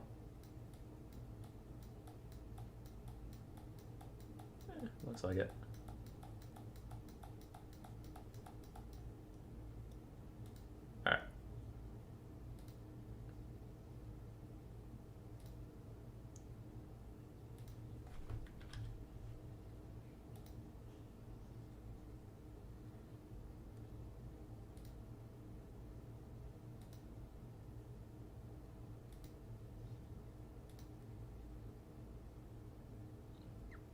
Groot's ready. Renless is ready. And we're getting into it.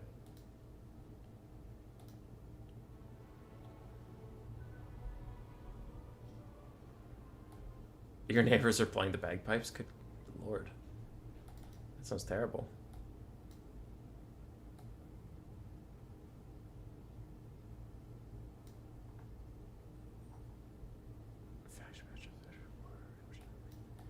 Where was I keeping these? I don't remember.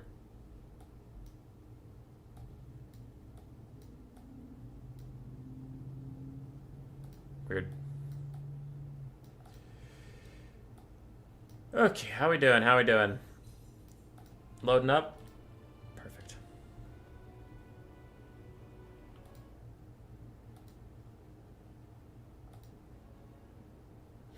Oh yeah, I'm left in the dark.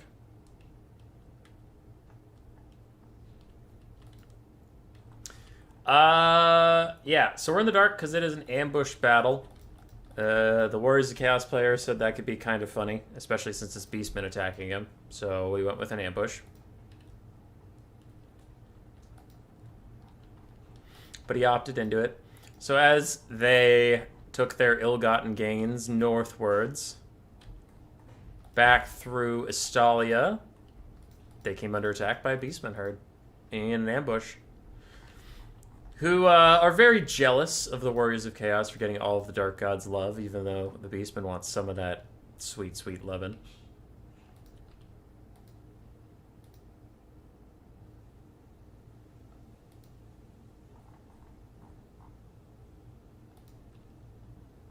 Then who is up next? Gotrek, Starbreaker.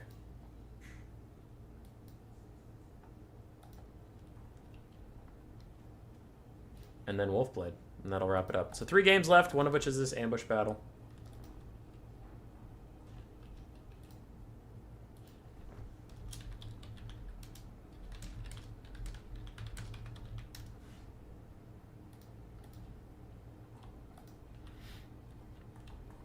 I love how it doesn't even let the spectator see what the fuck is going on. I love that it's like, nah, dude, you're gonna fucking tell him. You're gonna tell him what's going on in this super competitive ambush battle format.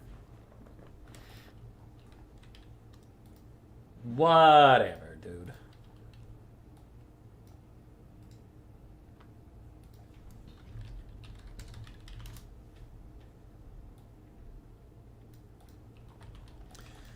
Da-da-da, da-da-da. So for the Beastmen, we did see their army getting built, but it looks like we have a bunch of Zongors and Gore herds, plus some Bestigor herds mixed in here. We do have a single Minotaur with great weapons, Malagor the Dark Omen with Pendulum and Flock of Doom. We have an Incarnate Elemental of Beasts, Anti-Large, Mortis Engine, all of the good stuff. And I think Groots was so okay with doing an ambush battle because he has mostly melee units, so it's not like he's going to get completely dicked by this format. Beastmen are getting downhill charges into these Marauders, and a big Flock of Doom is going to hit 4 units over there, doing good damage. Incarnate Elemental of Beasts is wandering down as the Minos are getting involved. Marauder Horsemen trying to throw, do anything they can, but they're immediately surrounded, and Khorne's Bloody Fist is coming back over here. What is this? Ambushed. Intensity is lowering. Oh, wow. I didn't notice you got stat debuffs for this shit. Huh. Well, okay then. One Marauder is already routing on the forces of the Warriors of Chaos, and then a big pendulum goes through all of their Chaos Knights, who are now trying to sally out, get away from here so they can start cycle charging in a little bit, realizing that it's a lost cause, try and protect these Marauder Horsemen. Another big Searing Doom, as we've been seeing from Archaon a lot in this event.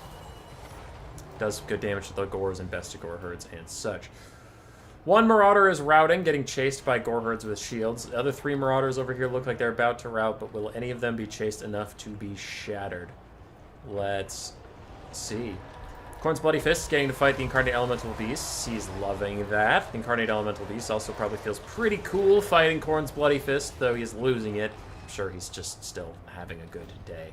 Gore herds give up on the chores, chasing the Marauders. They realize they're not doing enough damage quickly enough, so they don't want those guys to go off the map. They want them to come back so they can fight them again and get maybe a chance to shatter them or kill them outright. Zongor still fighting against Chaos Trolls, which are starting to rout. Chaos Knights have, as we mentioned, gotten away from the ambush, are now on the outsides of it so they can start cycle charging in a bunch. And the Chaos Trolls, looks like the Incarnate Elemental Beast is going to follow them, get away from Khorne's Bloody Fist, and instead keep doing some damage to something he can really thrive with. Beastmen losing momentum, as most of the Chaos Infantry has been pushed away. We do have 2 Chosen with Halberds still in the fight, and other than that, it's just Chaos Knights and single entities. There's not a lot of Beastmen being dedicated to chasing anything in particular off. The Incarnate's just waddling forward, doing his best, draining down Chosen with Halberds, and those Marauders, like we said, they are rallying, getting a second life. Beastmen might be happy about that, to be honest. Marauder Horsemen, both still in it, though both have taken a lot of damage, including this one that is now surrounded by Zongors. Taking a lot of damage on his end. We'll see if he gets finished off in any capacity whatsoever. Gorgard's chasing off Marauders on the far side. But this Marauder Horseman, I think that one's routed 2 times, so if they can get him a 3rd, they will shatter and push him out of the build. Incarnate Elemental Beasts, again attacked by Archaon and Khorne's Bloody Fist. Doing pretty good damage there, just checking in on the Marauder Horseman, making sure everything's kosher, making sure everything's okay. Chosen taking a lot of damage. Armored trolls, healing cap is within sight. And the Marauder Horsemen look like they'll be getting off the map without dying. Another Searing Doom's going to land on the heads of the Beastmen. Incarnate Elemental Beast still trying to find out something. Trying to find a place, do a thing. Yeah! Bam. Flock of Doom plus the Incarnate Elemental Beast's constant AoE Flock of Doom means a lot of crows are pecking out the eyes of these Chosen. Marauders getting attacked by gore herds. I don't see any blue bodies over there. Chosen are routing. Their HP is so low that I really think the Incarnate Elemental Beast should keep after them, or everything should keep after them. Even if you can't shatter them, you could probably just kill these ones. Marauder Horsemen, one got off the map, the other one is routing now. Don't think they'll shatter unless they take extra damage. And these Chosen down to 600 HP. Other Chosen pretty low. Incarnate Elemental Beast continuing to fight, though it looks like his Mortis Engine effect is gone. No, it's still here. We're fine. I'm chilling. Marauder Horsemen gonna make it off the field. Not having any issues with that. And the Incarnate's still draining. He's still draining out there. Big mass rout coming in from Chaos. This Beastman feeling good about that. Khorne's Bloody Fist probably going to hunt down the Incarnate Elemental Beast any second now. And Marauder Horseman will make it to the edge of the map. So far, Blue hadn't lost a unit until something just died. Or is that the broken symbol? I'll see in the endgame screen if anything flat out died. Incarnate's still fighting away. And his Mortis Engine's disabled because he's taking too much damage now. Chaos Knights are going to charge in. Do some good damage. Another Flock of Doom from Malagor. Well, I don't know if he finished anything off. We'll have to see in the endgame screen because I haven't seen anything shatter. It's just been like whether or not some stuff died.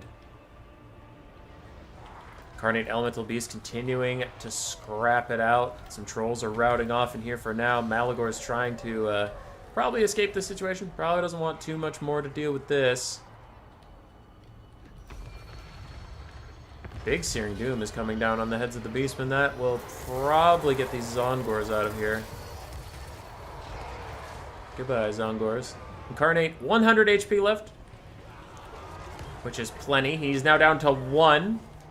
It's a natural 1 because he's still alive. There, Khorne's Bloody Fist finally finishes him off. I didn't see anything shatter. Malagor's last man standing is going to check out a quick Flock of Doom, but doesn't do that much. Khorne's Bloody Fist is going to beat the shit out of poor Malagor. Beep bop, yes. Yes. Hey, Jacka. Chosen with Halberds fighting random gore herds, taking more damage. There is army losses. Those guys don't break for the second time. Definitely didn't shatter. GG.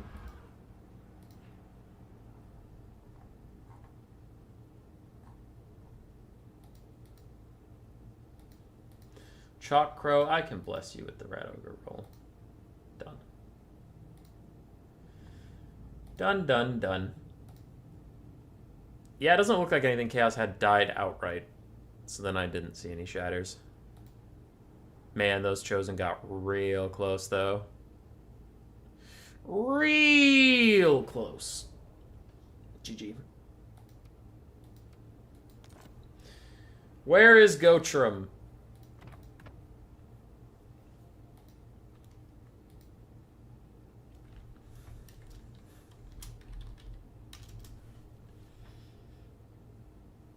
If not him, Wolfblade. If not Wolfblade, I guess just end of stream. I love that this Warriors of Chaos build has lost one Nurgling and then lost entirely. And ever since then hasn't lost a single unit. I find that very funny.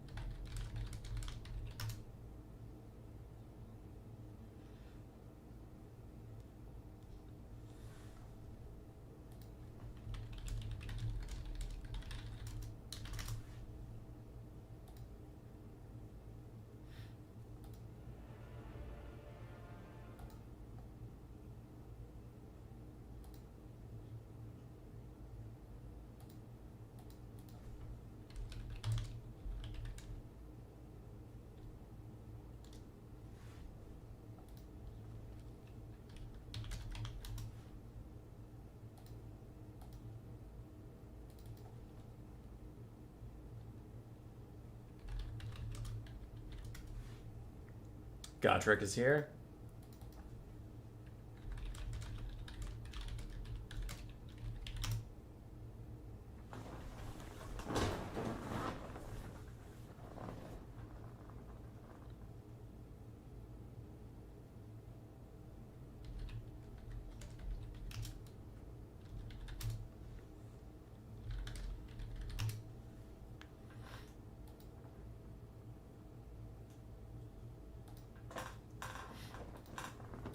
Alright, Gotrek's here. And I got some shit planned. For the 56 people watching, I know we've been up and down and up and down on viewership. There's 2 games left, and I got some sneaky plans to be silly.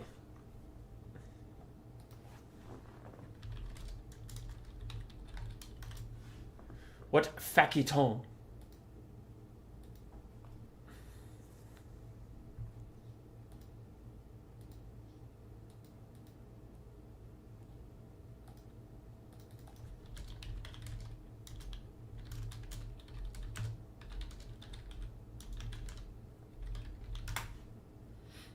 Can I listen? Yeah, dude.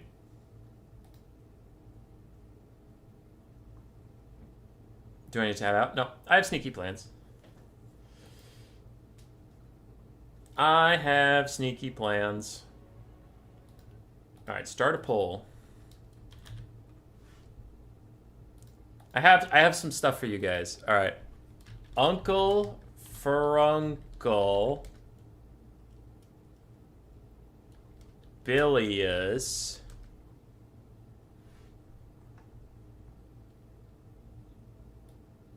Uncle Furuncle Keeper of Secrets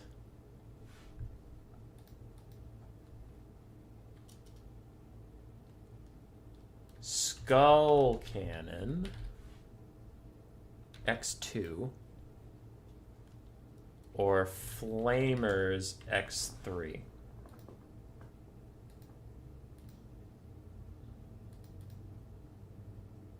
Alright, he's going Tomb Kings. I'm switching us to Ash Plains. Map set.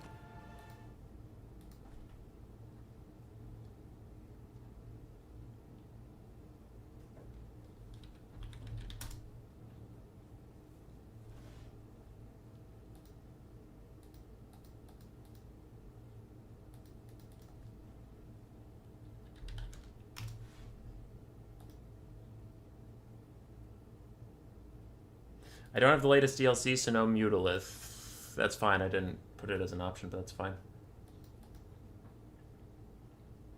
We'll have a finale. We'll have a finale here. Hold on. But it's not this game. We have Gotrek versus Sir Groot.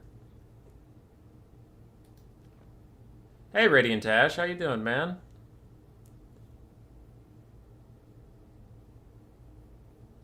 Uncle Frunkle, with 10 votes in, is very hard winning the first poll. Radiant Ash, did you raid us? Is that where these people came from? What'd you do? What did you do?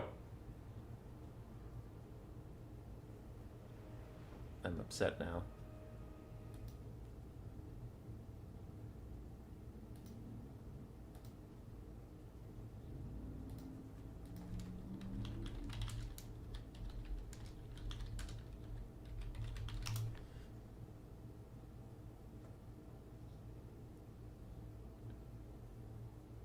Mibs.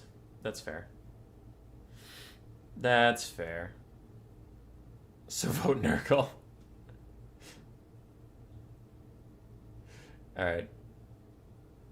Nurgle's looking pretty strong in the poll right now.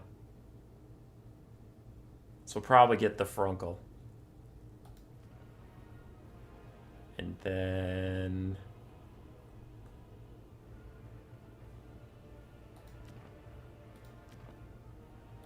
Alright, Tomb Kings look like they're about ready to go.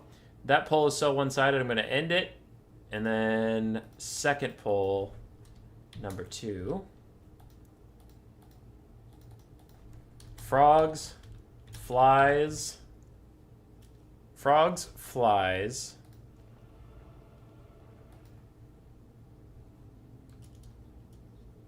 bloodletters,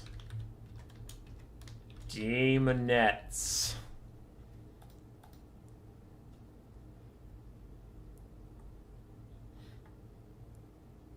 Alright. Second to last game. Kotep and the Tomb Kings versus Archaon. Archaon, like we said, came down through Bretonnia, slaughtered all of Bretonnia, hit Skaven Blight, got shooed off their porch by guns and stuff, but he still crushed them. He just didn't even know Skaven Blight was there, so he wasn't there for that. He just happened to get shot at by some rats and killed them. And then on his way back through Astalia, the Beastmen ambushed him. So he gets pushed south. He's sick of this shit. He goes into the land of the Tomb Kings, but Kotep is there waiting for them. He has read in the Lich Scrolls that this big bitch was going to come into his deserts, and also the scrolls said he would die in these deserts.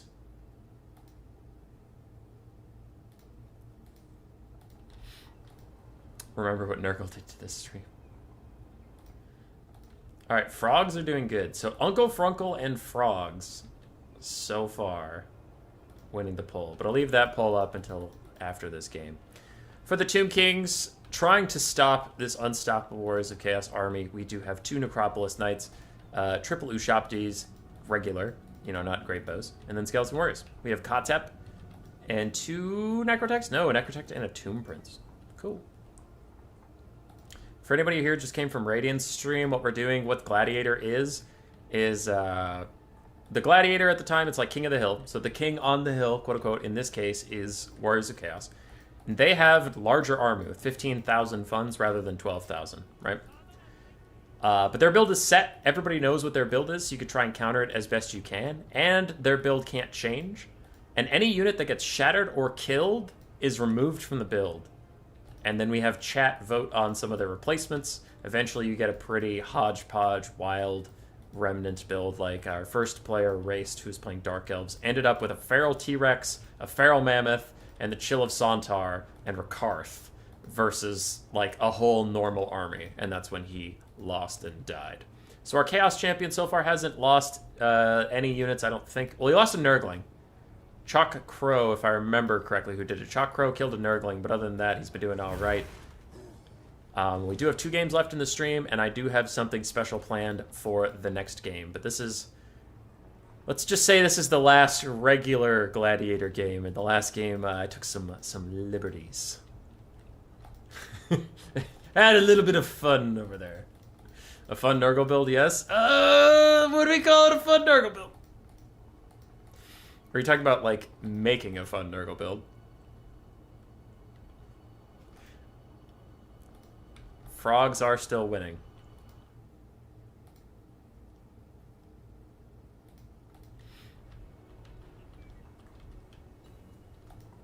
Players hitting ready. And we're off. The Warriors of Chaos should be able to slap the Tomb King's little front line here. 4 Skeleton Warriors does not a good front line make. But their Shopti will do okay. And mostly, Gotrek is banking on these triple gold chevroned Necropolis Knights to do some good work for him. With healing from the Necrotect and Kotep, and some dueling potential from the Tomb Prince. What can the Tomb Kings shatter? Because they don't have a lot of chasing. Necropolis Knights are slow, and they kind of have the Mourngul problem where they knock stuff around more than they actually kill it. So I don't know what they'll be able to do here. Making a fun Nurgle build? Lies. It's like chosen. Alright, the Ushapti are in. Chaos Trolls countercharging against them, though. Skeletons will be here soon to offer a little bit of support. Chosen with Halberd's also going to go kill those guys as Khorne's Bloody Fist dives in, along with Archaon. Doesn't give a single shit. Those Ushapti are going to have a bad time. But here come the sneaky snakes. Gonna... Oof, they're wrecking those, that centerpiece. This is so many units. I think Groot's going to chuck us Searing Doom right in the middle of here. Not that it's going to matter too much. The Tomb King should be able to just heal straight through it. Not going to be a problem. Kotep Skullstorm looks like it went a little awry and actually hit the Tomb Kings more than the enemy, but one of the Chaos Trolls is about to rout.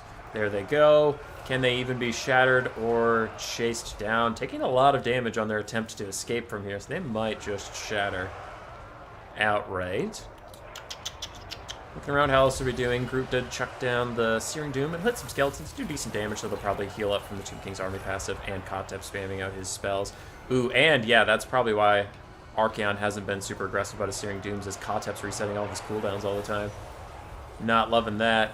I think the Armored Chaos Troll shattered because their unit card disappeared all of a sudden, which means they probably are gone.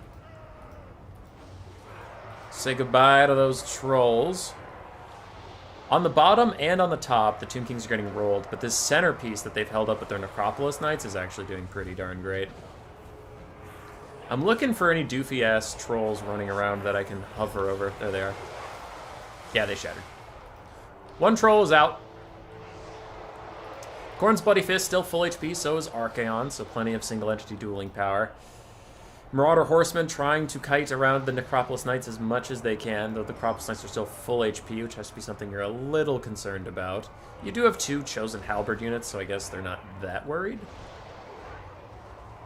But Sabrus / Gotrek, whatever you want to call him at this moment, he does use these triple gold Chevron Necropolis Knights with healing a lot. They're pretty fierce. They're pretty fearsome. They can fuck some people up.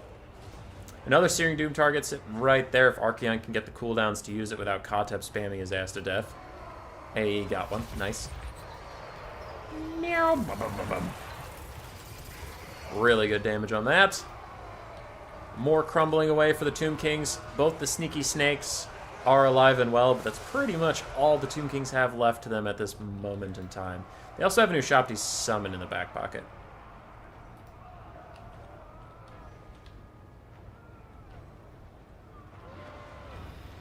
Frog's still winning the poll, so I will end it there, and we'll have Uncle Frunkle and Frogs for mysterious reasons. Necropolis Knights taking huge damage from the Khorne's Bloody Fist. Oh my god. They got Overcast Job's Curse Blades and the Naru's Incantation Protection for all the physical resistance and anti-large. And then we have the flanking Ushapti summon really trying to take out these Chaos Knights, but damn, those Necropolis Knights are getting torn apart. Marauders routing yet again.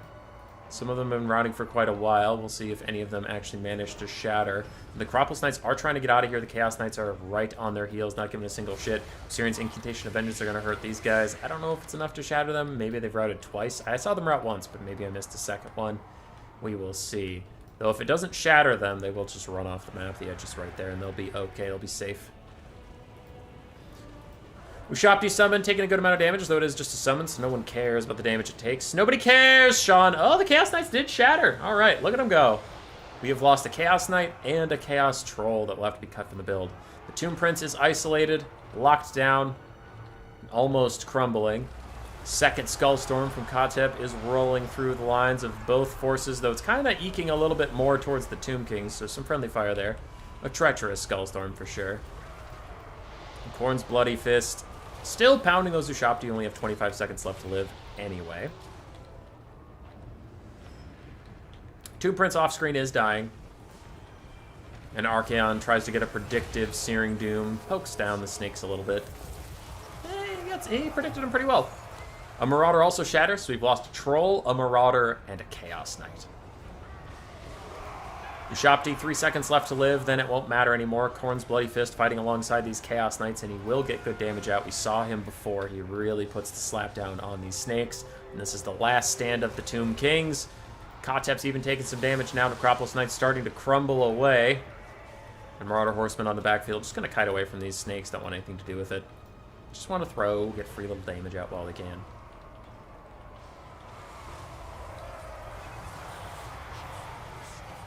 Alright. Necropolis Knight just about faded. Kotep takes another big shot from Archaon or the Khorne's Bloody Fist. It's hard to tell which one hit him, but one hit him pretty darn hard. Marauder Horsemen have the full surround firing in on each side.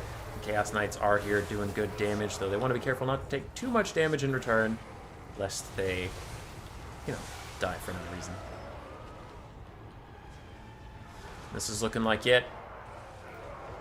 Necropolis Knights desperately try to catch some Rotor Horsemen, but they're way faster. I doubt you'll really catch them. I wonder, do you have any restores left even? Nope. There's no healing left for the Necropolis Knights unless Kotep has a bunch of hidden spells. How are those Knights catching the Marauder Horsemen? 90 speed is not doing them any justice. Now it's 77 because they're poisoned.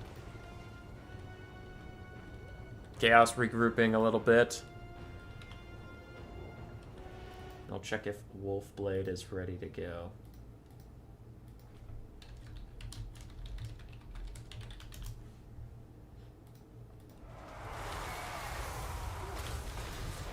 Alright, another Skullstorm out from Kotep. Rolling through the Chaos lines. Not big damage because it's fucking Skullstorm, but man, they're trying. It did as much damage as Skullstorm is ever going to do. Khorne's Bloody Fist slapping the shit out of the Necrotect for now, trying to get rid of him.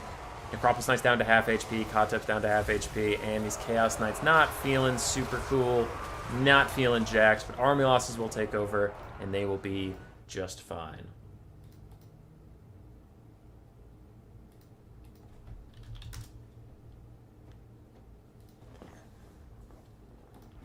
Alright. Sir Groots is victorious. For now. But he has now stolen gold from Bretonnia, survived a Beastman ambush, killed some Skaven, then got down to the realm of the Tomb King, stole some more gold, stole some artifacts, stole some stuff.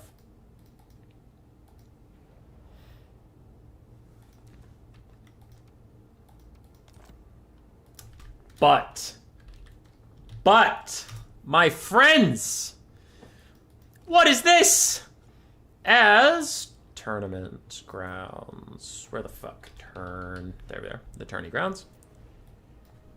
20,000. There we go.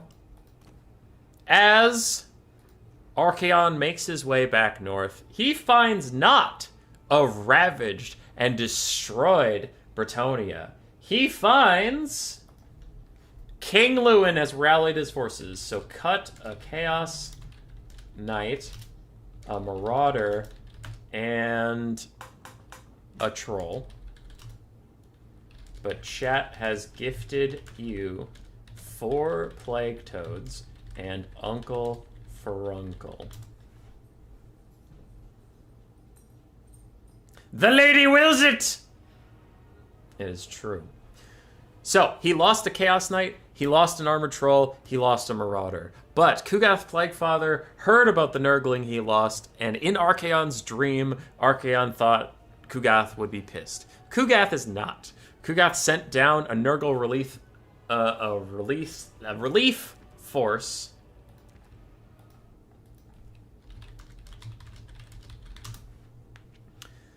He sent a Kugath relief force down with 4 Toads and Uncle Frunkle to help Archaon out.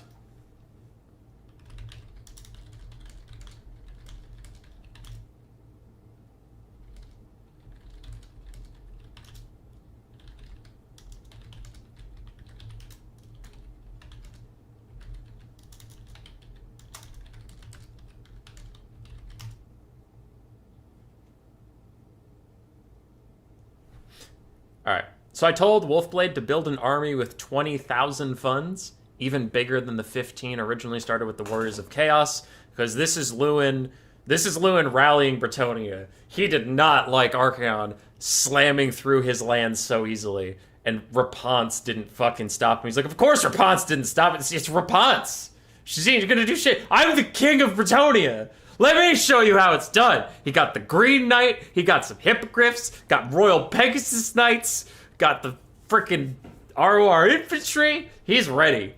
He's ready to kick some ass. So, I told Sir Groot he could spend his chevrons and his money on the rest of his force.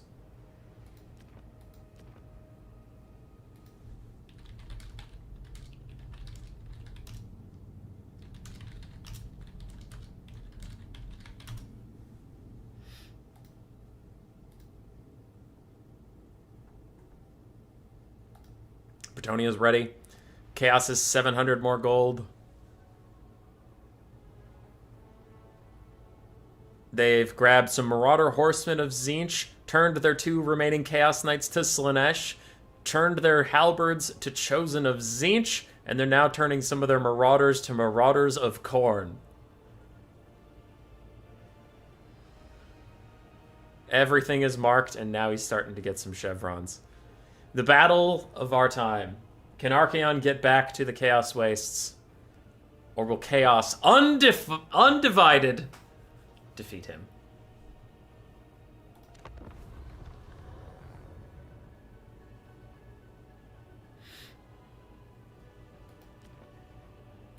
That is a lot of Air Force. Wolfblade said he had wanted to try the Air Force build, so that's pretty funny. Let's see it. Big epic battle to end it all. 4 gold left on the Warriors of Chaos, so hopefully they'll just call it good. Yeah, there we go. And hopefully this doesn't crash. I've been the host for a while, but if the spectator is hosting, it sometimes gets this dumb bug where you just get stuck in the lobby. So, seeing as how we're loading into the game, that doesn't seem to be the case, but I don't trust it until we hit start.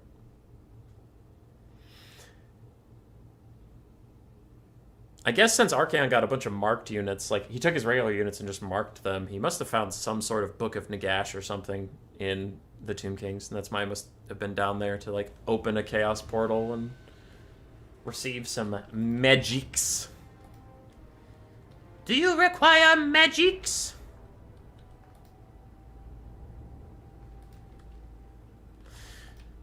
Last game, let's go. Since the build has seen some updates, let's check through it. Plague Toads of Nurgle, 4 of them sent down by the grandfather himself. Uncle Frunkle also led them down here. Archaon the Everchosen, now on horseback with Searing Doom, Burning Head, Spirit Leech, and then Slayer of Kings and Fight or Die.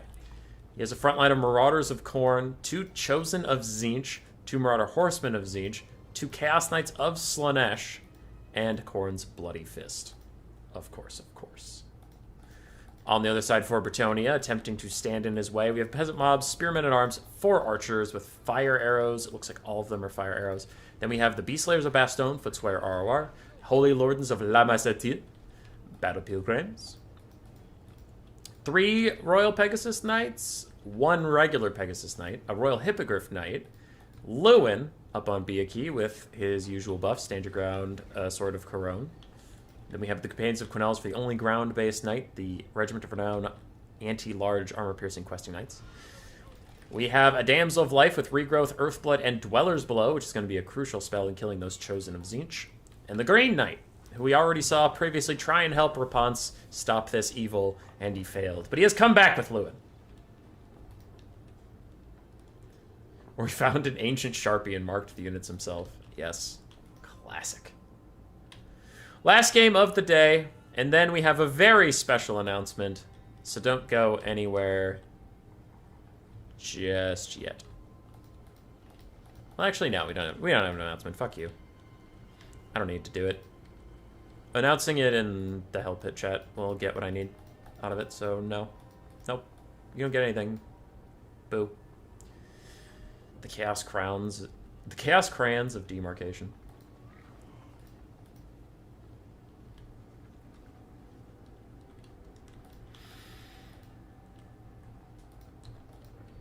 The frogs are not an ideal unit. Tzeentch gives you rose art and cackles. Yes. Anyway, the toads aren't an ideal unit. Uncle Frunkle could be pretty good at dealing with Bretonnia.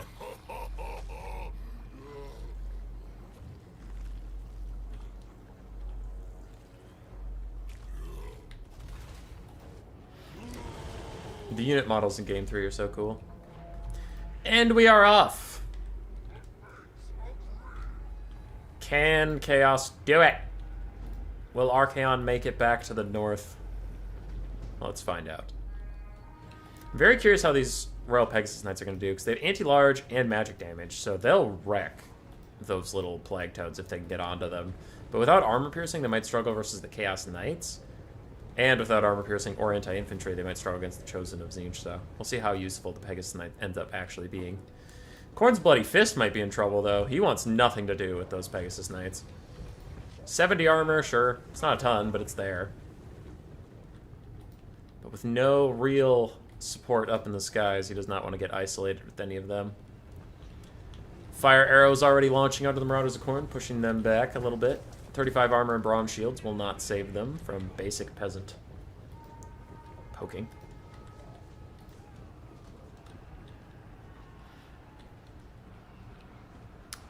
And Bretonia's chillin'. Some are shooting at Archaon, most are shooting at Marauders. The Air Force is waiting for a rear charge, don't wanna go too early and get killed. Archaon dives into the Beast Slayers of Bastone. He is going to get a Burning Head down the line, and nice dodge from Wolfblade. Going to get those Peasant Bowmen out of the way. The Burning Head, it did not quite curve to go kill them anyway. Sometimes it'll do that, but not quite. Peasant Mob frontline completely falling apart, as one would expect from Peasant Mob frontline. Burning Head curves off to the side to hit the Holy Wardens and these other Peasant Bowmen, but so far everything is still holding. And the Bretonnian Cavalry is waiting before getting involved in any capacity. Beast Slayers and the Green Knight trying to fight Archaon, doing a little bit of damage. Big Dwellers below, hitting all these units, getting a little bit of damage on the Chaos Knights, but mostly just fucking up some Marauders. Khorne's Bloody Fist has landed in the backline. The archers are here, but here comes the Bretonnian countercharge. Rear charging the Plague Toads of Nurgle will get a lot of damage out, though they are fighting on top of Chosen. They'll have to be careful about that. Lewin is helping on the other side, while his Royal Pegasus Knights, all those things try and help out. Where are the Hippogriff Knights? There they are. They're going after Khorne's Bloody Fist with these other Royal Pegasus Knights. Khorne's Bloody Fist might be in trouble. That's going to be a bad one for him. Already the front line has fallen apart for Bretonnia. Beast Slayer's holding for now. Lifecaster is actually terror routing away. And the Companions of Quenelle is going to go shut down some Marauder Horsemen of Tzeentch. Catches both of them. And remember that these players are going to have a tougher time microing. One of the Plague Toads fades away. These guys are going to have a tougher time microing because they are navigating with almost double the funds they're used to. Chosen of Tzeentch, with the Sword of Khorne on top of them, they are actually taking a little bit of damage from the Royal Pegasus Knights and Lewin. Another Burning Head trying to go through some of the chaff. Where's Khorne's Bloody Fist? He didn't take that much damage from the Pegasus around, honestly. And Royal Hippogriff Knights now fighting with the Chaos Knights of Slaanesh. Some more Plague Toads pushing into the back line, and damage value is very even right now. Balance power is also quite even. And yeah, the Lifecaster rallied good, so if she was actually routed, she'd be in big trouble. Uncle Frunkle's at half HP, which is really brutal for him. Bretonnia's peasants are trying to rally and fire back in there. Other ones are still getting run off. Lewin and some horsemen might have to take care of these frogs. So the frogs are chasing these guys off, and they're so close to disintegrating that it's not really a big deal.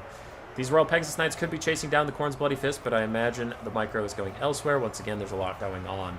Royal Hippogriff Knights taking a lot of damage. They need healing soon if they're going to get it at all. The Green Knight, since he is fighting in a forest, is getting slow and constant regeneration, which I'm sure he is quite happy about. And Lewin's diving over here. He probably has the Shield of Khorne up soon yet again. But a Searing Doom is going to hit these Royal Pegasus Knights. Do good bit of damage. Good bit of damage over there. Chaos Knights of Slaanesh rolling straight through these peasant archers along with Plague Toads.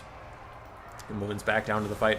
Earthblood trying to heal up all these guys, but Archaon, the Khorne's Bloody Fist, and Uncle Frunkle teaming up on this little sector, trying to kill that Damsel of Life, and the Green Knight take them out before Lewin really realizes what's happening. But a Spirit Leech onto the Green Knight. It attacks him ever lower. Stand your ground barely keeps the Damsel in the fight. I saw she was about to rout, but she just managed not to. One Chaos Knight of Slaanesh, one of the two, is routing off after taking a lot of damage. I saw another Plague Toad fade away. Looking around the battlefield, it looks like only one Plague Toad is left in the fight. We do have a Royal Pegasus Knight that has been forgotten in the middle of nowhere. They do have to come back and rejoin the battlefield. Damsel is now terror routing without Lewin stand your ground to keep her safe anymore. And the Green Knight's taking a lot of damage. Looks like he's going to try and retreat for just a moment. Armored Chaos Trolls getting low, especially for Trolls. Their leadership's probably not doing too great, especially after Fight or Die wears off. Balance power shifting in the favor of Chaos, I would tend to agree, though the damage value is still quite close, all things considered.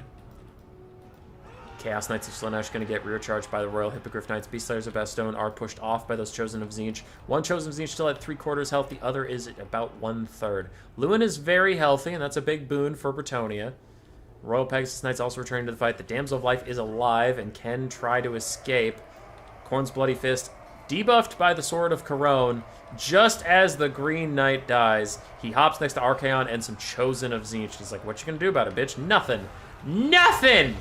And then the Bretonnians do something about it anyway, diving straight in onto him, not giving a shit about those Chosen of Tzeentch, which might come back to haunt them a little bit later. Bretonnia is back against the ropes. The white line is right behind them as some of their peasants rout and then rally, and then rout and then rally. And the second Chaos Knight of Slaanesh is down to half HP. More Marauders are chasing things off the field, but the Holy Wardens of Masatil should be able to clean them up if they really wanted to.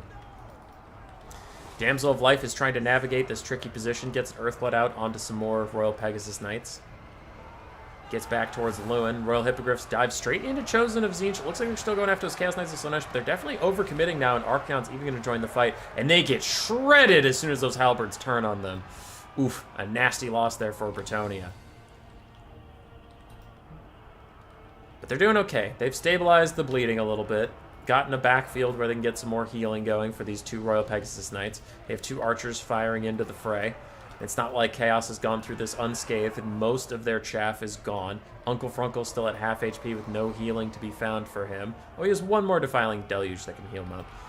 But it's not like Archaon has any healing for him or anything. Khorne's Bloody Fist is under half HP.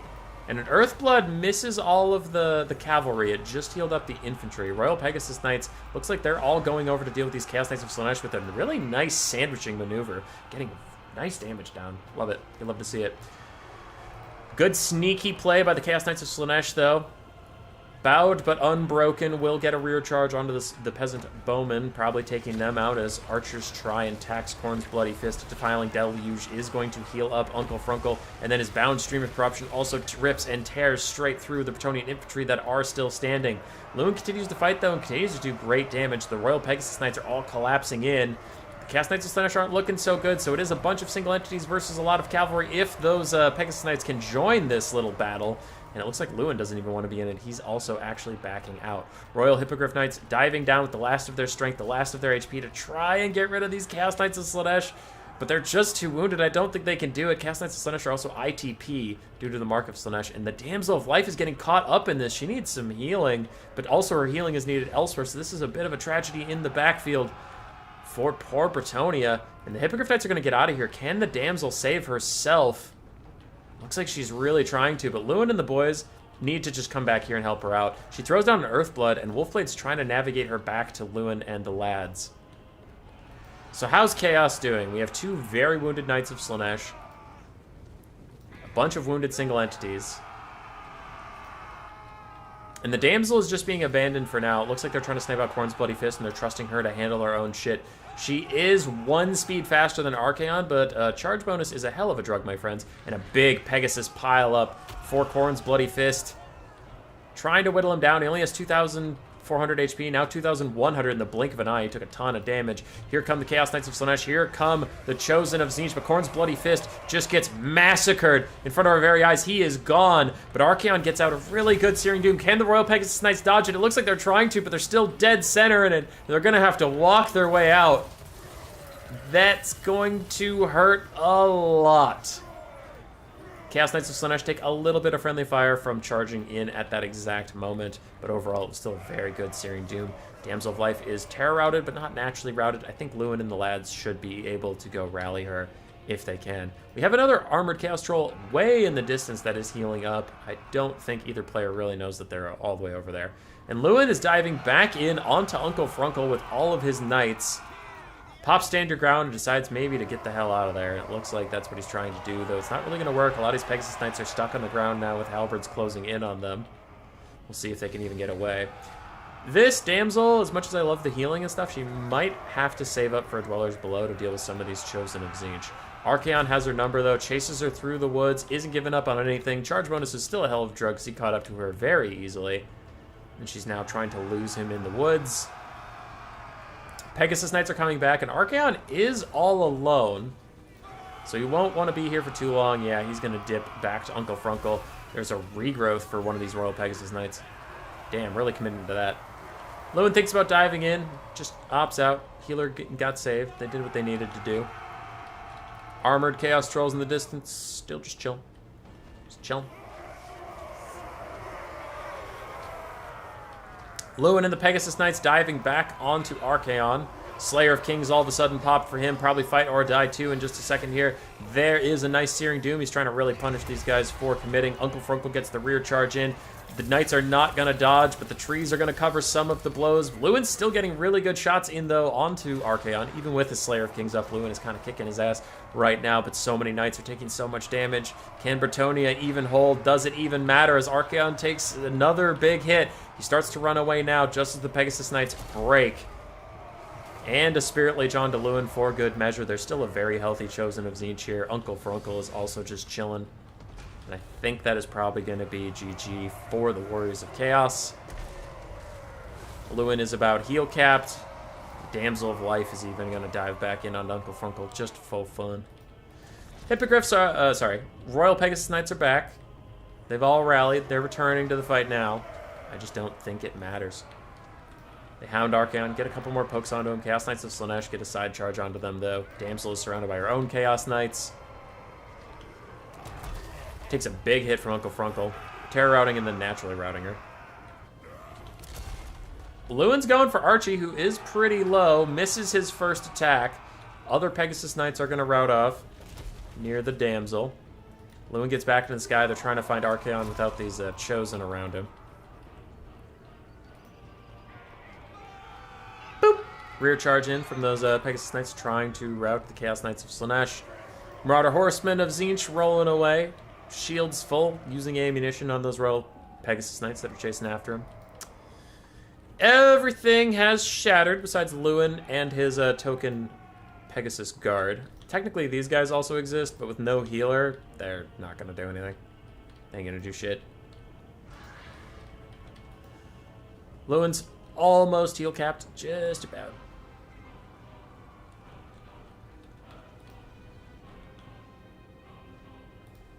I don't know what they can do against such reckless Chosen with halberds.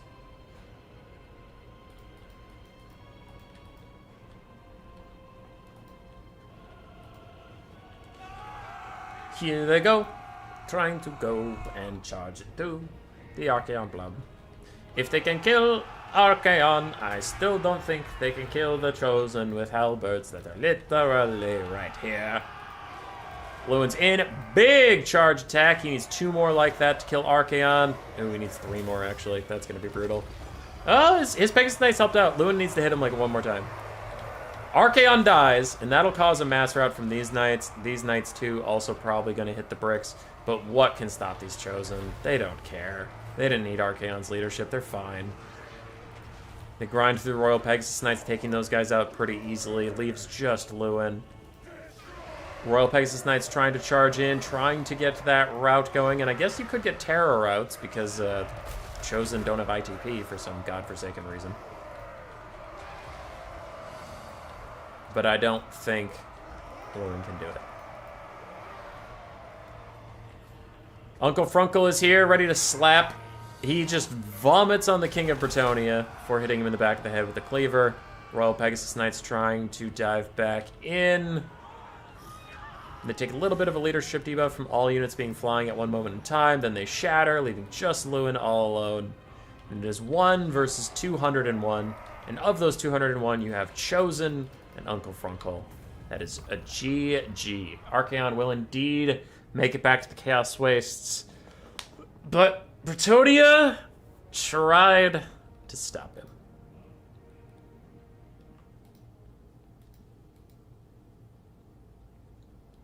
All right. It was a good stream overall. Had some bumps in there, a little rocky times, but we got through it. We got to the end.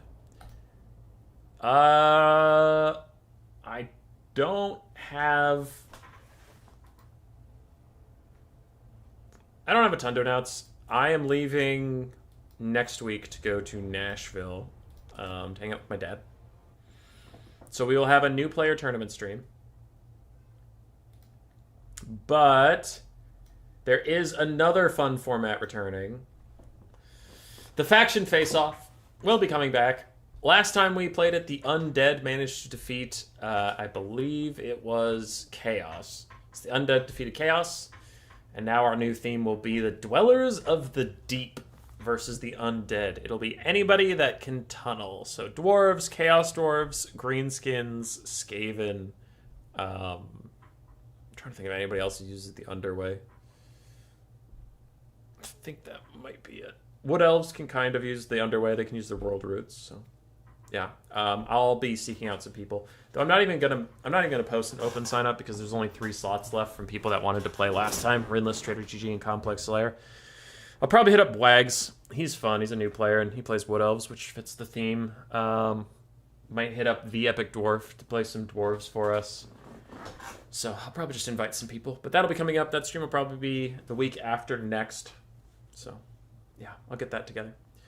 That's it for today. It was a longer stream than I thought, but it was a fun one. 4 hours and 40 minutes.